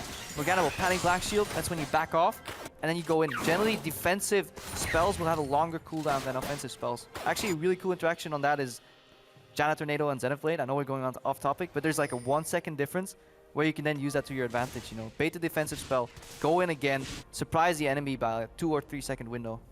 Hey man, I'm always learning a lot when I'm talking to you, so keep on keeping on. Giants, meanwhile, though, don't have a whole lot of vision on where these Origen members are, as Soaz in jungle will back away behind the Rift Herald. Amazing.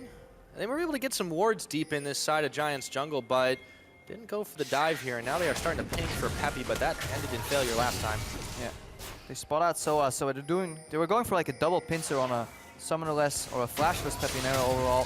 However, he is winning this matchup in terms of push pressure though, so that's what Origen is doing well. On paper, they should be being pushed in at least 2 out of 3 lanes, but they're pushing a lot. Amazing is even dueling Godfred in the jungle. Yep, Amazing had to stop to reload as he was dark bound. Godfred, half his health is already gone, and you can see him burning away. That red buff taking a little extra out of him. Yeah, and look how Power Evil is constantly leading to the right side of his lane. He's ready to make that move to the bottom lane and dive anybody that tries to defend or contest the blue buff. Origen is playing proactive. They're playing push.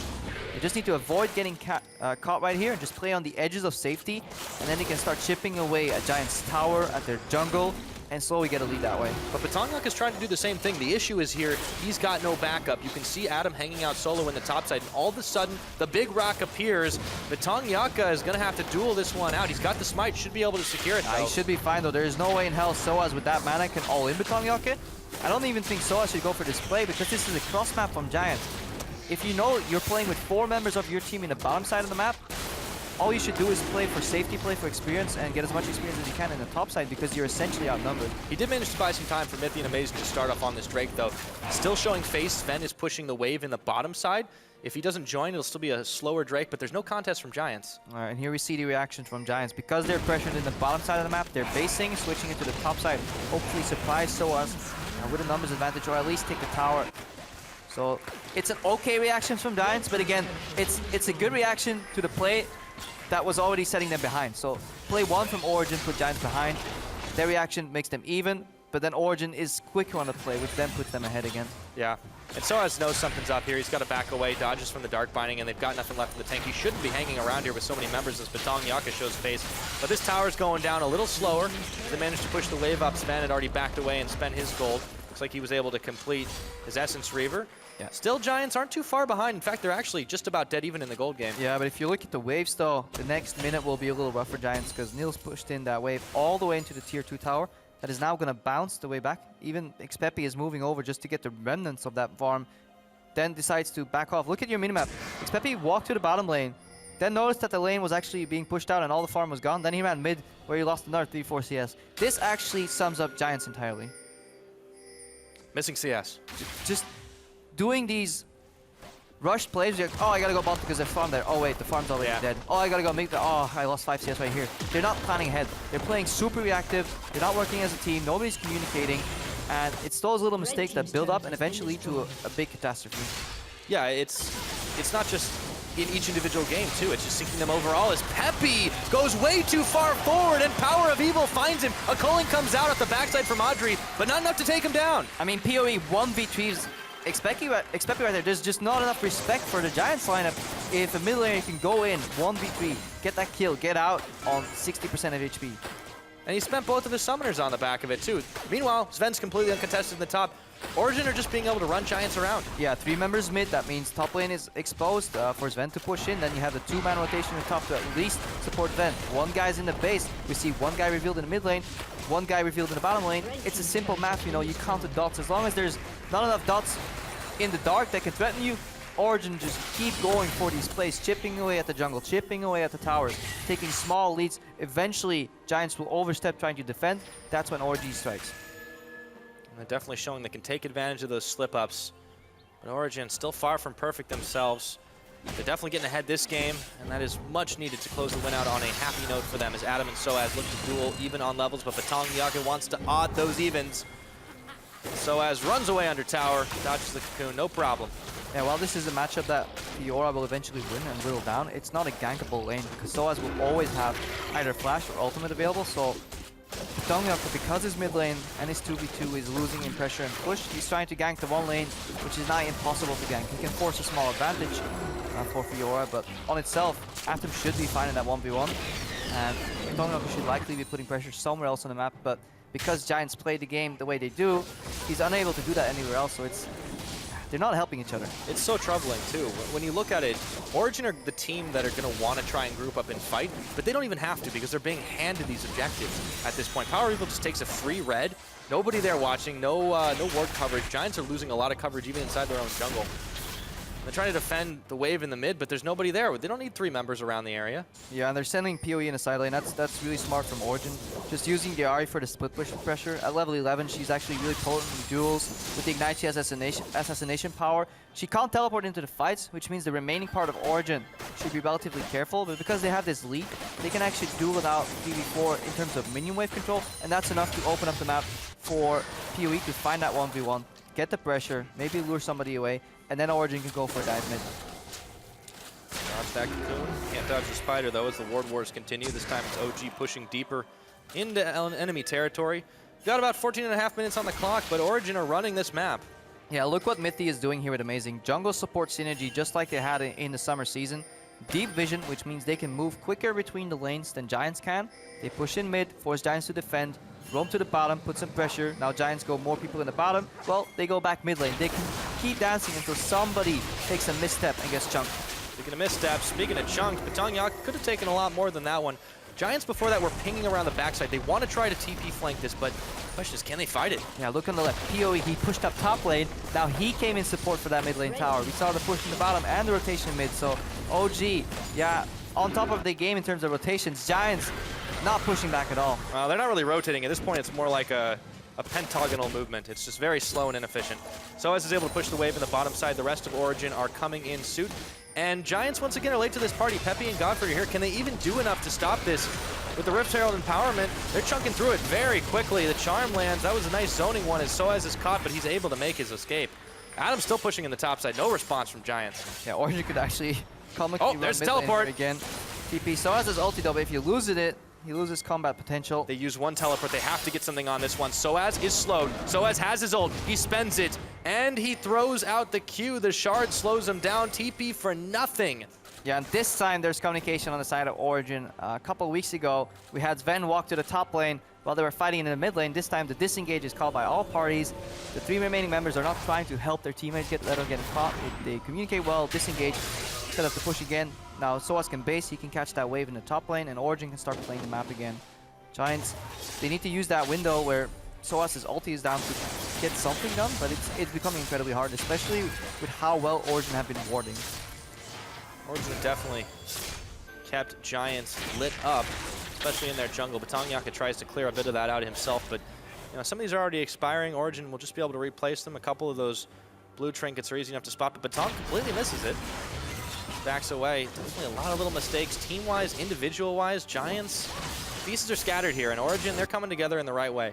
Yeah, PoE has his eyes set on that juicy top wave. It's always nice when you play the map for about 3 minutes, 4 minutes, and then you go to your top lane and it's just pushing you right there. You get like 4 waves of CS, really easy. You can use your spells so you don't actually have to go through the effort of trying to last it. Quite a satisfying feeling. Mithy and Amazing will be able to start on this dragon. They've just been able to control these neutral objectives so well since Giants have been pushed back to the further third of the map. They definitely got to get something going here. This gold lead's been steadily creeping up. It's about 6,000 ahead, and this will be dragon number 2. Game shouldn't go long enough to get to 5, but number 3, they get the movement speed. And Origen just taking every advantage they can. Yeah, and the worrisome part is when a team falls behind, they like to find safety in numbers. And when you fall behind against a comp that likes you to be clumped up, that's kind of not a good thing, right? If you don't want to clump up against a Malphite, Misfortune, Ahri composition with an Alistar support. That generally leads to bigger deficits. But Giants, they feel like they're unable to split. The only one trying to split here is Adam, but at this point, Soaz can comfortably walk away at least. He doesn't have to fight him, just keep him busy. And moving as fast as he can. He's able to get out. Yeah, no problem here. Origen just continue to try to run them around the map. Power of Evil continues to keep his eyes on that prize up in the top side. He's got Amazing to back him up, who's starting his back. And the only one really in the area just yet is still Godfred. Peppy actually joins him up here, so they've got 4 in the space, but so slow to react, and you can see that big wave just continuing to push topside. Now they rotate back down to mid, just keep doing it all over again. And actually dangerous from Giants, they don't have any blue trinkets. So if Origen keep up the control of the enemy jungle that they have right now, they can completely play off Fog of War and deny so much vision that Giants will just have to face check. You see how afraid Godfred was to enter his jungle right there. Had the Tormented Soil on the first rush inside to hopefully proc some Spell Thief proc to reveal somebody, but just nothing doing. Giants have only been able to secure 1 tower this game as another Rift Herald goes over. That ought to be the last one before Baron takes up his residence in the pit. And it was really only off that fast push. Soaz now, he's the one turning the pressure onto Adam. As they duel it out, Soaz thinks he can take him here. He's got his ultimate available, but so does Adam. There's the grand challenge, gets issued, looking for the vitals, dashing left, right, and center, going in. Can he get the outplay? Gets the parry, but there's the knockup. Adam still has the health advantage, and he turns in, flash for flash. Can he get the outplay? He's taking tower. He'll be able to do it, but look at the top lane now. Origen starting off, and Adam's taken out by Sven. So, hang on, it's Peppy. Yeah, Peppy goes down. Power of Evil with an Ahri pickup. Giants will answer with a turret in the mid, but this will be only their second. To the 5, almost 6 of Origen. There is the big bullet time for Sven, but he's got some backup now. Amazing, picks him off. Sven flashing, Batong jumping up. They choose now for the action. Batong's not gonna last. A dash, and Amazing gets the shutdown gold. The action has been hot and heavy the last 50 seconds. Yeah, 4 members from Giants drop here in total in what seems a series of sloppy plays and unfortunate events on both sides, to be honest. Soaz going for that duel is completely unnecessary. He gets outplayed by Atom. Luckily for him, Godfred flashes the charm. But he can't flash that. Yeah, luckily, hang on, his PoE has ulti? It's charging up. So, yeah, Godfred should be fine. We can watch him walk away, but we can go back to the play there. The duel between Atom and Soaz, completely unnecessary to take. Yeah, we had the backup coming from the Origen members down to the bottom lane, but that's something that should never happen in terms of plays, because then Niels or Sven is forced to take a really unsafe path in the mid lane to force the wave clear. He luckily makes it out alive because Amazing deals tons of damage right now with that Graves. Yeah, but it's sloppy from both sides. Giants are trying to go for desperate plays, but Origen should be playing slightly better if they want to reach the standard that they were at in Summer Split. We've seen this from Giants. It kind of fits the profile. They know when they're deep in a hole, they've got to make some desperation plays, but then they just can't get anything done.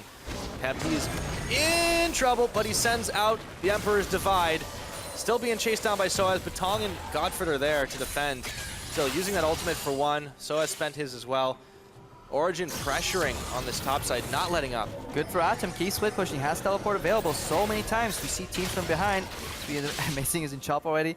We see teams from behind that group up with their top laner because they're so afraid to get their other part of the map dove or engaged upon 5v4, but you have to keep split pushing. If you yield the side lane pressure, you may as well forfeit the game because you need to put pressure somewhere on the map at least to generate a play. So good moves here from Atom. He also 1v1 Soaz, so good play by him. Yep. Tower still standing in the middle, but not much more to knock it over, so that's nearly three towers for Giants. Let's take a look at that fight that shouldn't have been.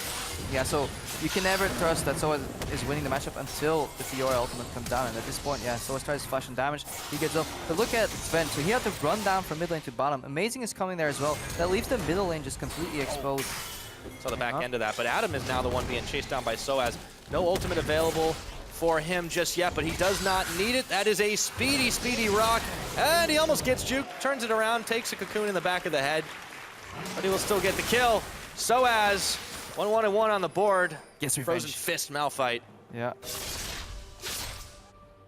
Retribution for Soaz. He's definitely trying to pick his score back up off the floor. Giants desperately trying to defend in 3 lanes here, but it's getting harder and harder with the wards, with the minion waves, with Power of Evil, a constant threat in the top side. I thought he was playing mid lane, not this game. Now Audrey gets knocked up by the cow, a huge chunk of damage as Sven makes it rain on his head, and it's a bullet time. Soaz comes in for the big knockup. That's a double kill over to Sven. They don't even need to take the tower to get the kills in the base. Yeah, that ain't Falco.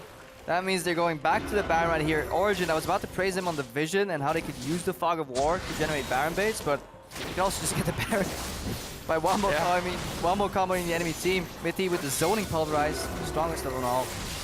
The Power of Evil keeping Batong busy. 3-man Baron is going out right now, and this is the final nail in the coffin for Giants. Just keeping Batong busy, don't even need to take him out. Soaz tanking it up is amazing, and Sven fire the bullets fast and heavy, and this Baron will be going down. No problem, smited away by Amazing. 23 minutes on the clock, and let's see this big old dive again. All right, combo to make it rain, also double up, and then yeah, Soaz can just cut off the escape path. Double knockup, that was perfect. He had to go for Peppy and whoever was next to him, Godfred I believe, and then just rely on the fact that Audrey was going to walk to the damage from the bullet time. Good execution, good synergy, and this is again what Origen's combination was all about. You know? Good opening pulverize, wombo combo. So little Giants can do, especially when they're behind. Still trying to stick to the Adam split push when they can, but it's not much of a split push when you're still back almost towards your base. No inhibitors cracked just yet. There's still an outer turret remaining or an inner turret remaining in the mid lane, but that won't be for long. Third dragon taken by Origen will have a speed boost there. I mean, a lot of scientists have issues with splitting atoms, Giants amongst them. They definitely can't react fast enough, that's for sure. Sven and Power of Evil and the rest of the Origen squad here just continuing to light up this jungle. Giants, there's no way they could even try to flank. It was a complete failure last time for Adam. They cannot fight this, especially not with the Baron buff. That last inner tower goes down. Giants in desperation. Xpeppy, show us the Shurima shuffle. 5-man knock up into tower. Got some damage, Sven. There's the summoner heal. Culling is not enough. Still, spooky. Close call. There's no spooky ghost there. Godfrey will not get the lockup, but there is the bullet time. Audrey's got to run away from it. Power of Evil looking for even more around the side. The Grand Challenge is out on him. Adam looking to 1v1 as Mithy takes out Audrey. Misses. Power of Evil shut down by Adam, but he falls down. A big old Thunderlord's proc on that. And Peppy is limping back to base with Godfred and Batong Yaka. It is a 1-for-2. Yeah, a fight fought on 3 different fronts so far that our observers couldn't even zoom out far enough to track everything. But in the end, Origen, 2-for-1. They push in the mid lane. They're finally going to break the base. Looking at over 10,000 gold lead here for Origen. Easy peasy. Soaz tanks the Dark Binding into the Torment. Soil doesn't even worry about it. And he goes in to try and take out Peppy, and they just knock him down and grab themselves an inhibitor on the back. They might even get Batong. He's the tankiest member. He's gone up, but what comes up must come down. They take him out. 2 members left. Can they end the game here? I think so. Yes. Excellent answer. That's going to be Origen. They have secured their pick-me-up here. One Nexus turret will fall, so will the other. Adam desperately trying to save the game, but Mithy goes in, a big knockup, a huge chunk of damage, and it's all the Nexus. 26 minutes in, Origen will end the week at a 1-1.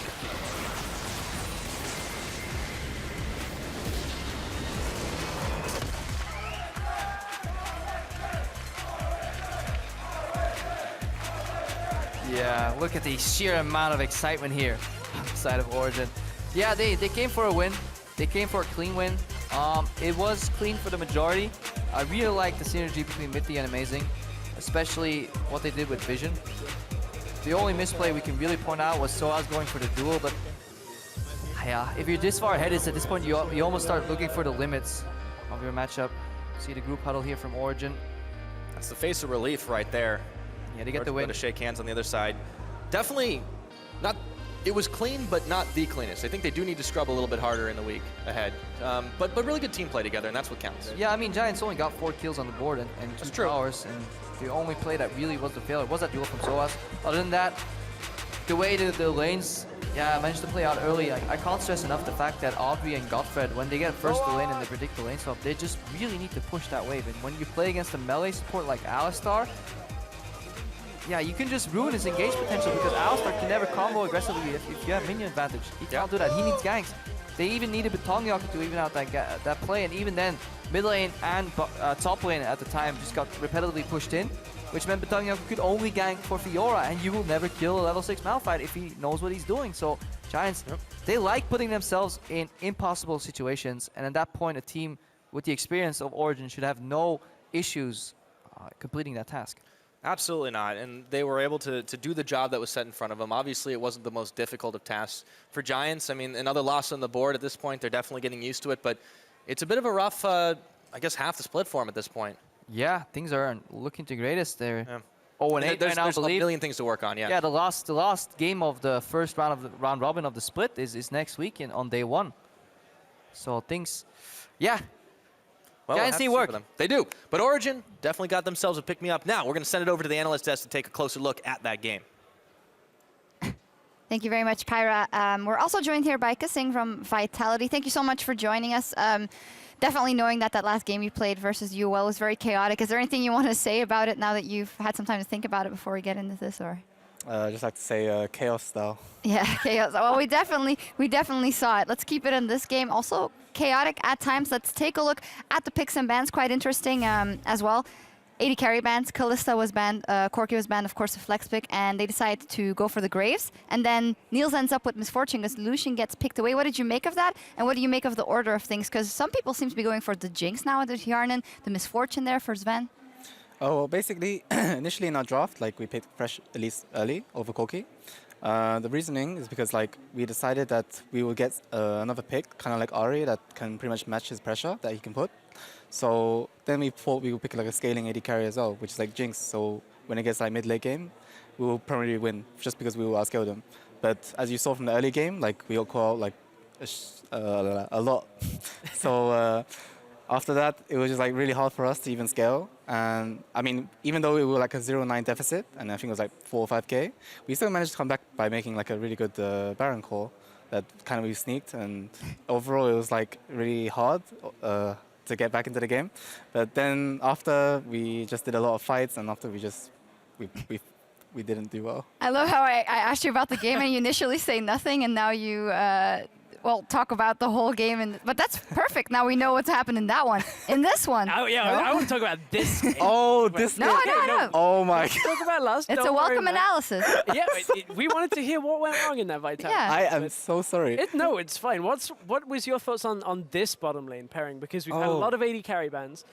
We see the Misfortune again for Origen. What's your thoughts on this draft? You can see it on the screen there as well. Oh, right. Okay. Sorry, I'm completely new to this. Well, first, as I can see, they first picked Alistar Origen, and Giants took Elise and Lucian. It's okay. Okay, all right. Well, we're going to reset. We're going to reset. Because there's something we've talked about, myself and Deficio and a lot of the analysts here on the desk, of teams that aren't doing so well.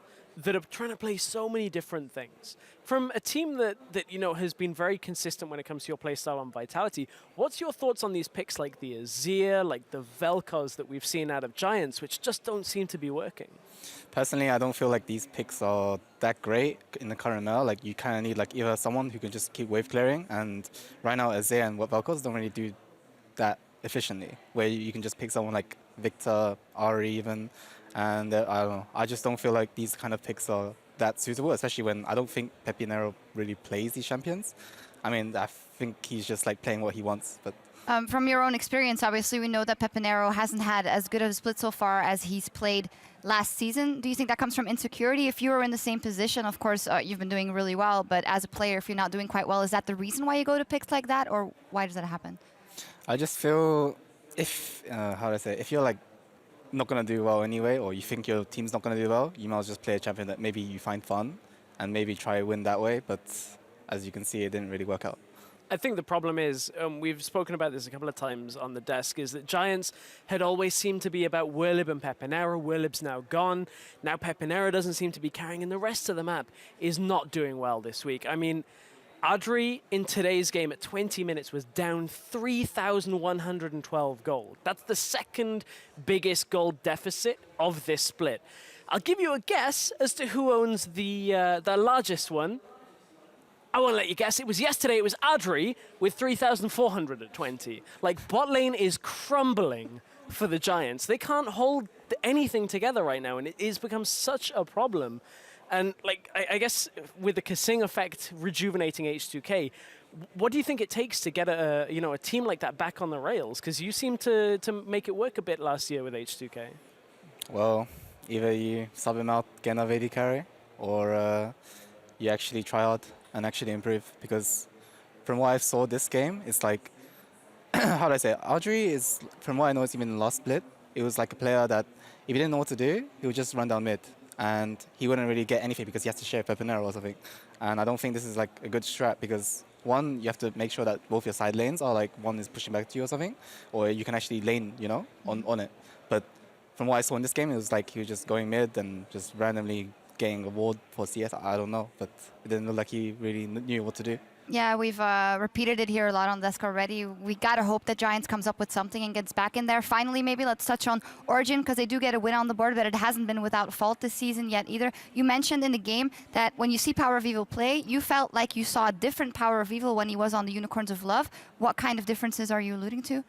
I just feel like Power of Evil, well, back when he was in UOL, he was much more, how do I say, he did more in team fights, especially as a mid laner, compared to the one right now that we see in Power of Evil in Origin. I don't feel like he's that comfortable as I saw he was in UOL. And this might be due to the fact that he has a different jungle, of course, a new team, new environment, and maybe he still needs a bit more time to still adapt to the team. Because I know that everyone else in the team is like really experienced in the game. So Power of Evil may not be as experienced as like Xpeke was, but in general, I feel like Power of Evil can maybe grow to even be better than Xpeke, but maybe not right now though. Okay, he needs some time. Well, thank you guys very much. OG gets a win on the board, and there's only one game left to play out this week here in Berlin between Roccat and Fnatic. Stay with us, because our coverage continues right after this. I'm so bad. Look at the camera. Dozok. Do it, Godric. Show it. Look at it. Look at it. It wants you to look. Ult for a summoner is always a good trade, with Amazing coming in for round 2. Orb Deception, Peppy comes in, knocks Power back, and he's taking tower shots, but now it's turned around. Here comes the Spider to take down Power of Evil. They're going in, but he gets the outplay, gets the parry, but there's the knockup. Adam still has the health advantage, and he turns in, flash for flash. Can he get the outplay? He's taking tower. He'll be able to do it. Chunk of damage as Sven makes it rain on his head, and it's a bullet time. Soaz comes in for the big knockup. Origin will end the week at a 1-1.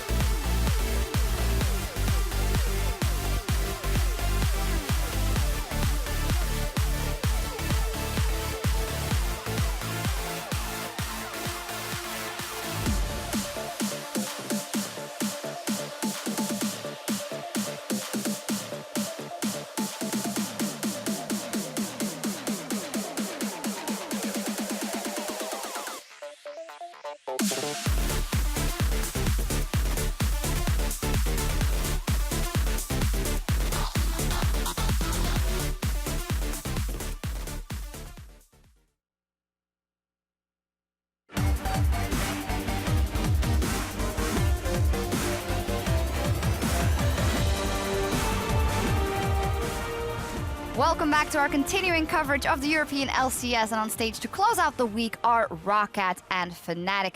Let's start by taking a look at Fnatic. Yesterday, they played the Giants, very versatile pick and ban phase. We saw the Quinn jungle in there, the LeBlanc in the mid lane, so that was definitely a good game from them. Of course, Giants are not in high form, but it does mean something that they played incredibly cleanly. Oh, it was super clean from Fnatic. I mean, I think they only gave up like 1 kill, 1 tower. Neither team took a dragon, because who needs to when you're just winning that quickly? But we wanted to get a feel maybe of your thoughts on, now that we're a few weeks in, on Rekkles and Noxiac and where they stack up in the bottom lane. Actually, I feel like they're actually improving quite well. Rekkles has always been like really solid as a player. Like, he's really conservative in every team fight. He knows how to like kind of output damage, but not play too upfront. And I think Noxiac kind of complements him in lane phase because he mechanically is really, really good. And I just think with time he could maybe be better in terms of like shot calling. As you can see, like that sometimes Fnatic make some weird calls that they want to like get Baron when it's really bad, or they just get caught or something because they don't have vision. And I just feel in the future they could be really good too. Well, you mentioned Noxiac and maybe shot calling in the future. We have heard from Fnatic when Rekkles was on the desk that he is taking on a lot of that role. What do you make of that? Because you also mentioned the fact that he is not the guy that flashes in and outputs damage most of the time. How will that influence the way he plays and the way he prioritizes? Actually, I don't think it's great if an AD carry is a shot caller, because back when I joined H2K, actually, Hyeonan was the main shot caller. Like, he was the one who spoke a lot. But as I noticed, like, his mechanics weren't that great because he can't really focus on the game whilst CSing and all that stuff, and even trading in lane. So I don't think it's that great to have an AD carry who shot calls everything. Like, most teams will have like support or jungle shot call because they control where everyone goes on the map or what they do on the map. You know, whether they want to pressure mid bot, mid top, etc., etc. And I think as an AD carry, it's obviously it's going to be a challenge, of course. Like, I'm not just going to say he's bad at it because Fnatic are still doing well, but I just feel like, from my perspective, an AD carry should be the one to just focus on his mechanics and knowing what to do in team fights. Well, speaking of AD carries, Fnatic are up against a team who have changed their AD carry now, of course, bringing in Tabs. But one thing we've really noticed from Roccat comes to their team fighting from yesterday. We took a look at exactly how they were doing with this Maokai, which normally Maokai is like the champion that leads team fights very well. He's such good engage normally, but is it a pick in this meta? Right, exactly. It's like one we're starting to see, but with this composition, it just didn't really fit in. They gave Vizicsacsi such an easy laning phase and allowed him to get into the game, and Roccat just couldn't really get the engages off properly yesterday, and that's pretty worrying when you look at that top lane pick. It is, but they do play with, no problem. They do play with 2 subs though. Extinct came in for the support, and now Tabs is coming in for AD carry. What is the potential of that bottom lane to grow? We know that Tabs, of course, when he's on, can be a very good player. Personally, I feel like Roccat bot lane is, well, Tabs is like decent at the game. I wouldn't say he's like the best right now, if anything, but I think Extinct is like super new to the support role. I don't think he knows that much about like the game from what I can see. Sometimes he just doesn't really ward much and doesn't really know where to be on the map. And I think this might be because either he's like just not used to being in a support role because he used to main mid. So I think Boleyn as them two, I think it's better if they just play as a team rather than playing for lane. Like I would just lane swap every game if I was them. Because we do see that they have some good players in there. Betsy is actually doing quite well. Tabs is doing quite well, and Freddy is up there, is rocking the top lane as well. So they should have the ingredients to make something happen. We'll see if it happens versus Fnatic. And as we head inside the battle arena, we're here from Noxiac on his fit within Fnatic. I think I have to find a new identity because Yellowstar teach Reckless and Felvin so much. So I need to be the person that on the one hand is like with like Yellowstar, who is like talking the things he said, but on the other hand, Reckless and Felvin know a lot of stuff, so I can find kind of my own style, and I don't need to fill his shoes or be exactly like him. And I think with time we can find a really good balance, and once we get those balance, I think we can be really good. Just taking a little bit of time to find his identity now. Champ Select is just a few moments away. Let's get a quick roster rundown for Roccat in the blue corner. Throwing those punches, we got Freddy in the top lane. It is Airwax in the jungle. Betsy in mid there. ADC Tabs now in there. And Extinct, of course, the coach, who's also called I'm So Fresh. Yep, I'm So Fresh. Very fresh right now. On the red side, also fresh players. We have Gamsu in the top lane for Fnatic, Spirit in jungle, Favy in the mid lane, Reckless and Noxiac constitute the bot lane, and Coach Daylor, as always, leading that squad. Absolutely, and Daylor himself said, you know, it's going to take us some time. We basically got to build this team back up, and they've had a definitely bouncy split so far. 1-1s in every week up until now. It could still happen. Daylor's all smiles today. I think they've definitely got some tricks up their sleeve going into this one. Yeah, I mean, they're playing Roccat. That's so true. A slightly easier opponent. Also, I'm just reading the pregame lobby, by the way. Oh, Whenever yeah, you guys go full screen, I'm seeing what the pro players are writing here. Extinct right now is asking if anybody wants to duo queue because he's stuck in Diamond 1. So if there's any challenge remains right there. You're not going to offer? I'm barely a low master. Okay. I'm slowly making my way to Challenger. Hey, but you haven't lost an LCS yet. Just yet. Yeah, 0% lose Not rate this for split. me. Not this split, but enough about us. Let's get into the game. Champ Select should be underway. It's all about these two teams. So the Corki band is the first off the board. Fnatic on the red side will take the Kalista away. Definitely hitting the 80 carries hard once again. That was Tab's champion choice, and he definitely did okay on it, better than Saphir. Yeah, but it didn't work out. They went for a full protected 80 carry comp with the Maokai top lane, but then with the Kalista, that really wasn't enabled. Tabs was actually stuck in the side lanes too, kind of fixing the minion waves, and that is a problem that Roccat have a lot in the mid game. Their side lane minion wave pressure is completely lacking, and one of those the problem kind of arises too from the fact that Betsy plays very heavy Ignite mid lanes too, because he continuously wants to win lane because he feels he needs to find an opening, but that puts him in the mid game without teleport, and then Roccat starts struggling. Yeah, and you can also see the GP once again banned on the blue side for Roccat. We know that Freddy prefers these tank styles, and we saw him even going over to Maokai for the first time in Europe this split. It is troubling. Hopefully the last Gangplank time. is so powerful, and you don't want to pick him. Yeah, hopefully the last time for sure on that Maokai, because preference is fine. You know, you can have a style, but if the meta shifts towards heavy carry top laners, you need to be able to play it because you put so much strain on your team by having to dance around it. You know, any possibility of certain flex picks, pick and ban trends go way out of the window if all you can do is play tanks, because suddenly your mid laner and your AD carry have to go for hyper carry, high damage, or your jungler can't even play tanks anymore because if you play double tank, you're likely going to lose a draft. Yes, indeed. Now, taking a look at the respect ban against Febivin, that LeBlanc taken off the board. Notably, Lulu is still up. Does Fnatic take this away now, or do they leave it and risk Roccat getting a first lock-in? I think they can give it away to Roccat, especially if we acknowledge a trend where Betsy plays Ignite Lulu. Poppy ban, it's up. It's completely fine because Rocket have shown a very struggling mid game. They do get Lucian here though on tabs. I think that's good to give him some strong AD carry, especially when the 2 next AD carries are banned out. That is true indeed. So Rekkles will have to dig a little bit deeper if this is what they lock in. Rocket are going to take their time on this one. We focus in on tabs coming in. It's always a rough ask to come in the middle of a split and try to pick a team that is, currently only sitting with 1 win off the floor. Yep. See if he can make an impact, especially in the coming weeks. Fnatic is definitely a rough team to do it against. They have had their struggles, but they're coming off a clinical victory against Giants. They'll be looking to do the same again today to Roccat. Yeah, Fnatic are looking at the help from their support staff to just, improve. They've come out and said it. Their goal is to do well at the end of summer right now. Spring is a building stage for Fnatic.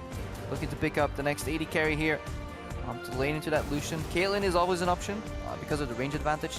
They can actually go for a protect the AD carry comp too. They could even go double protect the AD carry comp if they end up locking the Quinn in before they take their next choice. They were hovering on the Caitlyn for a little while. That would have been a first for Rekkles this split. The Lulu definitely makes a lot of sense if they want to do that. They know they have the power to outfight Rocket on all fronts. I would be surprised if they do go ahead and lock it in. Yeah, locking the Lulu, so looking to at least offer some protection from Rekkles. There is a good answer though into the Lucian. We need to see some more picks before Rekkles can really opt for that. Caitlyn, he can even go the likes of Vayne if he wants to, if Rocket Draft allows it, because I feel like Rocket plays pretty aggro in the early game, but they always fall apart in the mid game, so you can almost guarantee on that, and then you can play a really good team fighting composition if Fnatic wants to. They can also take the other direction where they go skirmish, give the Quinn top lane over to Gamsu and let him roam the map. A lot of options right now with these 2 building blocks. Yeah, definitely a lot that they're not revealing to Rocket just yet. Are going to have to guess at what they want to deal with. So, do they go ahead and finish out their bottom lane by picking up that Braum, or do they try for something a little trickery? We have seen this pulled out before. Ryze has also made it through pick and ban. We haven't mentioned him as well. Yeah. And Betsy does take him. He's definitely been the highlight of this team, but it might need a little more than that. And I think for now, this is a smarter move. They take the Kindred, and they also will pick up Braum. So they I would actually love Kindred jungle, Caitlyn AD carry, and the Lucian top lane right here for the ultimate cheese. So much AD, man. Because there's no AD left for Rekkles to play then, other than like Misfortune almost. But we're seeing they give him Quinn. They just have to at that point. Yeah. Ezreal's still up Ezreal's too. left. That's something that Rekkles has been playing a little bit of when he's had to dip back in the pool. All right, I take that back. I take my cheese comment back completely. Ezreal's a completely fine AD carry, especially later in the game. If you can get Blue S late game with Lulu, it's absolutely disgusting because nobody can touch him. The amount of kite that he can produce. Another late game choice would be that Caitlyn too, but there's definitely still enough for Rekkles to fall back on, and they don't have to take it all the way just yet. We'll see what they do decide to answer with. Yeah, I want to see some more aggression or at least some engage coming out of the support. I really hope Noxag doesn't lock into Janna, because then otherwise Fnatic may fall into the trap that Elements set for themselves last week, where they go full disengage, but if you then fall behind, you have no way of starting a fight. It makes the composition a little tricky to play, so definitely need to watch out, because Rocket's early game has been decent to actually great. They actually got a decent amount of leads there in the very early stages of the game. That's a really good point. They've been able to keep even, actually, with almost all the teams they've played against up to a point. And if they can build up a significant enough lead on this bully bot lane, if they take the 2v2, that could be trouble for Rekkles and Noxiac. Yeah, Rocket will have to swap though. Like, you don't want to lane Lucian Braum into Janna Caitlyn. You have one shot to win that at level 3, and if you don't get significant trade lead there, which is super hard to do, especially with teleports in the equation, you will just get outpoked and outsustained. But Rocket, if you look at what they can do with the Braum in terms of blocking this enhanced Caitlyn once it comes online to soak up a lot of damage, then peel for the backline Betsy. He's no longer playing against the Alistar that Elements had, where they knocked Ryze all the way into Africa, as the famous voice clip played out there. Rocket have enough damage actually to go for these fights. They have Peel with the Kindred ulti, they have Peel with the Braum and Kite, especially if Extinct does go for the exhaust. And they got plenty of chase. Yeah, they got chase with the Ryze if he does get this combo off, and more importantly, they have side lane pressure with the Fiora. It will be rough into the Quinn matchup though. I'm actually not sure if Freddy has watched this matchup enough, because Quinn is notorious as a pick being picked into Fiora, so that may actually be very rough for Rocket. I think it all hinges on the lane swap at this point. They dodged the 2v2 Janna Caitlyn, and they dodged a really rough Quinn Fiora matchup. Yeah, this is a little bit strange too, since this is definitely not Freddy's forte. He has actually not picked up Fiora yet this split. I'm curious to see how he does on it, but he's all smiles at the moment. Yeah, he's always all smiles at the start of the game. Everybody always smiles at the start of the game.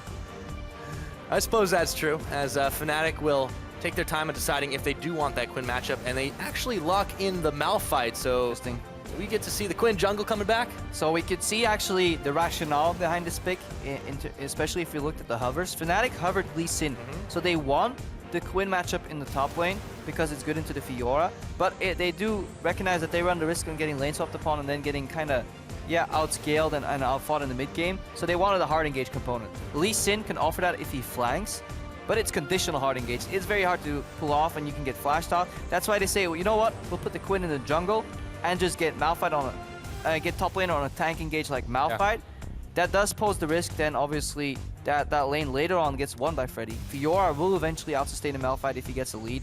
As we saw in the duel between Soaz, a lost game against the Atom, they're in the bottom lane. Eventually Fiora can whittle away and out pressure, but it at least offers hard engage. I like it because otherwise Fnatic would have too much disengage, too much kite. Well, it's definitely how much do you trust your top laner. Gamsu has shown sporadic performance as the two coaches shake hands, get ready to walk off of this one. So we'll have to see who takes it out today. But let us know on Twitter what you think at LOL Esports is the place. Hashtag ROC win or hashtag FNC win. Will Fnatic rack one up on the board once again to 2-0 this week? Or will Roccat come back and pick up their second win of the split? We'll have to find out as we get ready and get loaded onto the Rift. And Roccat playing double TP. Oh, they're getting hyped. Last game of the day, last game of the week here in Europe. Let's get ready. Let's load onto the Rift. There they are, 5 champions and the Nexus. Beautiful. That's how it all begins, Krepo. As you well know. To see how Airwax handles this newly re-enabled Kindred versus Spirit. He has played the Quinn before, definitely racked up an impressive score on that one. I'm actually not sure who wins the duel in the jungle. 280 carries. Because Kindred deals a deceptive amount of damage, but it's very hard for us to track these duels because you have the blind that Quinn can procure, but we have a very hard time tracking that as spectators. See how hard it influences decision making. You can't play Wolf though. Extinct will find Noxiac. Throws the shield on to start up. For the most part though, we've got these line of scrimmage trying to deter any early aggression, any early warding attempts. Yeah. We might end up having the 2v2. Yeah, pull something quick. Still think to enable most of these lanes, Roccat will still want a lane swap. Let's see if they actually buy into it. Minions have spawned. Reckless and Noxiac. They'd already spotted Noxiac on the bottom side. Extinct should see them coming here. Right, don't reveal yourself right now, Extinct. Oh, Tabs Tab walks does. over the ward. That's interesting. Why reveal free information? He's still in that ward? Yeah, they're not backing away either. Looks like they go to start the Krugs, actually. Oh my lord, Extinct. Okay, don't walk over the ward now. And oh, he did it. All right. Everything is revealed. Fnatic know what's going on. They take the 2v2. 2v2, late to lane, against double ranged. So what Reckless and Noxiac now have to do is don't touch any creeps. Like, you don't want to over push. Extinct needs to walk up and draw minion aggros to force the push, because otherwise this will get really ugly. They can literally walk up, whenever Braum Q goes on cooldown, walk up and double trade on tabs. Especially once these minions start going down a little bit. There's not a minion aggro right now, yeah. They're getting zone of CS. Luckily, Fnatic kind of messed up this push. They over pushed, so they will be able to farm a lot on the tower. But yeah, this just shows you how hard this matchup's going to be, and it'll stay this hard. Unless we get a full Braum passive stacked up, there is nothing they can do at this moment. Yeah, it's definitely going to be hard for this Roccat bottom lane. You heard Sing talking earlier about Extinct and the troubles he might face on this support role that he has faced already, and against Noxiac, more experience there. In terms of supporting role, Febiven takes a little damage as he returns fire onto Betsy. Ooh, level 2 cheesy gank Level 2 Spirit with the Ignite from Febiven. Look at the shut down the Rise. Got that red buff. Let's see if he can get Betsy to step too far forward. Got to burn his flash. And there we go. In Rune Prison goes Febiven, but Betsy knows something is up and he has to run away. Yeah. You know, too, we didn't talk about this, but that Summoners, that double teleport might come in handy for Roccat. Definitely will come in handy for Roccat if they use it wisely. But not now. Yeah, Febiven playing with the Ignite, going for the lane win with level 2 gank. The fact that Glitterlance missed, let me see, Airwax is hiding in that brush. On your left, he's hiding in that brush, so Spirit's going to pass straight into Airwax here. Yeah, but low on the health already, so he is able to get back in and vaults right on over. Airwax will dodge. Spirit takes a lot. You talked about deceptive damage. Jesus, he went full on Matrix on that Quinn. He just dodged that projectile, stepped out of the way. He did have the level advantage, but even with the level advantage, that was a very close trade. Betsy did not want to walk up to Spirit to not give away the gank, so he went back to lane. Extinct with the zoning Q, the most powerful of them all. Yeah, Tabs needs to see if he can get any CS here and avoid the poke. Stuck under that tower as Illusion is not a place you want to be. Hitting level 3 though. See if he can return fire. Could have all of his spells. Got the ultimate available as he dashes forward. Reckless nets back. He takes one shot of the 2. This is Forgiven's dream, by the way. Janna K, Lucian Braum with the early push. Yeah. That's when he wakes up happy. Because he loves playing this style. Not too much action will happen in this lane. It'll be continuous poke. We'll hear it if somebody dies. Let's take a look at some of these other lanes. Yeah, up at the top side, Freddy and Gamsu, we talked about this since we saw it in the last matchup. Definitely a rough ask later on for Malphite, but to begin with, Gamsu is not having too much trouble. He's got a mini wave at his back, and he's not down too much CS to start things off. Spirit, meanwhile, is hanging around on this bottom side after he picks up blue buff. I'm curious to see where he goes. I have a feeling, since the lanes are going to be fairly passive, that the junglers will influence a lot of this early game. Yeah, same case as we saw in the Giants match. It's all up to what the junglers can do here. Arax now level 4. The fact that Betsy sidestepped that Glitterlands and made Spirit reveal himself actually mattered so much for the early game because it gave Rocket an experience lead on Airwax. It gave Betsy a momentum lead in lane. Oh! Extinct going in aggressively, forcing the play here. Yeah, Airwax is in. He's got the Wolf Frenzy on. Reckless is caught. He's first blooded. It goes to Airwax and a well-spent flash. They nearly clip Noxiac on the back of it, too. Yeah, and this is what we were talking about. You have one shot. You have one aggressive move where you need to flash in, apply the passives, chase him down the lane. And then hopefully your jungle comes in to apply some all attacks, and Reckless goes down, and this just buys so much time here. If Betsy can survive, this is a really good opening for Roccat. Yeah, Noxiac may not be so lucky. Airwax on the chase. Extinct will force the Q after the Winter's Bite comes down. So Noxiac stays in lane and holds the line. But good start for Rocket. We talked about their early game, how well they're able to hold at the very least even. But they've got themselves a lead here with that first blood. 300 gold isn't much, but it's definitely a start against a team like Fnatic. Now Freddy, he's going to have to get out of the way. As Spirit and Gamsu are right on him. There's the vault up. Freddy getting a little low on this Fiora, but he stays alive. Febivin, they might look for a dive here. Stops the back. Oh, he was at the shop. Uh-oh, Ignites on. Freddy's down. Febivin just solos him. Yeah, Febivin out of nowhere. Freddy proud of himself that he dodged that skill shot, made his way to the tower, and suddenly a wild surprise because Febivin pushed in the mid lane while Betsy TP'd back to lane and disappeared. Just want to watch that again. Could Noxiac have done something in terms of Tornado? Must have been used already. Yeah, just really good closing in, applying the passives.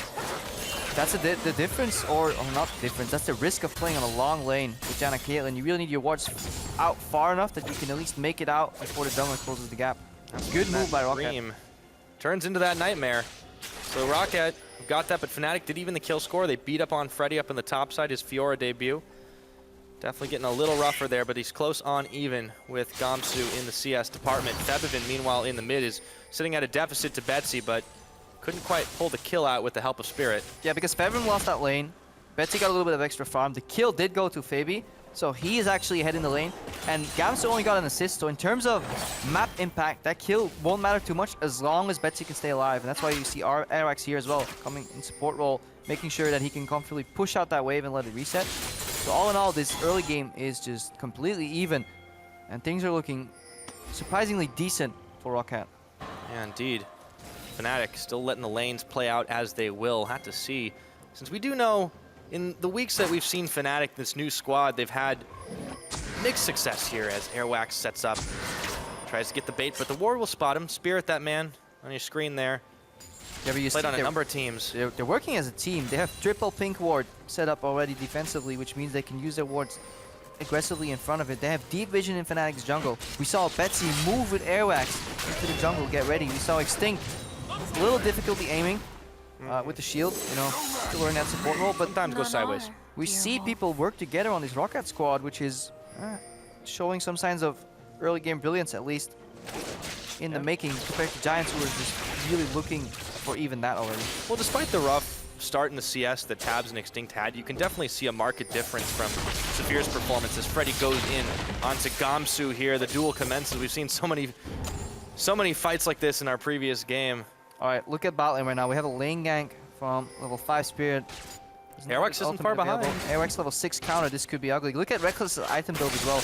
Because of that well-timed gank from Airwax, he couldn't get his BF sword, so he couldn't break open this matchup. Playing this lane on a pickaxe is a complete difference, as opposed to having a BF available with the Janna shield to get even more damage. So suddenly, the Lucian Braum lane is even farming to the Janna Kate. Spirit's help, they'll be able to keep Extinct and Tabs way far under this tower. The time being, Reckless dodging out all the damage. And it looks like Febiven might be in for a pincer if he steps too far out. Airwax is around the side here. The Rune Prison comes in. Low on mana. Have to use his ultimate and his flash to go in. Airwax was tanking the tower, but he gets the kill. And in comes the big rock. But there goes the Lamb's Respite. Airwax dueling 1v2. Betsy around the side to try and help. Shut down Gold over to Spirit with Noxiac coming in at the last second. Yeah, one good for one. communication. Good read there by Betsy. Doesn't go for the greed return kill onto the enemy jungler because he knows the support was roaming, but this lead, Reckless exposed. Yep, Tabs sends out a big culling, but he doesn't hit enough of Reckless, and Extinct is the one who has to throw the Unbreakable Shield down. Reckless will be able to cause some counter pressure pushing there as Spirit and Valor form hightails down. Yeah, but he passed the pink ward in the Pixel Brush in the river, so really good usage of these defensive pink wards. That spotted the roam from Noxiac mid, which then prompted the engaged bottom, which forced Reckless to use his heal. It also spotted Spirit's movement. Now Spirit gets spotted in the jungle again. Rockat's vision control is allowing them to keep complete tabs on what Fnatic is doing. Tabs himself has been able to keep this lane in check despite falling down a little bit of CS. He's still hanging strong. Rocket are really looking good in this early game, and it's something that we have said with hope in our voices this split, but it's come crashing down way too many times for them. I'm curious to see if they can keep it up this game. For now, it's dead even at 10 minutes on the mark. Yeah, and they have the mid to late game insurance too. By no means do they get outscaled, especially later in the game. If you consider that Braum, any champion with pure denial in their kit, think about vision denial of potentially the Graves, or just projectile denial like Yasuo or Windwall, and Braum Unbreakable just can have such a high impact in the later stages of the game. Extinct can completely nullify Reckless's damage with good positioning. Yeah, we have definitely seen an abundance of Brahms, but Extinct is pulling this one out in style. Now Airwax look for the once again, there he goes, and he forces the wild growth. In comes Betsy, into Rune Prison he goes, bada boom! Look Airwax at the gets the kill. Synergy between Airwax and Betsy. Anywhere Febiven goes, he just gets completely jumped on. Doesn't matter if you're running Ignite Lulu, 2v1, it won't help you. Really good synergy, and Airwax, again, moving in aggressively. They're keeping Spirit in check. Yes, Tabs and Extinct, they're eating some trade damage here, but Janna Lucian will never kill you. They'll just whittle you down and zone you from CS, but Roccat really using that strong core in the mid-jungle synergy here to get their lead. Absolutely. I thought Lulu was a safe champion, but Febiven is finding out the hard way that that is not always the case when your pathing isn't solid. A lot of vision in that river brush, in that river for Rocket. It's netted them yet another kill. And no teleport either, so that means when he does make a mistake or he gets caught, he has to path back into the lane, and he's now 30 CS down, and he can't even get to lane in time, so he's continuously losing CS every mistake he makes. Yeah, I really want to compare these junglers too, because Spirit's definitely been making moves on the map, but it really has been Airwax on this Kindred who's showing up and impressing. He's gotten all the kills this game, and this is a champion that definitely scales pretty hard. I mean, this is impressive to do against a guy like Spirit. I mean, this guy pretty much single-handedly carried World Elite last year. I mean, yeah, yes and no. Like, he played very well with World Elite, but he also played a very risky style where he felt he was to be a one-man carry, and if it didn't work out, he fell far behind too. And we saw at times, especially, was it last week or the week before, when Spirit was playing Graves and continuously overextending against G2. Got killed by the enemy mid laner a couple of times, so Spirit by no means has been impeccable on the Fnatic lineup. Something to worry about for Fnatic down the line, too. We talked about them rebuilding. 3 new members. 2 Koreans, 1 from NA, 1 from China. But they've been bringing it all back together, and they've got time still on the board. If they can take this win, they'll end their first 2-0 week. Yeah, let's still look at the composition that Fnatic have drafted. The one part we haven't talked too much is Gamsu, because he's locked up in a farm lane and top lane. We need to see some flanks or teleports from him to enable the remaining 4 members. Spirit is kind of the only skirmish component. Other than that, Fnatic have built a very poke siege heavy composition that can whack away at towers. But they need the hard engage component, so look at Gamsu. See if he can use that deep ward, for example, right there that you see on the left side of your screen above Tabs. If he can teleport there, force a kill or force some flashes, then suddenly tower or bottom lane will fall and Fnatic can start opening up the map. Extinct steps forward now. Maybe now is the right time to do it as they jump onto Reckless and Noxiac, but need to see a teleport. He's locked up. There's the ultimate Reckless. They're going to have to get Janna Monsoon out, but no teleport coming in for Gamsu. I mean, if Gamsu just channels TP instantly there, Tabs and Extinct are just dead in the water before Freddy can even react. So lack of communication here on the side of Fnatic. Yeah, both junglers already coming in. They're actually going to meet each other, Spirit and Airwax. Airwax doesn't know this one's coming, and there we go. Ace in the hole, but he's invincible. Thanks to the Lambs Respite. Betsy was there for some backup. Airwax dodges a bullet, or takes it, but he shields himself up. Yeah, a little early on the trigger there for Rekkles. Wants to help with the damage, but Kayle ulti so good against Kindred ulti because you can just channel it afterwards, and as he walks away, you go for the kill. Jumping the gun, that's for sure. Freddy, a little bit of damage under this tower, but very disappointed. Gamsu wasn't able to spend his teleport as Febiven now comes in for another dive onto Freddy. Yeah, he snuck by, wasn't spotted, no ping, so they don't know this is coming. Well, Freddy is knocked up, now he knows something's up, ignited, and issues the challenge way too late. I love the way Gamsu did that, because Freddy will never expect a random ultimate there, because 1v1, it will not lead to a kill. And as Febiven enters just the edge of the vision range, Gamsu engages, and that allows for another Glitter Lance to come through without repulse being used. And at that point, Freddy just straight up dead. So that was a well-executed gank and another fantastic roam from Febiven. Yeah, so far those have been netting some results, but it is in this bottom lane that Rocket is giving Fnatic a hard time here. With the help occasionally of Airwax. Rekkles and Noxia getting knocked back. Got to be careful. Caitlyn is still going to have a hard time in this mid game, and he's yet to pick up a kill on the board. He definitely leads the CS department, but it will be a while before Fnatic can make huge use of this AD carry. Airwax now roving around. Will he run into Spirit again as the ward gets cleared out? And yeah, with the changes on 6-2 into some AP itemizations, we see the Athenes being picked up over the Frost Queens for Febiven. Means a lot of mana regen, a lot of magic resistance into the Rise too, so he can safely start contesting these waves. No more spooky ghosts. No more spooky ghosts. He does want this blue buff. So he may not be able to get it though.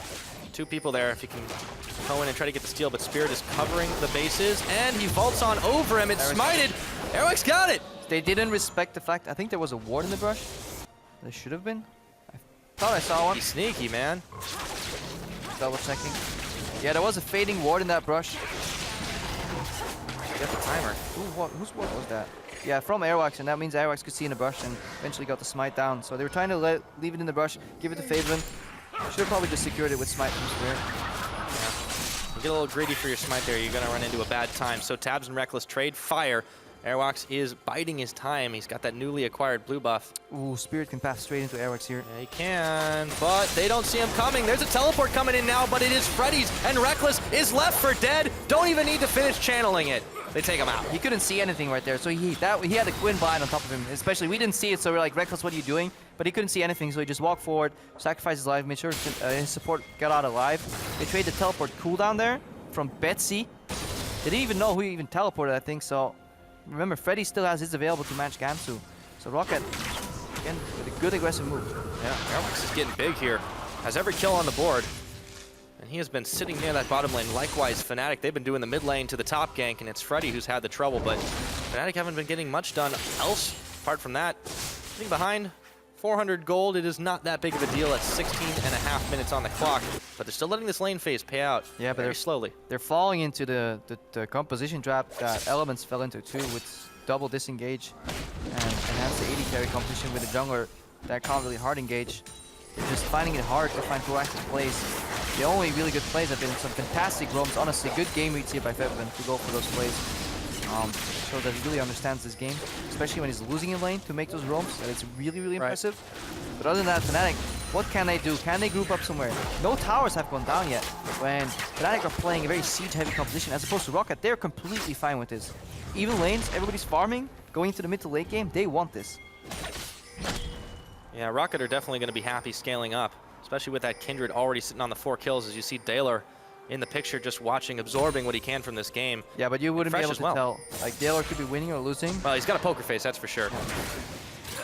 But Fresh, though, I mean, he's got to be happy about this start as Tabs takes a huge hit of damage. They turn it back around to Rekkles, but the knockup comes in, and all of a sudden, Airwax is there, but Extinct picks the kill up. Yeah, Extinct with a perfectly timed shield, just blocking the Janna Tornado, and then the damage from Rekkles. It doesn't matter that Tabs goes in over eager at the start of that trade, because we talked about it before. Denial of damage is just so strong of a mechanic, and then Airwax comes in to finish it off. Oh, Freddy, we've seen this story before, but it's Spirit who's turning the pages. Freddy's gonna go down, knocked up by Gamsu, taken out by Spirit, will result in the tower trade as Tabs take it out down bottom, but it's a dragon for Rocket as well. Yeah, but the only time this will start mattering is if Freddy loses the ability to hold Gamsu in a 1v1 trade. If that never goes out of the window, then it's okay to be 0 and 3. It's never okay, but it's manageable. I mean, when Rocket you're are getting bigger wins at the other side of the map. When you're shutting down the split push champion, that should be able to get to that point with levels anyways.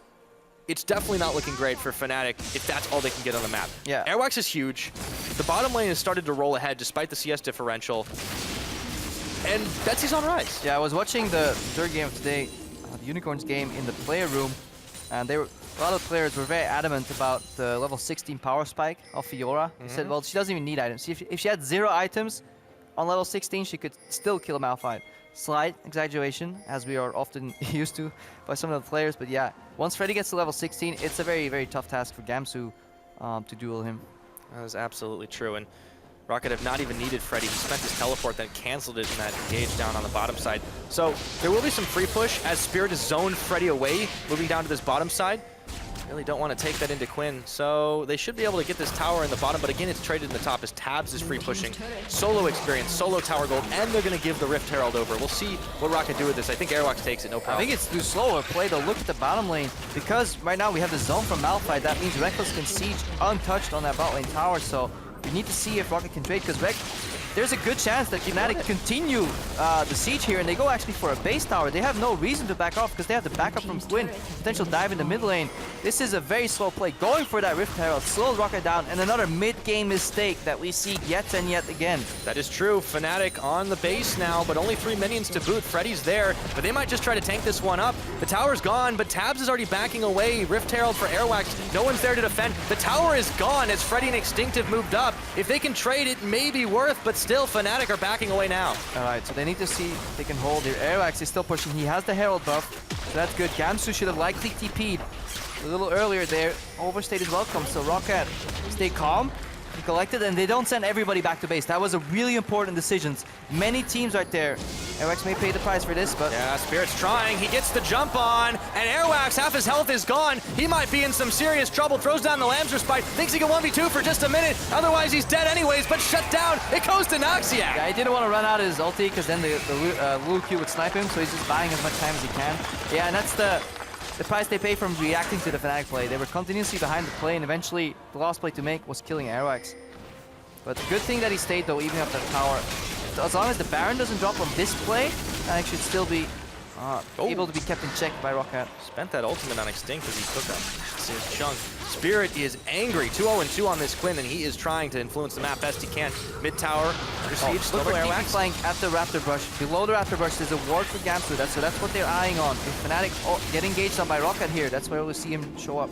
That was a huge siege on the tower. Fnatic making moves when they can. Spirit spotted by that ward as he goes into Valor form, look to push the wave on the top side, so they settle into a 1-3-1. Yeah, 1-3-1 here. Using the mobility from their jungler and the vision they've procured on the last push to at least push in the side lanes, force Rocket to decide, do you want to go for team fight mid? Or do you want to go for Spirit dead? It's Betsy out of the brushes. Overextend and die. That works too. Betsy gets killed.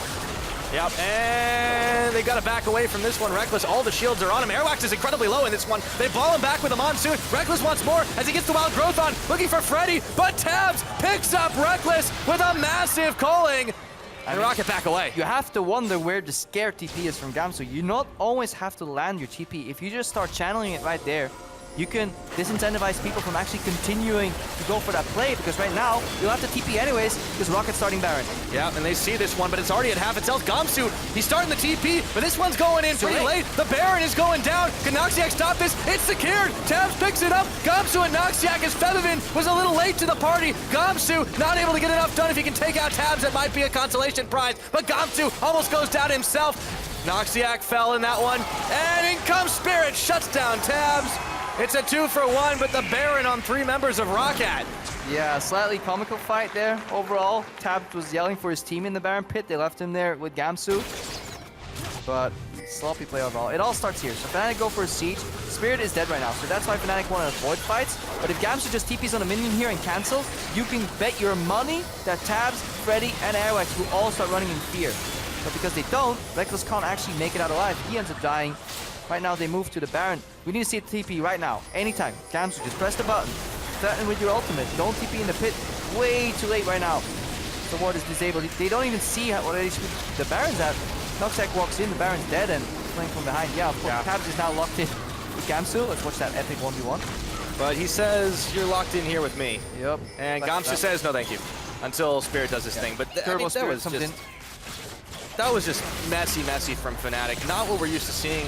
Even with the communication issues, they should be reacting faster than this. Rocket take down the outer turret. It was a long time coming. 5-5 and towers on the board. They've got themselves a gold lead. They've got Baron buff on 3. Zero hesitation though from Rocket. Something we haven't really seen from them. Very true. Zero hesitation on their plays in the mid game. Some creative roams. We saw Betsy snipe Spirit, aware of the vision. Gotta be careful right now, overreaching for this tower, but a well-drafted composition that does well in the mid to late game. They don't put all their money in the early game, yet they still win it. And Extinct actually with his first good support performance. Yeah. Things are coming together for the Rocket squad. Absolutely. Airwax on a magnificent jungle performance on this Kindred so far. Freddy also. It's about time we've gotten to see him on a champion like Fiora.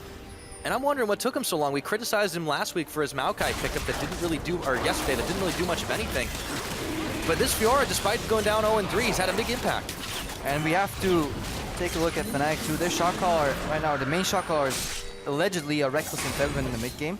Shot calling when you're ahead is doable. Shot calling when you're behind as an AD carry is incredibly hard. So Reckless right now forced into the Caitlyn pick because of the AD carry bans and picks. Right now it's a shot call from behind, and hopefully could have gone Ezreal. It's on the Koreans to carry right now. Yeah. Gamsu and Spirit need to find a way to use their good skill scores and their gold to find an opening. With an open inhibitor in the top side and one in the bottom for Roccat, that base race definitely had some serious ramifications at 25 minutes, 6 towers to 5. But Roccat, as you mentioned, being very proactive in the mid and late game. For the first time we've seen them this split, they're possibly on track here to pick up their second win. I mean, just start playing out a team fight in your head. Where's the damage coming from Fnatic? They need a one-shot, but they need a big Gamsu ult. Look at Gamsu. He's Sunfire, Frozen Fist, and Thornmail. He's relying mostly on his base damages. Featherman is gonna likely put the shield on Reckless for damage amplification. If Extinct gets a good shield up, that's out of the window, so it's only Spirit that's left then. And compare that to Betsy's Artillery Rise and Airwax base damage, Freddy's base damage. Well, as we see the culling come out here, Spirit and Noxic just can't hold the line for the moment. There's so much defensive stats for MR on Fnatic's side, and it's only this Rise. Yes, they're right to be afraid of him, but Airwax has been big. Tabs has been able to come up big and pick up a kill. Freddy, with the AD damage, has been able to split push a little bit here. Right. Rocket are firing on a lot of cylinders right now, and Fnatic are having trouble slowing them down. Fnatic need to pick somebody off. They need to wait for Rocket to get greedy. That could be right now, though. Betsy's stuck in the top lane pushing. He has teleport, but it can take a couple of seconds to channel. Desperately trying to hold on to this tower. Spirit's moving top, Featherman's moving top, so they might try to 2v1 the Rise right now. They are looking for it. Featherman going a little bit low. Reckless helping out with the ace in the hole. Noxiac gets the slowdown, and Betsy is shut down by Spirit, but at the cost of a tower, they paid the iron price for it. Yeah, but good move here by Fnatic. And taking the iron prize is used wrong, but I know. I just wanted to use it anyway. I know, but just before we get the wrath of 1,000 Redditors on us again. I'm sorry, guys. It's my fault. Anyways, good move by Fnatic. That tower was lost anyways. So in terms of what they gained is they stopped the split push, which was the main goal. Yes, they sacrificed 300 HP tower, but they find an opening on Betsy, and Rocket showing now a little bit, you know, they're not used to split pushing 4-1 at 25 minutes in the game. They're used to being split pushed upon 4-1 at 25 minutes in the game. So things changed. Big situation for them. 2,500 gold up. We'll take a look at that Baron power play. It's not huge. It's about roughly the value of the Baron itself, but for Roccat, that is always a positive thing. As you mentioned before, we'll be on the Koreans to carry. Positive scores for them on the board, but it is a tall ask when this comp is a bit hodgepodge for Fnatic, trying to find the fight. What's hodgepodge? All sorts of different things patched together. All right. I know I've got the right definition for that one. I don't know, man. We'll look it up later. Hodgepodge. You're welcome. Sounds like a movie. And that's Hot Fuzz. That's a great movie, by the way. I've watched that like 20 times. Love me some Edgar Wright. But back to this game. We're about 28 minutes in. So Rocket is still holding that gold lead. It is a bit slim, but they did grow it with the Baron. They've had good control of the sideways, but for the moment, the top is actually pushing against them, so they send Betsy back up there. He nearly was able to, well, he got a lot of damage on the inhibitor. Yep. But then he got double teamed and taken out. So Fnatic's still showing that they're able to react to this, that they're able to hold the line. But as you said, how are they going to come back into it? Yeah, Quadra teamed almost, so really good rotation there. Baron Blocked. is 1 minute away. You guys don't know that because you don't have timer, but I am Psychic. And by Psychic, I mean somebody's whispering that into my ear. So about 50 seconds right now for the Baron. So that's why Fnatic's pushing up, trying to zone off Roccat. They want to force Roccat in the mid lane, hopefully in about like 40 seconds from now, so that then they can path to the Baron. If not, they'll just siege. Really good poke here. That was Reckless. good. Those two traps in the choke points are fantastic. Caitlyn is a great siege tool. Just forces the ult out of Tabs. Can't quite clear the wave too. Was being tanked up for just a moment by shielded Reckless and Noxiac. So we can see the priority. Fnatic don't really care about the vision denial around Baron just yet. They want this tier 2 tower. And once they're grouped up, Fnatic, with their hodgepodge composition, achieve their goal. They have a four-man siege composition with 1 hard engage. Gamsu can also tank these towers. Just need to be careful of flanks. Oh, Extinct. He's able to miss, or he misses over the Raptor pit, so... That's big. That's nice really move, big. but that's down. Fnatic knows that they've got a chance to finish this one in the tower department. Gamsu goes a little far forward, but he's a big tanky rock he can handle for just a moment. Or can he? Has to ult defensively, that's also huge. And in goes Betsy, puts Reckless in Rune Prison, and down takes him out! Extinct is looking for more now as Airwax steps forward. He has the Wolf's Frenzy on, but he steps right out of it. He's gonna have to get the Lam's Respite down just to stay alive. Close calls, and they only take Reckless down. Yeah, I don't think in this composition Gamsu can ever afford to use his ulti defensively. If anything, just flash out. You need to keep that zone for any turn damage, because the second the Gamsu ultimate is out of the equation, Betsy can just flash in aggressively. Reckless does not have QSS available just yet. He got popped. Right now, Rocket indicates so. Baron goes down for them. Gamsu is caught again. They are so low though, and Betsy is the healthiest along the tabs. They don't lose a man though, as they sent Airwax back very quickly with the Empowered Recall. They've also got a big wave building in the top side. Fnatic, no, they lost that battle, but they've got to get back and defend or they'll lose the war too. Yep. Rocket with another Baron here. Another decisive call and a really bold move from Betsy flashing in, but we have to question, could Gamsu have triggered forward with that unstoppable force and actually just went for the hard engage on top of Betsy? Yeah. Or should Noxic have flashed in, disengaged, to see if they could have saved the Gamsu ultimate, at least to have some more teamfight potential, because when that drops, yeah, Fnatic can only run away. Well, that's a big issue too. They're relying on him for damage. At the very least, his build is starting to reflect it since he picked up the Abyssal Scepter, but is it too little too late, and especially having to use that defensively? Rocket take Dragon number 3 to Fnatic 0. Controlling the map now, all around the side. Things we were praising Fnatic for a little bit more and earlier on. This time it's Rocket that are definitely driving it forward. 5,000 gold in the lead, 2 towers ahead, and 3 dragons to zip. They've got the tools, but can they close it out? Yeah, and we saw the potential of the Reckless poke, you know, being buffed up by Janna, being buffed up by the health picks, but he's just a little bit behind. He's 0-5 right now, has a lot of farm though. Right now he has QSS, so the next time Betsy flashes on him, he can break that Rune Prison and jump out.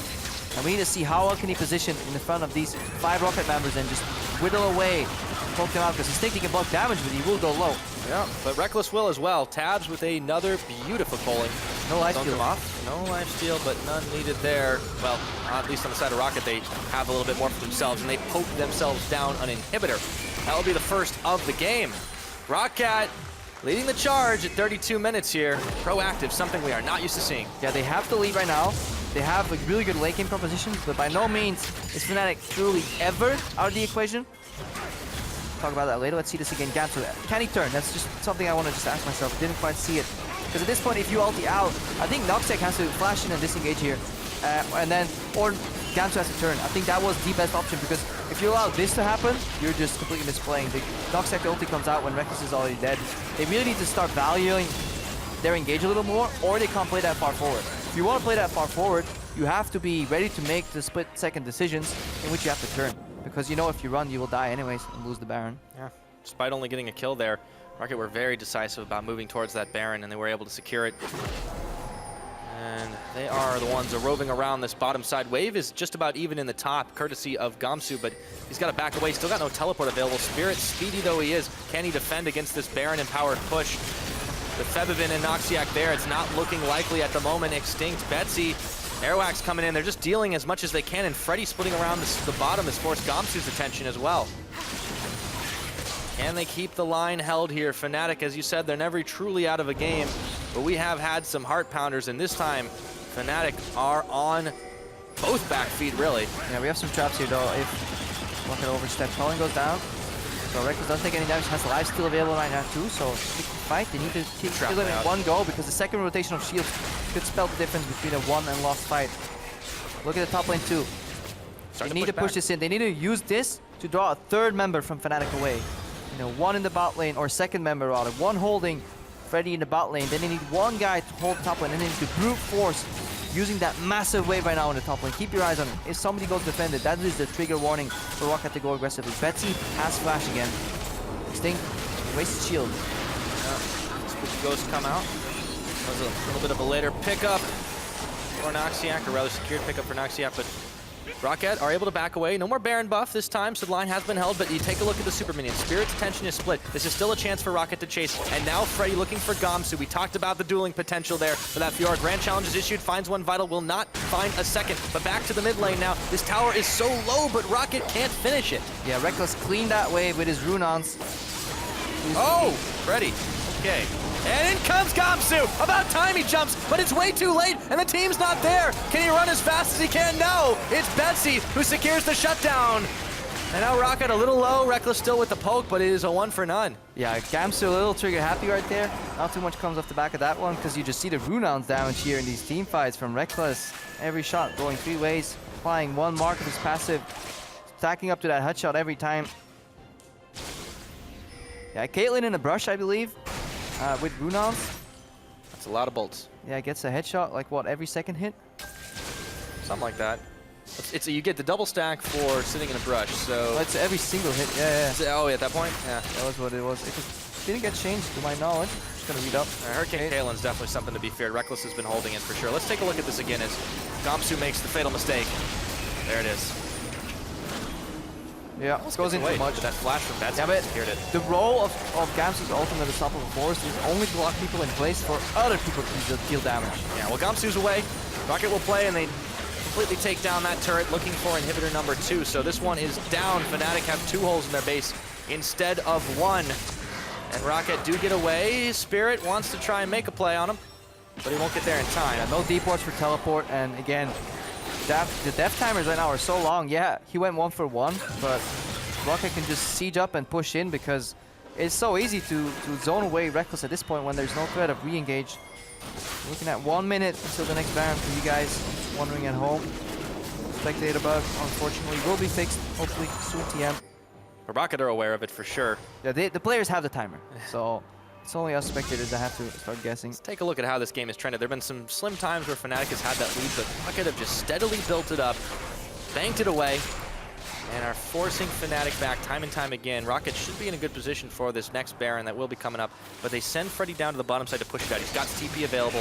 Gamsu's got the same. Fnatic are still in a hole. Can they climb themselves out? Yeah, Mercurial's finished up right now though for Reckless, and that obviously has a little bit of lifesteal on it right now. So it's a really good 4-item build, because usually if you had to go 3 power items plus QSS into Mercurial, you didn't have any lifesteal, so you were still at risk of getting blown up. But it just makes for a fantastic 4th item. Yeah. Reckless can choose going Lost Whisper, which he doesn't really need. He's probably looking at a BT as his last option here. Speaking of items too, you look at Featherman, despite those early plays he was able to make up in the top side, so down in gold. 3,000 compared to Betsy, I mean, that is a massive difference, and you can see the late game rise is coming in so handy. I feel like we've talked about a lot of traps and champion picks. I feel like the Lulu's a pretty big trap here that Fnatic fell into. I mean, you play towards a goal, which is a spike in the mid game, and to enable your AD carry. If your AD carry happens to go 0-5, and you can't really win out, yeah, then things like these pokes right here that Rex is doing are happening too late. Yeah. Still can't secure that tower, and they've got to go back and deal with Freddy. Look at him, he's nearly at the base, and now all of a sudden Fnatic realizes, uh-oh, bad things are happening. They send back Gamsu, they send back Spirit, and all the rest of the Rocket are sitting in the mid. Freddy, though, he's got to deal with a 1v2, or maybe not, because there's a teleport coming in, will instantly force the back. Yeah, no Ignite on Betsy this game. Teleport saves Freddy, because otherwise Freddy would have dropped dead right there, and that would have been complete control of the map for Fnatic. Likely of Baron too, so really good teleport helping from Betsy. Slight overextension here from Freddy, because you can never go that far unless your team can take something on the other part of the map 3v4 while 2 guys try to 2v1 you. Yep, they tried to gank the teleport, but Betsy was able to teleport in himself. So, Dragon number 4 secured for Rocket. Fnatic have still yet to get one on the board. If this game keeps going, this sets them up now for the possibility of finishing with the Baron or with Dragon 5. Yeah, multiple win conditions here, but Fnatic only need one fight. Death timers are so long right now that one good fight wins in the game, and Rekkles can single-handedly, as I say that, with the help of his teammates. Yeah. Single-handedly with the help. It's like, yeah, when a support makes the play and they go, good job, AD carry. TLDR, Rekkles can carry these fights, especially being enabled by both the Lulu and the Janna. 38 minutes on a Caitlyn, even if you're 0-5, is definitely something not to sneeze at. But the issue is they need Gamsu to make a big play on his ultimate. We have not seen that today. He's barely gone forward with it, and the last time he did, it ended in absolute disaster. I mean, 0-5 doesn't matter when you have 420 CS right now. Yeah. The 39-minute mark. I'm actually going to rephrase that 413 because I know a wealth of comments will come. It's too late. It's too late. We've already unleashed the Horde, so unfortunately we'll have to see what happens. Good trap Lane here. is open here. Love these traps. Every time Caitlyn Excellent. sieges, you can just put people in a prison. And again, we can trap off the right side or the left side here with the Caitlyn. And they just want to force rocket to the mid lane, but we see a flank here from Extinct and Betsy. It's a big knockup, and all of a sudden there is a massive culling. Shutdown goes over to Airwax though, so they've already lost Spirit, and that is a lot of attack damage. In goes the rest of Rocket. They get knocked up by Gamsu, but they keep on chugging. Febiven turns around on tabs, but the rest of Fnatic are dropping like flies. Noxiac's down. It's only Rekkles and Febby, and that can't last long. This has got to be it. A double kill to Airwax. Febiven flashing. Can he stay alive? I think he's going to be able to, but that's got to be Baron. Yeah, some really good kiting here overall from the Fnatic lineup, but just not enough stutter steps here from Rekkles coming out. I think Rocket is basing to go for the finish. Almost has to be. Well, long death timers. How quick can you run across the map? 20 on Spirit, 24 on Noxiac. I mean, Fabi can't hold these waves. We have Super Creep. This should be the game. Yeah, they don't need to worry about that wave in the top side since they're already on the base, so last inhibitor turret is down. Noxiac's up in 10, so they're taking the safe path. They don't want to risk it all. They're going for the double inhibit to the Baron, likely. I mean, at this point, Airwax and Extinct should be running towards the Baron. Yeah, they're just getting the one inhib, so they got 2 down on the bottom side, but that's the pressure that they have to deter Fnatic from trying to contest this Baron. Fnatic, though, they have to make plays, but it's 10 seconds still on Gamsu, 12 seconds still on Rekkles. They can just start it off now. I mean, watch Spirit go for the drive-by. Oh, he will. Did he get the snipe? Nope, he is gonna get locked up, and he is taken down. Airwax deletes the smite off the map, and they are right back to the big purple worm. Yeah, Rocket realized that the Baron Rush kind of failed, so they need to wait for someone to come face check. They use their vision advantage to completely take out Spirit. And they read us. And right now, 4v5 with Baron buff. 2 open inhibs, 1 down already. Yeah, That's could be it. Baron. Let's watch that fight again. Keep your eyes on Rekkles, because he has to carry. Doesn't cancel any all attacks or anything. Let's see what's going on here. Tries to deal as much damage as he can. Gets zoned by Betsy here. Good QSS here instantly. Walks away. Gets out tabs here. Yeah, that's 1 canceled auto, I think, but it's so hard to play these fights. You can't almost afford to use any abilities because the cast times of your 90 caliber net and your Q, it just costs you too much time, but he's getting overrun. It's too hard. Complete Zerg here from Rocket. It's hard for the comp that they ended up drafting, and now you can see Rocket trying to push for the finish here. The Caitlyn trap line will just get eaten up by Extinct as they step on forward, and that's a man who's definitely had some solid ultimates this game. A few misfires, too. Oh, he got Airwax. Oh, Airwax is already down. Holy snipe. Extinct now on the run, but he's isolated from his team. This could be the fatal mistake that Fnatic was looking for. An inhibitor comes back up in the middle and timely too. Game. Betsy has no flash available. Unstoppable force available in Gamsu. They can just walk up, try and find him. Betsy's on the right side. He's been spot out. Uh-oh. Betsy on the run. Buying as much time as he can, but Spirit will zoom, looking for him. Just don't go for the fight. Yeah, look, Spirit being smart here. Yep, Betsy's trying to buy even more time for the cooldowns to come up, but Betsy won't be able to do any more. Spirit, half his health is gone, but the outplay was there. I guess it's easier when you've got some allies in your back. I mean, 30 seconds still, so far away from the base. I think I've called the game 3 times already. There's nothing for them to take, though, other than the base. I need to get there. Yeah, well, they're not in a rush. I think Fnatic are just happy to have a breathing moment. I don't know, man. If I'm playing against late game Rise, Fedora, I'd be in a rush. There's a problem there. That's true. Who needs Nexus Towers anyways? Yeah, I guess. Well, Gamsu wants to save him, so he's able to get the cleanup going, but Airwax is about to come back up. Extinct is, so Betsy's the only one not here to defend, but it's a 4v4 unless they bring Gamsu. They will bring Gamsu. Betsy is dead for 30 seconds. The problem is there's no Baron enhanced minions right now. Rekkles. They need Gamsu. Rekkles is so low. The Monsoon's coming in to heal him up. Airwax has already thrown down the Lamb's Respite, and Spirit comes back on in. Tower is gone. Rocket's defense has failed. Inhibitor going down here very shortly, but Rekkles is on the chase. Man, he's looking aggressive. Into Baron empowered minions. They then try to turn it down to the bottom. That one mistake from Rocket, they were looking so good, but just like that, they have lost 2 inhibitors. Remember, Gamps is walking over. He walked here because he wants to keep his teleport available in case some shenanigans with teleport happen on the Rocket side. Teleport up to the top. That's going to be spent by Betsy here. Can he take himself a sneaky inhibitor? There is a massive wave at his back, and he's just going to run straight to it, so he will be able to secure this one. Yeah, Gamsu not using his teleport, wants to hold it. He's not going to go back up, so they have to defend in the middle. Rocket does, but the rest of Fnatic are 5-stacking. Now the question is, can Betsy get away? Looks like he will be able to.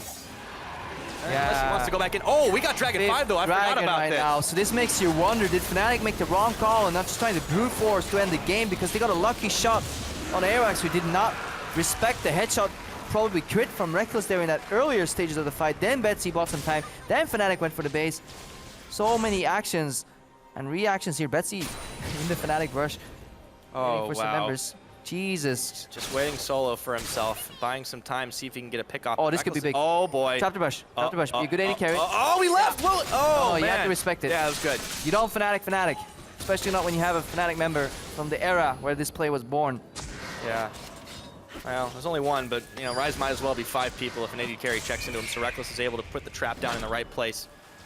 Still though, I love 2 inhibs. What this game has become. Regardless who wins.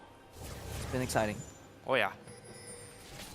Take a look at that Baron power play. That definitely didn't work in Rocket's favor. Unfortunate. Well, it's. I think that is the worst we've seen today. But actually. it's really hard to actually have good Baron power plays at this point in the game, because Baron power plays are changes in goal differential, which mostly come from either kills or towers. If you get a good Baron power play, it means you kill people, which means the game ends. And you can't take any towers because they're all gone already, and Nexus towers don't give you any gold. So inherently, this stat trails downwards towards the end of the game. Not that it matters, but just the context. What does matter is the inhibitor respawning in the bottom side for Fnatic. They only lack the one in the top. Rocket stepping forward, but there's a line of traps. Extinct will look to clear them out. He throws the Unbreakable on. There's a culling. Takes a bite out of Spirit. Rekkles had the shield. You take one down, you pass it around. One more trap on the wall. We should keep getting those cupcakes. And you can't even clean them all in one row so as a support anyways, because you get a little debuff. That means you can't get chain trapped anymore. Yeah. So it actually makes it harder to clear these. 2 inhibitors have spawned. The last one's being cleared here by our AoE Gatling gun killing machine Rekkles. We have Freddy backing here. He's going to go to deal with the bottom side, but he's got his TP up. Rockets seem to have the fear put in him here. They don't want to go in for the dive into this base. Since I mean, what happened last time? Doesn't matter who Rekkles hit, his Runaams will spread on the rest of the team, and everyone's trying to kill him. Yep. Oh, they jump on Rekkles. He's got a massive turnaround in his health. There goes Gamsu. Shut down gold in his pocket. Tabs is melted. Freddy's going down, and that has got to be it. Fnatic with the comebacks. All right, I've called this game for Rocket. I've called it for Fnatic, but I'm going to make a bold prediction here. Pyra, Betsy's going for the back door. Betsy's going for the back door, but he's got no time left. Fnatic are racing for it. No, they're backing away. What is going on? Spirit's going to be the one coming back, and Gamsu as well. Betsy's got one Nexus turret, though. Oh, this game has gone nuts. Not yet. Uh-oh. One support. Oh, 3 people. And goodbye. Oh. That's the ace. That's the game. It took him 47 minutes, and it looked dire for most of it. But Fnatic will win this game.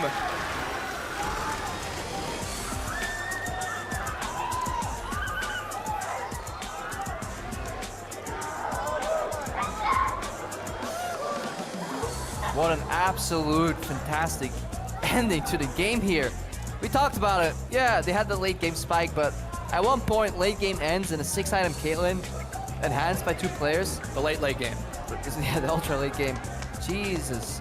Rekkles with a fantastic late game fight there. He gets caught a little bit, but QSFs flash out, reset from Noxiac, and at that point, if you don't get him immediately, you overextend. Really good play here at the end of the game. Yeah. Sloppy mid game, and Rocket, this has to be crushing. This has to be a crushing defeat. They were so close so many times to locking it up, but Fnatic kept it cool. Look at the smile. The game is big smiles. You got to. After you save that, you just got to relax. Gamsu, though, after so many mistakes and so many failures to execute that ultimate, having to burn it defensively so many times. He comes in with the clutch 3-4-man knockup to just blow them away. And that was it. 47 minutes on the game clock. They even managed the defense against Betsy. I mean, that's just gotta sting if you're Roccat. They had that game and then they lost it. All right, this is one of those graphics for the damage dealt to champions where you go find forgiven. Off the charts. Rekkles dealt 60,000 damage to champions this game, and I'm just gonna do some really quick math. The next closest was Rise. Yeah, so he almost dealt as much damage as the entire enemy team combined. He's only down like 10k. So, yeah, really. I mean, it's the nature of the composition, but I suppose if you go this late in the game, you've got such a stark contrast. Yeah.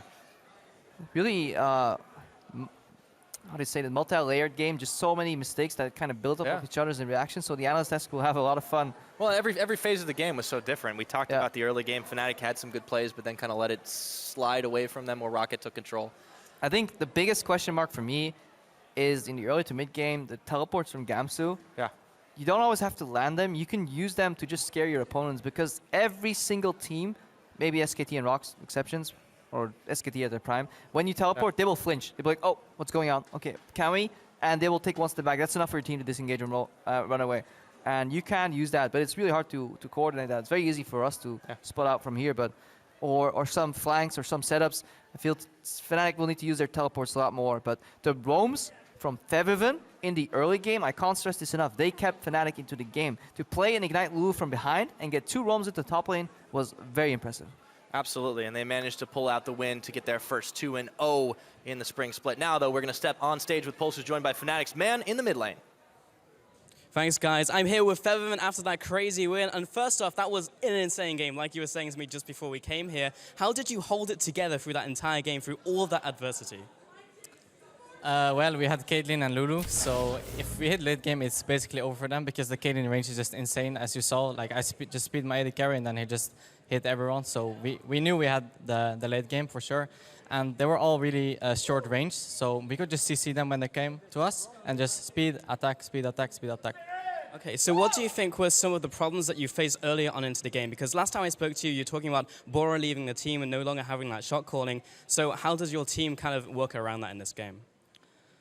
Well, I think our communication improved a lot since the last week or like 2 weeks before. But this game was like a whole different story because our bot lane got really behind, which means that we had no pressure all over the map because their jungler was strong too. And they had TP advantage mid, so it was really hard for us to actually do something. So we just had to team fight and stall for late game, and that's what we did. Yeah, well, how was it for you as well specifically? Because you went onto the Lulu, drafting a Lulu which facilitates your other lanes instead of picking a carry. How was it for you not being able to be the one who could just 1v9 the game?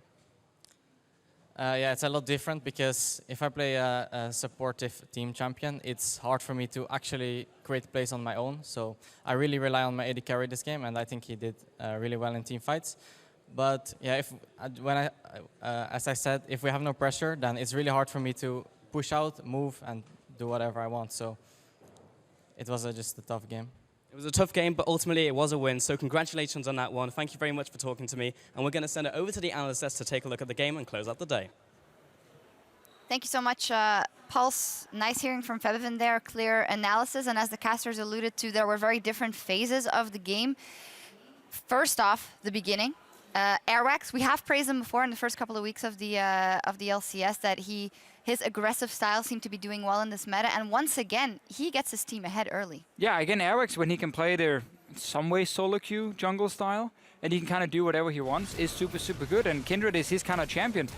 I will say, though, I'm super surprised that Fnatic, time and time again, gets ganked in the bottom lane, and for some reason, every time he goes down there, he gets a kill. I mean, come on.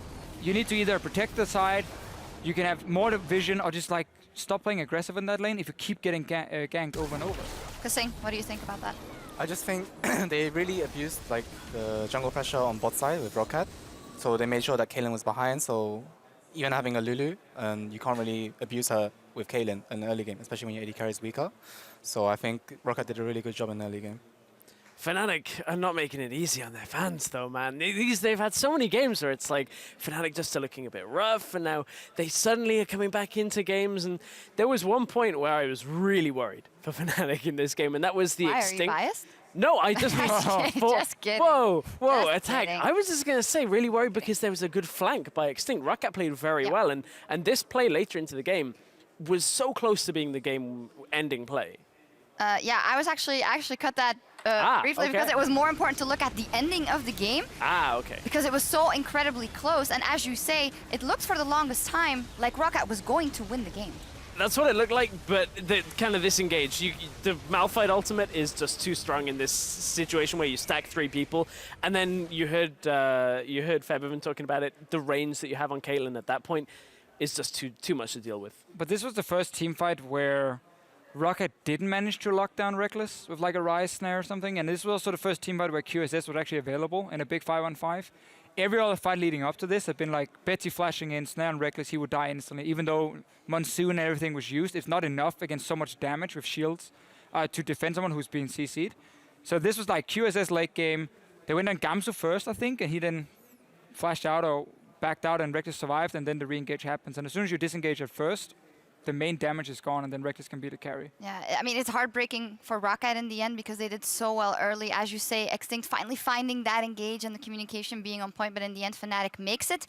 What do you guys make of the fact that when we saw that after the game, Fnatic looks incredibly happy with wins like this, and in the summer split, they were depressed almost when they won by a landslide. What does that tell you about the project and where it is, and about their state of mind?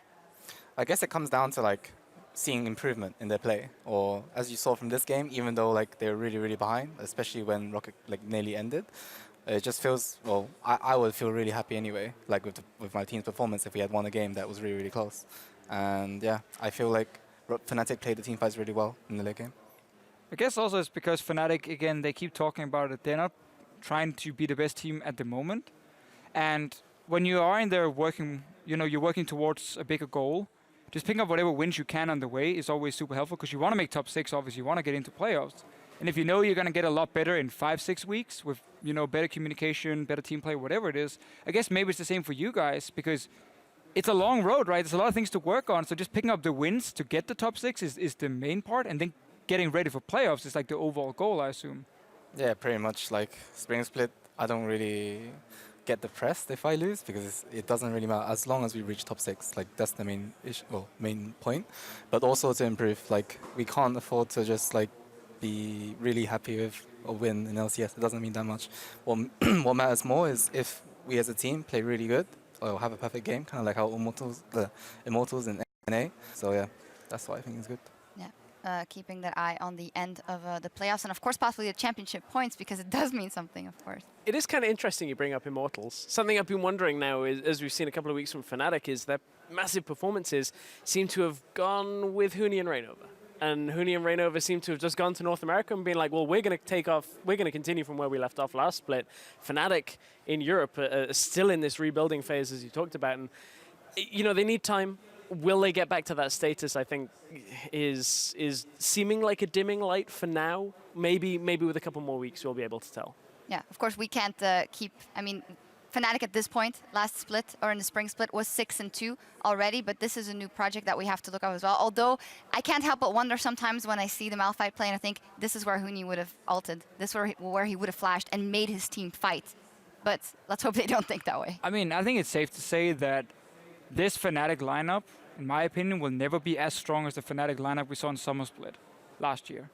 Because I think that Fnatic was one of the best teams we've seen in the West in many years, and honestly. Will to come. And will most likely, at least as it looks right now. I do look at some of the top teams. We have the newer top teams. I think there are some with a lot of potential.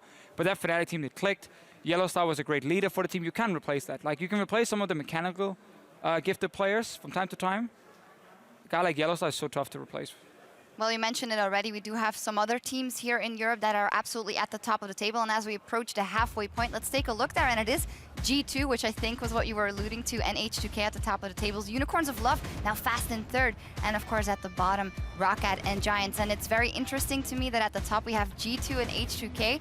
who showcase two different styles. We know H2K likes that macro play, setting up for those towers, getting those early advantages. And we know G2 just likes to be aggressive and brawl out and fight. And I think that's a cool testament to have two different teams at the top of the tables. Kasing, what do you make of G2 and their style? Too aggressive? Yes, no? I really like G2's playstyle actually. Like they always commit. If one guy goes in, everyone else goes in. And I think this kind of playstyle requires a lot of trust as well. And I think as a team, they're actually bonding really well. And yeah, I think it's really good. And we see so much talk about, you know, the current meta, LCS games, or just overall professional games being boring at the moment. I think it's super important to look at some of the top teams in every region and what they're basically known for at the moment. ROX Tigers playing super aggressive, a bit like G2. They're all trusting each other. They're very good in coordinating engages, very aggressive early jungler and Peanut now compared to Hojin, which they had last year. Immortals, like winning games in 20 minutes, super aggro. G2 is doing the same. Xiaogu over in the LPL. As well, with like early aggressive junglers, the team built around their junglers. So yes, okay, some of the games might not be the most exciting, but for some of the top teams who are playing the meta correct, I mean, it is very aggressive games with a lot of fighting going on. That's interesting you mentioned that because we were talking a little bit about the meta and if you liked it, then you brought up specifically that you think it revolved so much around the junglers. What are your thoughts in general for you in this meta? I think right now the current meta is like jungle and support, like are the main carries of the team. Like if they get vision on one side with mainly on the mid and bot side, then usually you want vision around there. And before, in like the past seasons, everyone can buy vision wards, and right now only like certain people can buy wards and stuff and trinkets. So by having support and jungle together, it usually means that they can go together like anywhere they want on the map to get place vision. Whereas before, you could have vision on your top laner, your mid laner, they could ward from themselves. So then you have like one quadrant of the map warded as well. But right now, it's like you have to focus on one part, and that's all. If you had to score yourself right now, Shook and you together, how do you think you're doing? Solid 8. A solid 8. Yeah. Okay, solid 8. Fair enough. I think one of the most interesting things, like, is everybody talks about, you know, it can be a bit boring. I think the problem is when teams are at a level where most of our teams can play the beginning of the lane swap very well. That's why people are just seeing so much neutral play. You trade because you can't step into the shadows, as you were saying, Kasing. The problem opens up, or the game will open up, as we saw today, when it extends past that. And we end up with these really messy games where after that 15-minute mark, everybody wants to fight. And we end up with like that Fnatic game. We end up like with the Unicorns game earlier. So that's where it starts to open up. I just wonder whether we're going to see teams come up with some slightly different strategies, or whether we really are, without a meta shift, at the point where our teams just know how to lane swap. I mean, we're definitely not at a point where every team can play the meta the same way. Because again, when you have these top teams, why are Immortals the only team who's able to play the way they're playing in North America? Even if you have worse players, you can try and play the same style. It will go wrong. You will obviously lose a lot of games doing it, but you can still be super aggressive, super aggro. I think Rocket is doing it often in the early game around Airwax. But the fact that so many top teams in each region are super, super aggressive and are forcing a lot of plays and being proactive, it does tell me that they understand how to play it. And a lot of teams who's dragging the game to 40 minutes and just trading, never fighting, and 0-0 for again 40 minutes, are doing something wrong compared to these teams. Not saying H2K are, because I think H2K are actually very proactive on the map, always forcing objectives. They're just not forcing the kills. They did end up with a quite close game versus Elements as well. H2K, what did you make of their performance overall this week? I thought it was good. Still finding their legs with Selfie. A little bit better this week again, though. Gone are some of the problems we saw in the last week. I think they looked fairly solid. We've still got to see a lot more from them. I think once we see in the second rotation of games against some of the top teams again, we'll see them pushed. But I actually think that team fight that just rolled out, if Ica had TP'd earlier, like there was a word place for them to win that team fight. And if Elements had gotten like that team fight that they wanted, well, rather than Morgana just walking down, then they probably would have won that team fight and gotten more, and maybe they would have stumbled from that. Yeah. So that's something I noticed. It was super close in the end. We saw there, of course, Forgiven and Vander. What did you make? What do you make so far of their partnership? I think that, well, Forgiven with any support is always going to be good because he has the playstyle that currently fits him, or the meta. Or like, AD carries are really, really important right now. Like, they can even go on top, you know, as you saw from my team. But I just think Forgiven has like a really good playstyle that everyone can learn from. Well, we also asked people at home to send in questions for Kasing, and Forgiven actually sent in a question. He tweeted, "And Rated and me vouched for you to join H2K, and in the end, you won against us in the spring playoffs." Opinion? I'd just like to say thanks for that third place, mate. And the Worlds trip on the back of that. Cool. Any case, if we continue to talk about Oh my God. the standings, do you have Sorry, anything else to forget add? it. No. Yeah, I'm sorry. Don't worry. Yeah. Sorry, Yeah. it's a post show. We can be chill. Something I do want to hammer home though: the Unicorns of Love. The Fisho, are you a fan yet? He was a fan in week 1. Yes, too. I'm a fan. I'm a fan of this team right now because I think some of the players we didn't expect too much from has really stepped up big time. Steelback being one of them. Obviously being a great AD carry right now. I'm so impressed with Vizicachi and his performance up in the top lane. And I'm just impressed with the team play. Yeah. This is the first time Unicorns have been a consistent team. I mean, we know what to expect from them now. They don't make the same silly mistakes we've seen. There are obviously some issues here and there, which every team has. Kasing, do you think right now that Unicorns of Love is the 3rd best team in Europe, where they're sitting in the standings? Or is it Vitality? I mean, I can't really say who's the best right now. Like, it's still early. Like, Perk said who's the best. Good job we didn't have a game between you today or anything. Yeah, I do believe. Who won it? Well, speaking of that game, one thing I was actually fairly impressed this week was Rudy in the jungle, because, you know, whenever we hear about these people from solo queue, it's always like, well, how do they actually perform, especially in the jungle role? Because it is 2 different roles. A lot of solo queue tends to be just carry out of the jungle and kind of win the game for your team. Rudy, however, was not making a whole lot of mistakes until it was like later into the game, which is pretty impressive to just slot into a team as the 3rd jungler on this and do very well. So as a player that potentially has room to grow, he's somebody I'm looking at and I'm like, okay, maybe this guy is a little bit more of the hype we've heard from his solo queue performance. Yeah, it's actually the same question we asked Perks, and a lot of it came down to Hylissang and Chachi are the absolute backbone of that team, and Hylissang and especially Chachi has definitely impressed me. What have you made of that? Because in the beginning of the season, we also had question marks. Okay, these 2 players are still there, but what can they rebuild? How much of an influence is that having on the fact that any jungler can come in there and do good, seemingly? I think actually comes down to Hylissang actually. From what I've noticed, like Hylissang is usually the one guiding his jungler, like where to go, where to be, and as I said, it goes back to the point where I said jungle and support are like the most important parts of the team. And I think Hylissang does a really good job leading like or guiding any jungler that they play with. And you are, of course, the support to Hjarnan. Another question that we've got sent in was from @1win writes, what makes you and Hjarnan such good bottom lane partners? Well, we do a lot for each other, so yeah. You know, if we would have asked Hjarnan this question, he would still Kasing. go, Kasing, of course. No love back, however. You could just say Yanan. No, but we have a lot of fun times.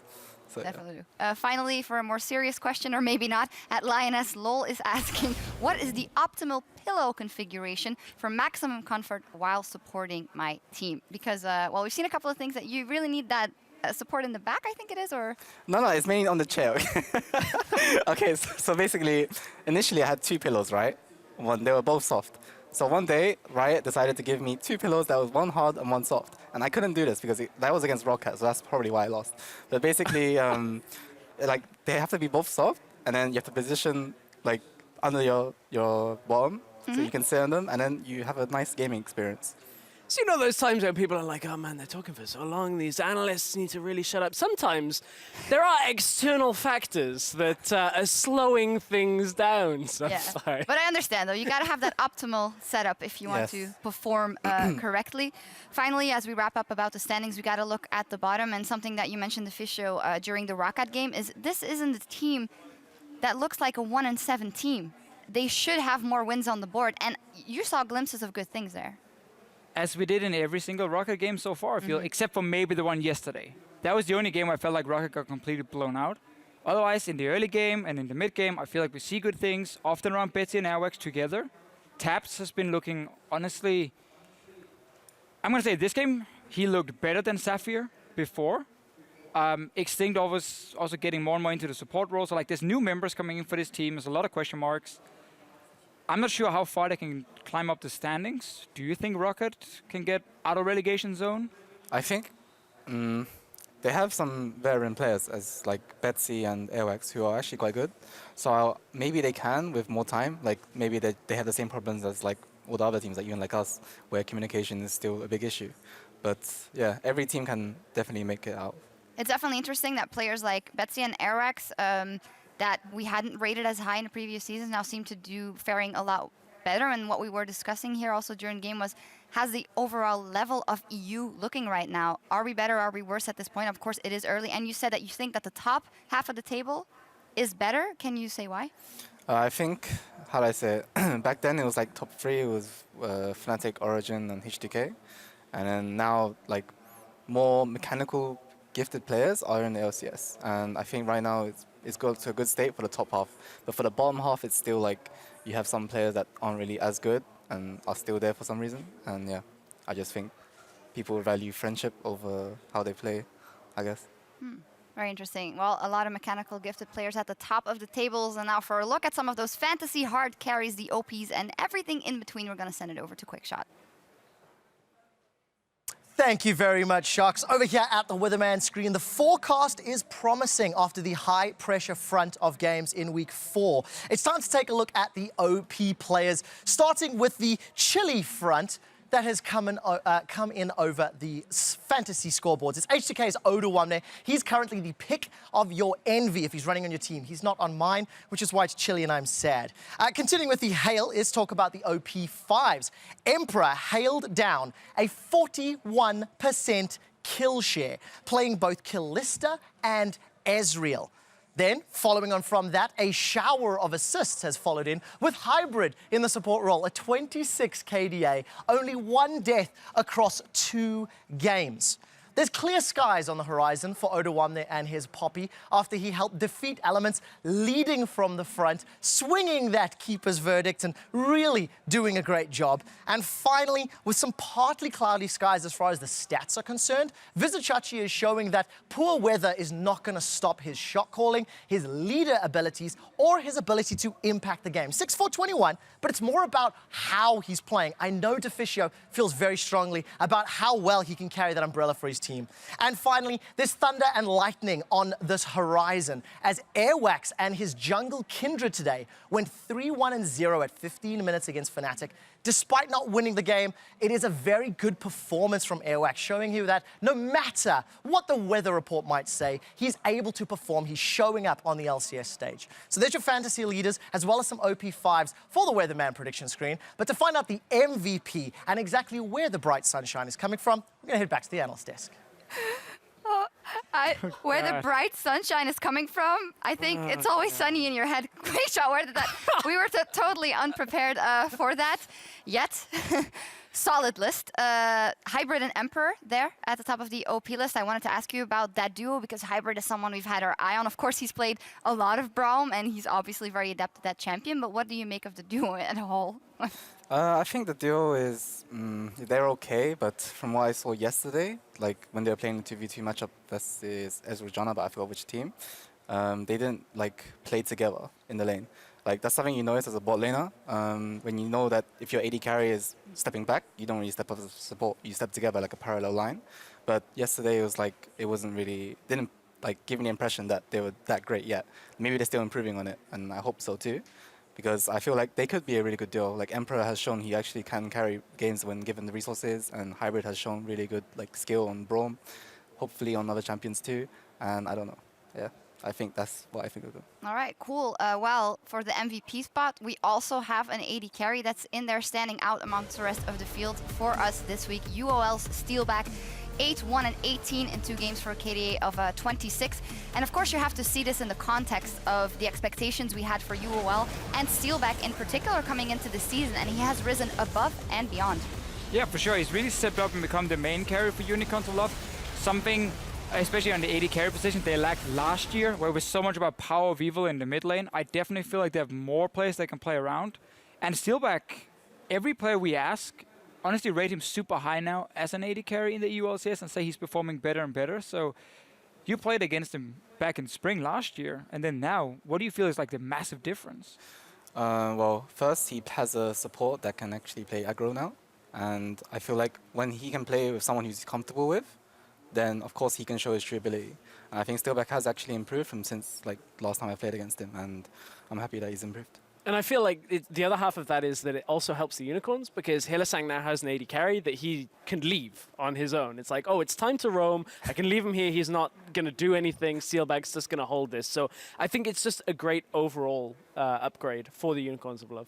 Yeah, and funnily enough, we talked so much about Power of Evil leaving, and he doesn't seem to find his groove on OG. However, Fox, Spring, 2015 Fox is back in there. Today's Corki play really impressed me, the way he roamed and played.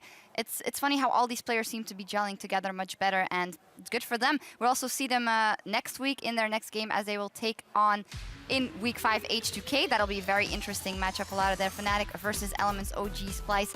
G2 versus Vitality. Well, Kasing, a little bit of a preview on that one. Of course, G2 alone, not alone, with H2K at the top of the tables. And after the game today, maybe, you know, a little bit harder to prepare for you guys.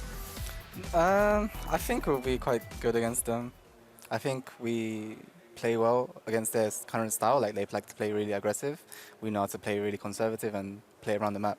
So I think it'll be a good matchup.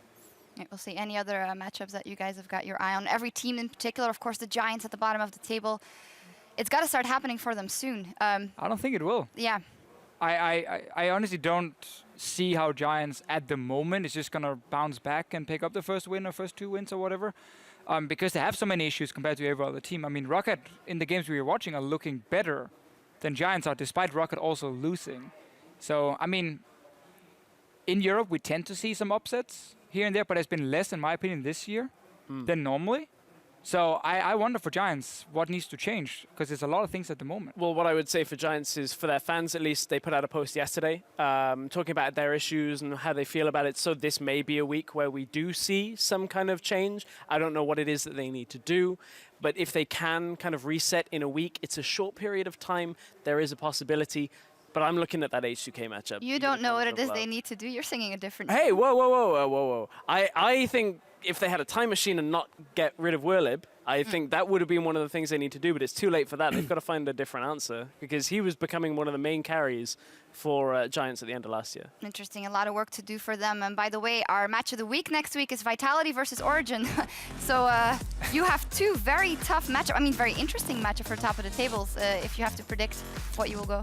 I don't know, actually. Like, both teams are really strong, and Origin will probably be in better form as well from the previous week, like the previous time we played against them, and of course so will we. So that will be actually a really fun match. We will see. You don't have to wait till that match of the week to get more LCS action, because things get going over in NA tomorrow at 9 p.m. Central European Time, noon Pacific, with Team Liquid versus Team Dignitas. And later on, it is their match of the week between CLG and the familiar faces of Immortals. Well, we already touched on them.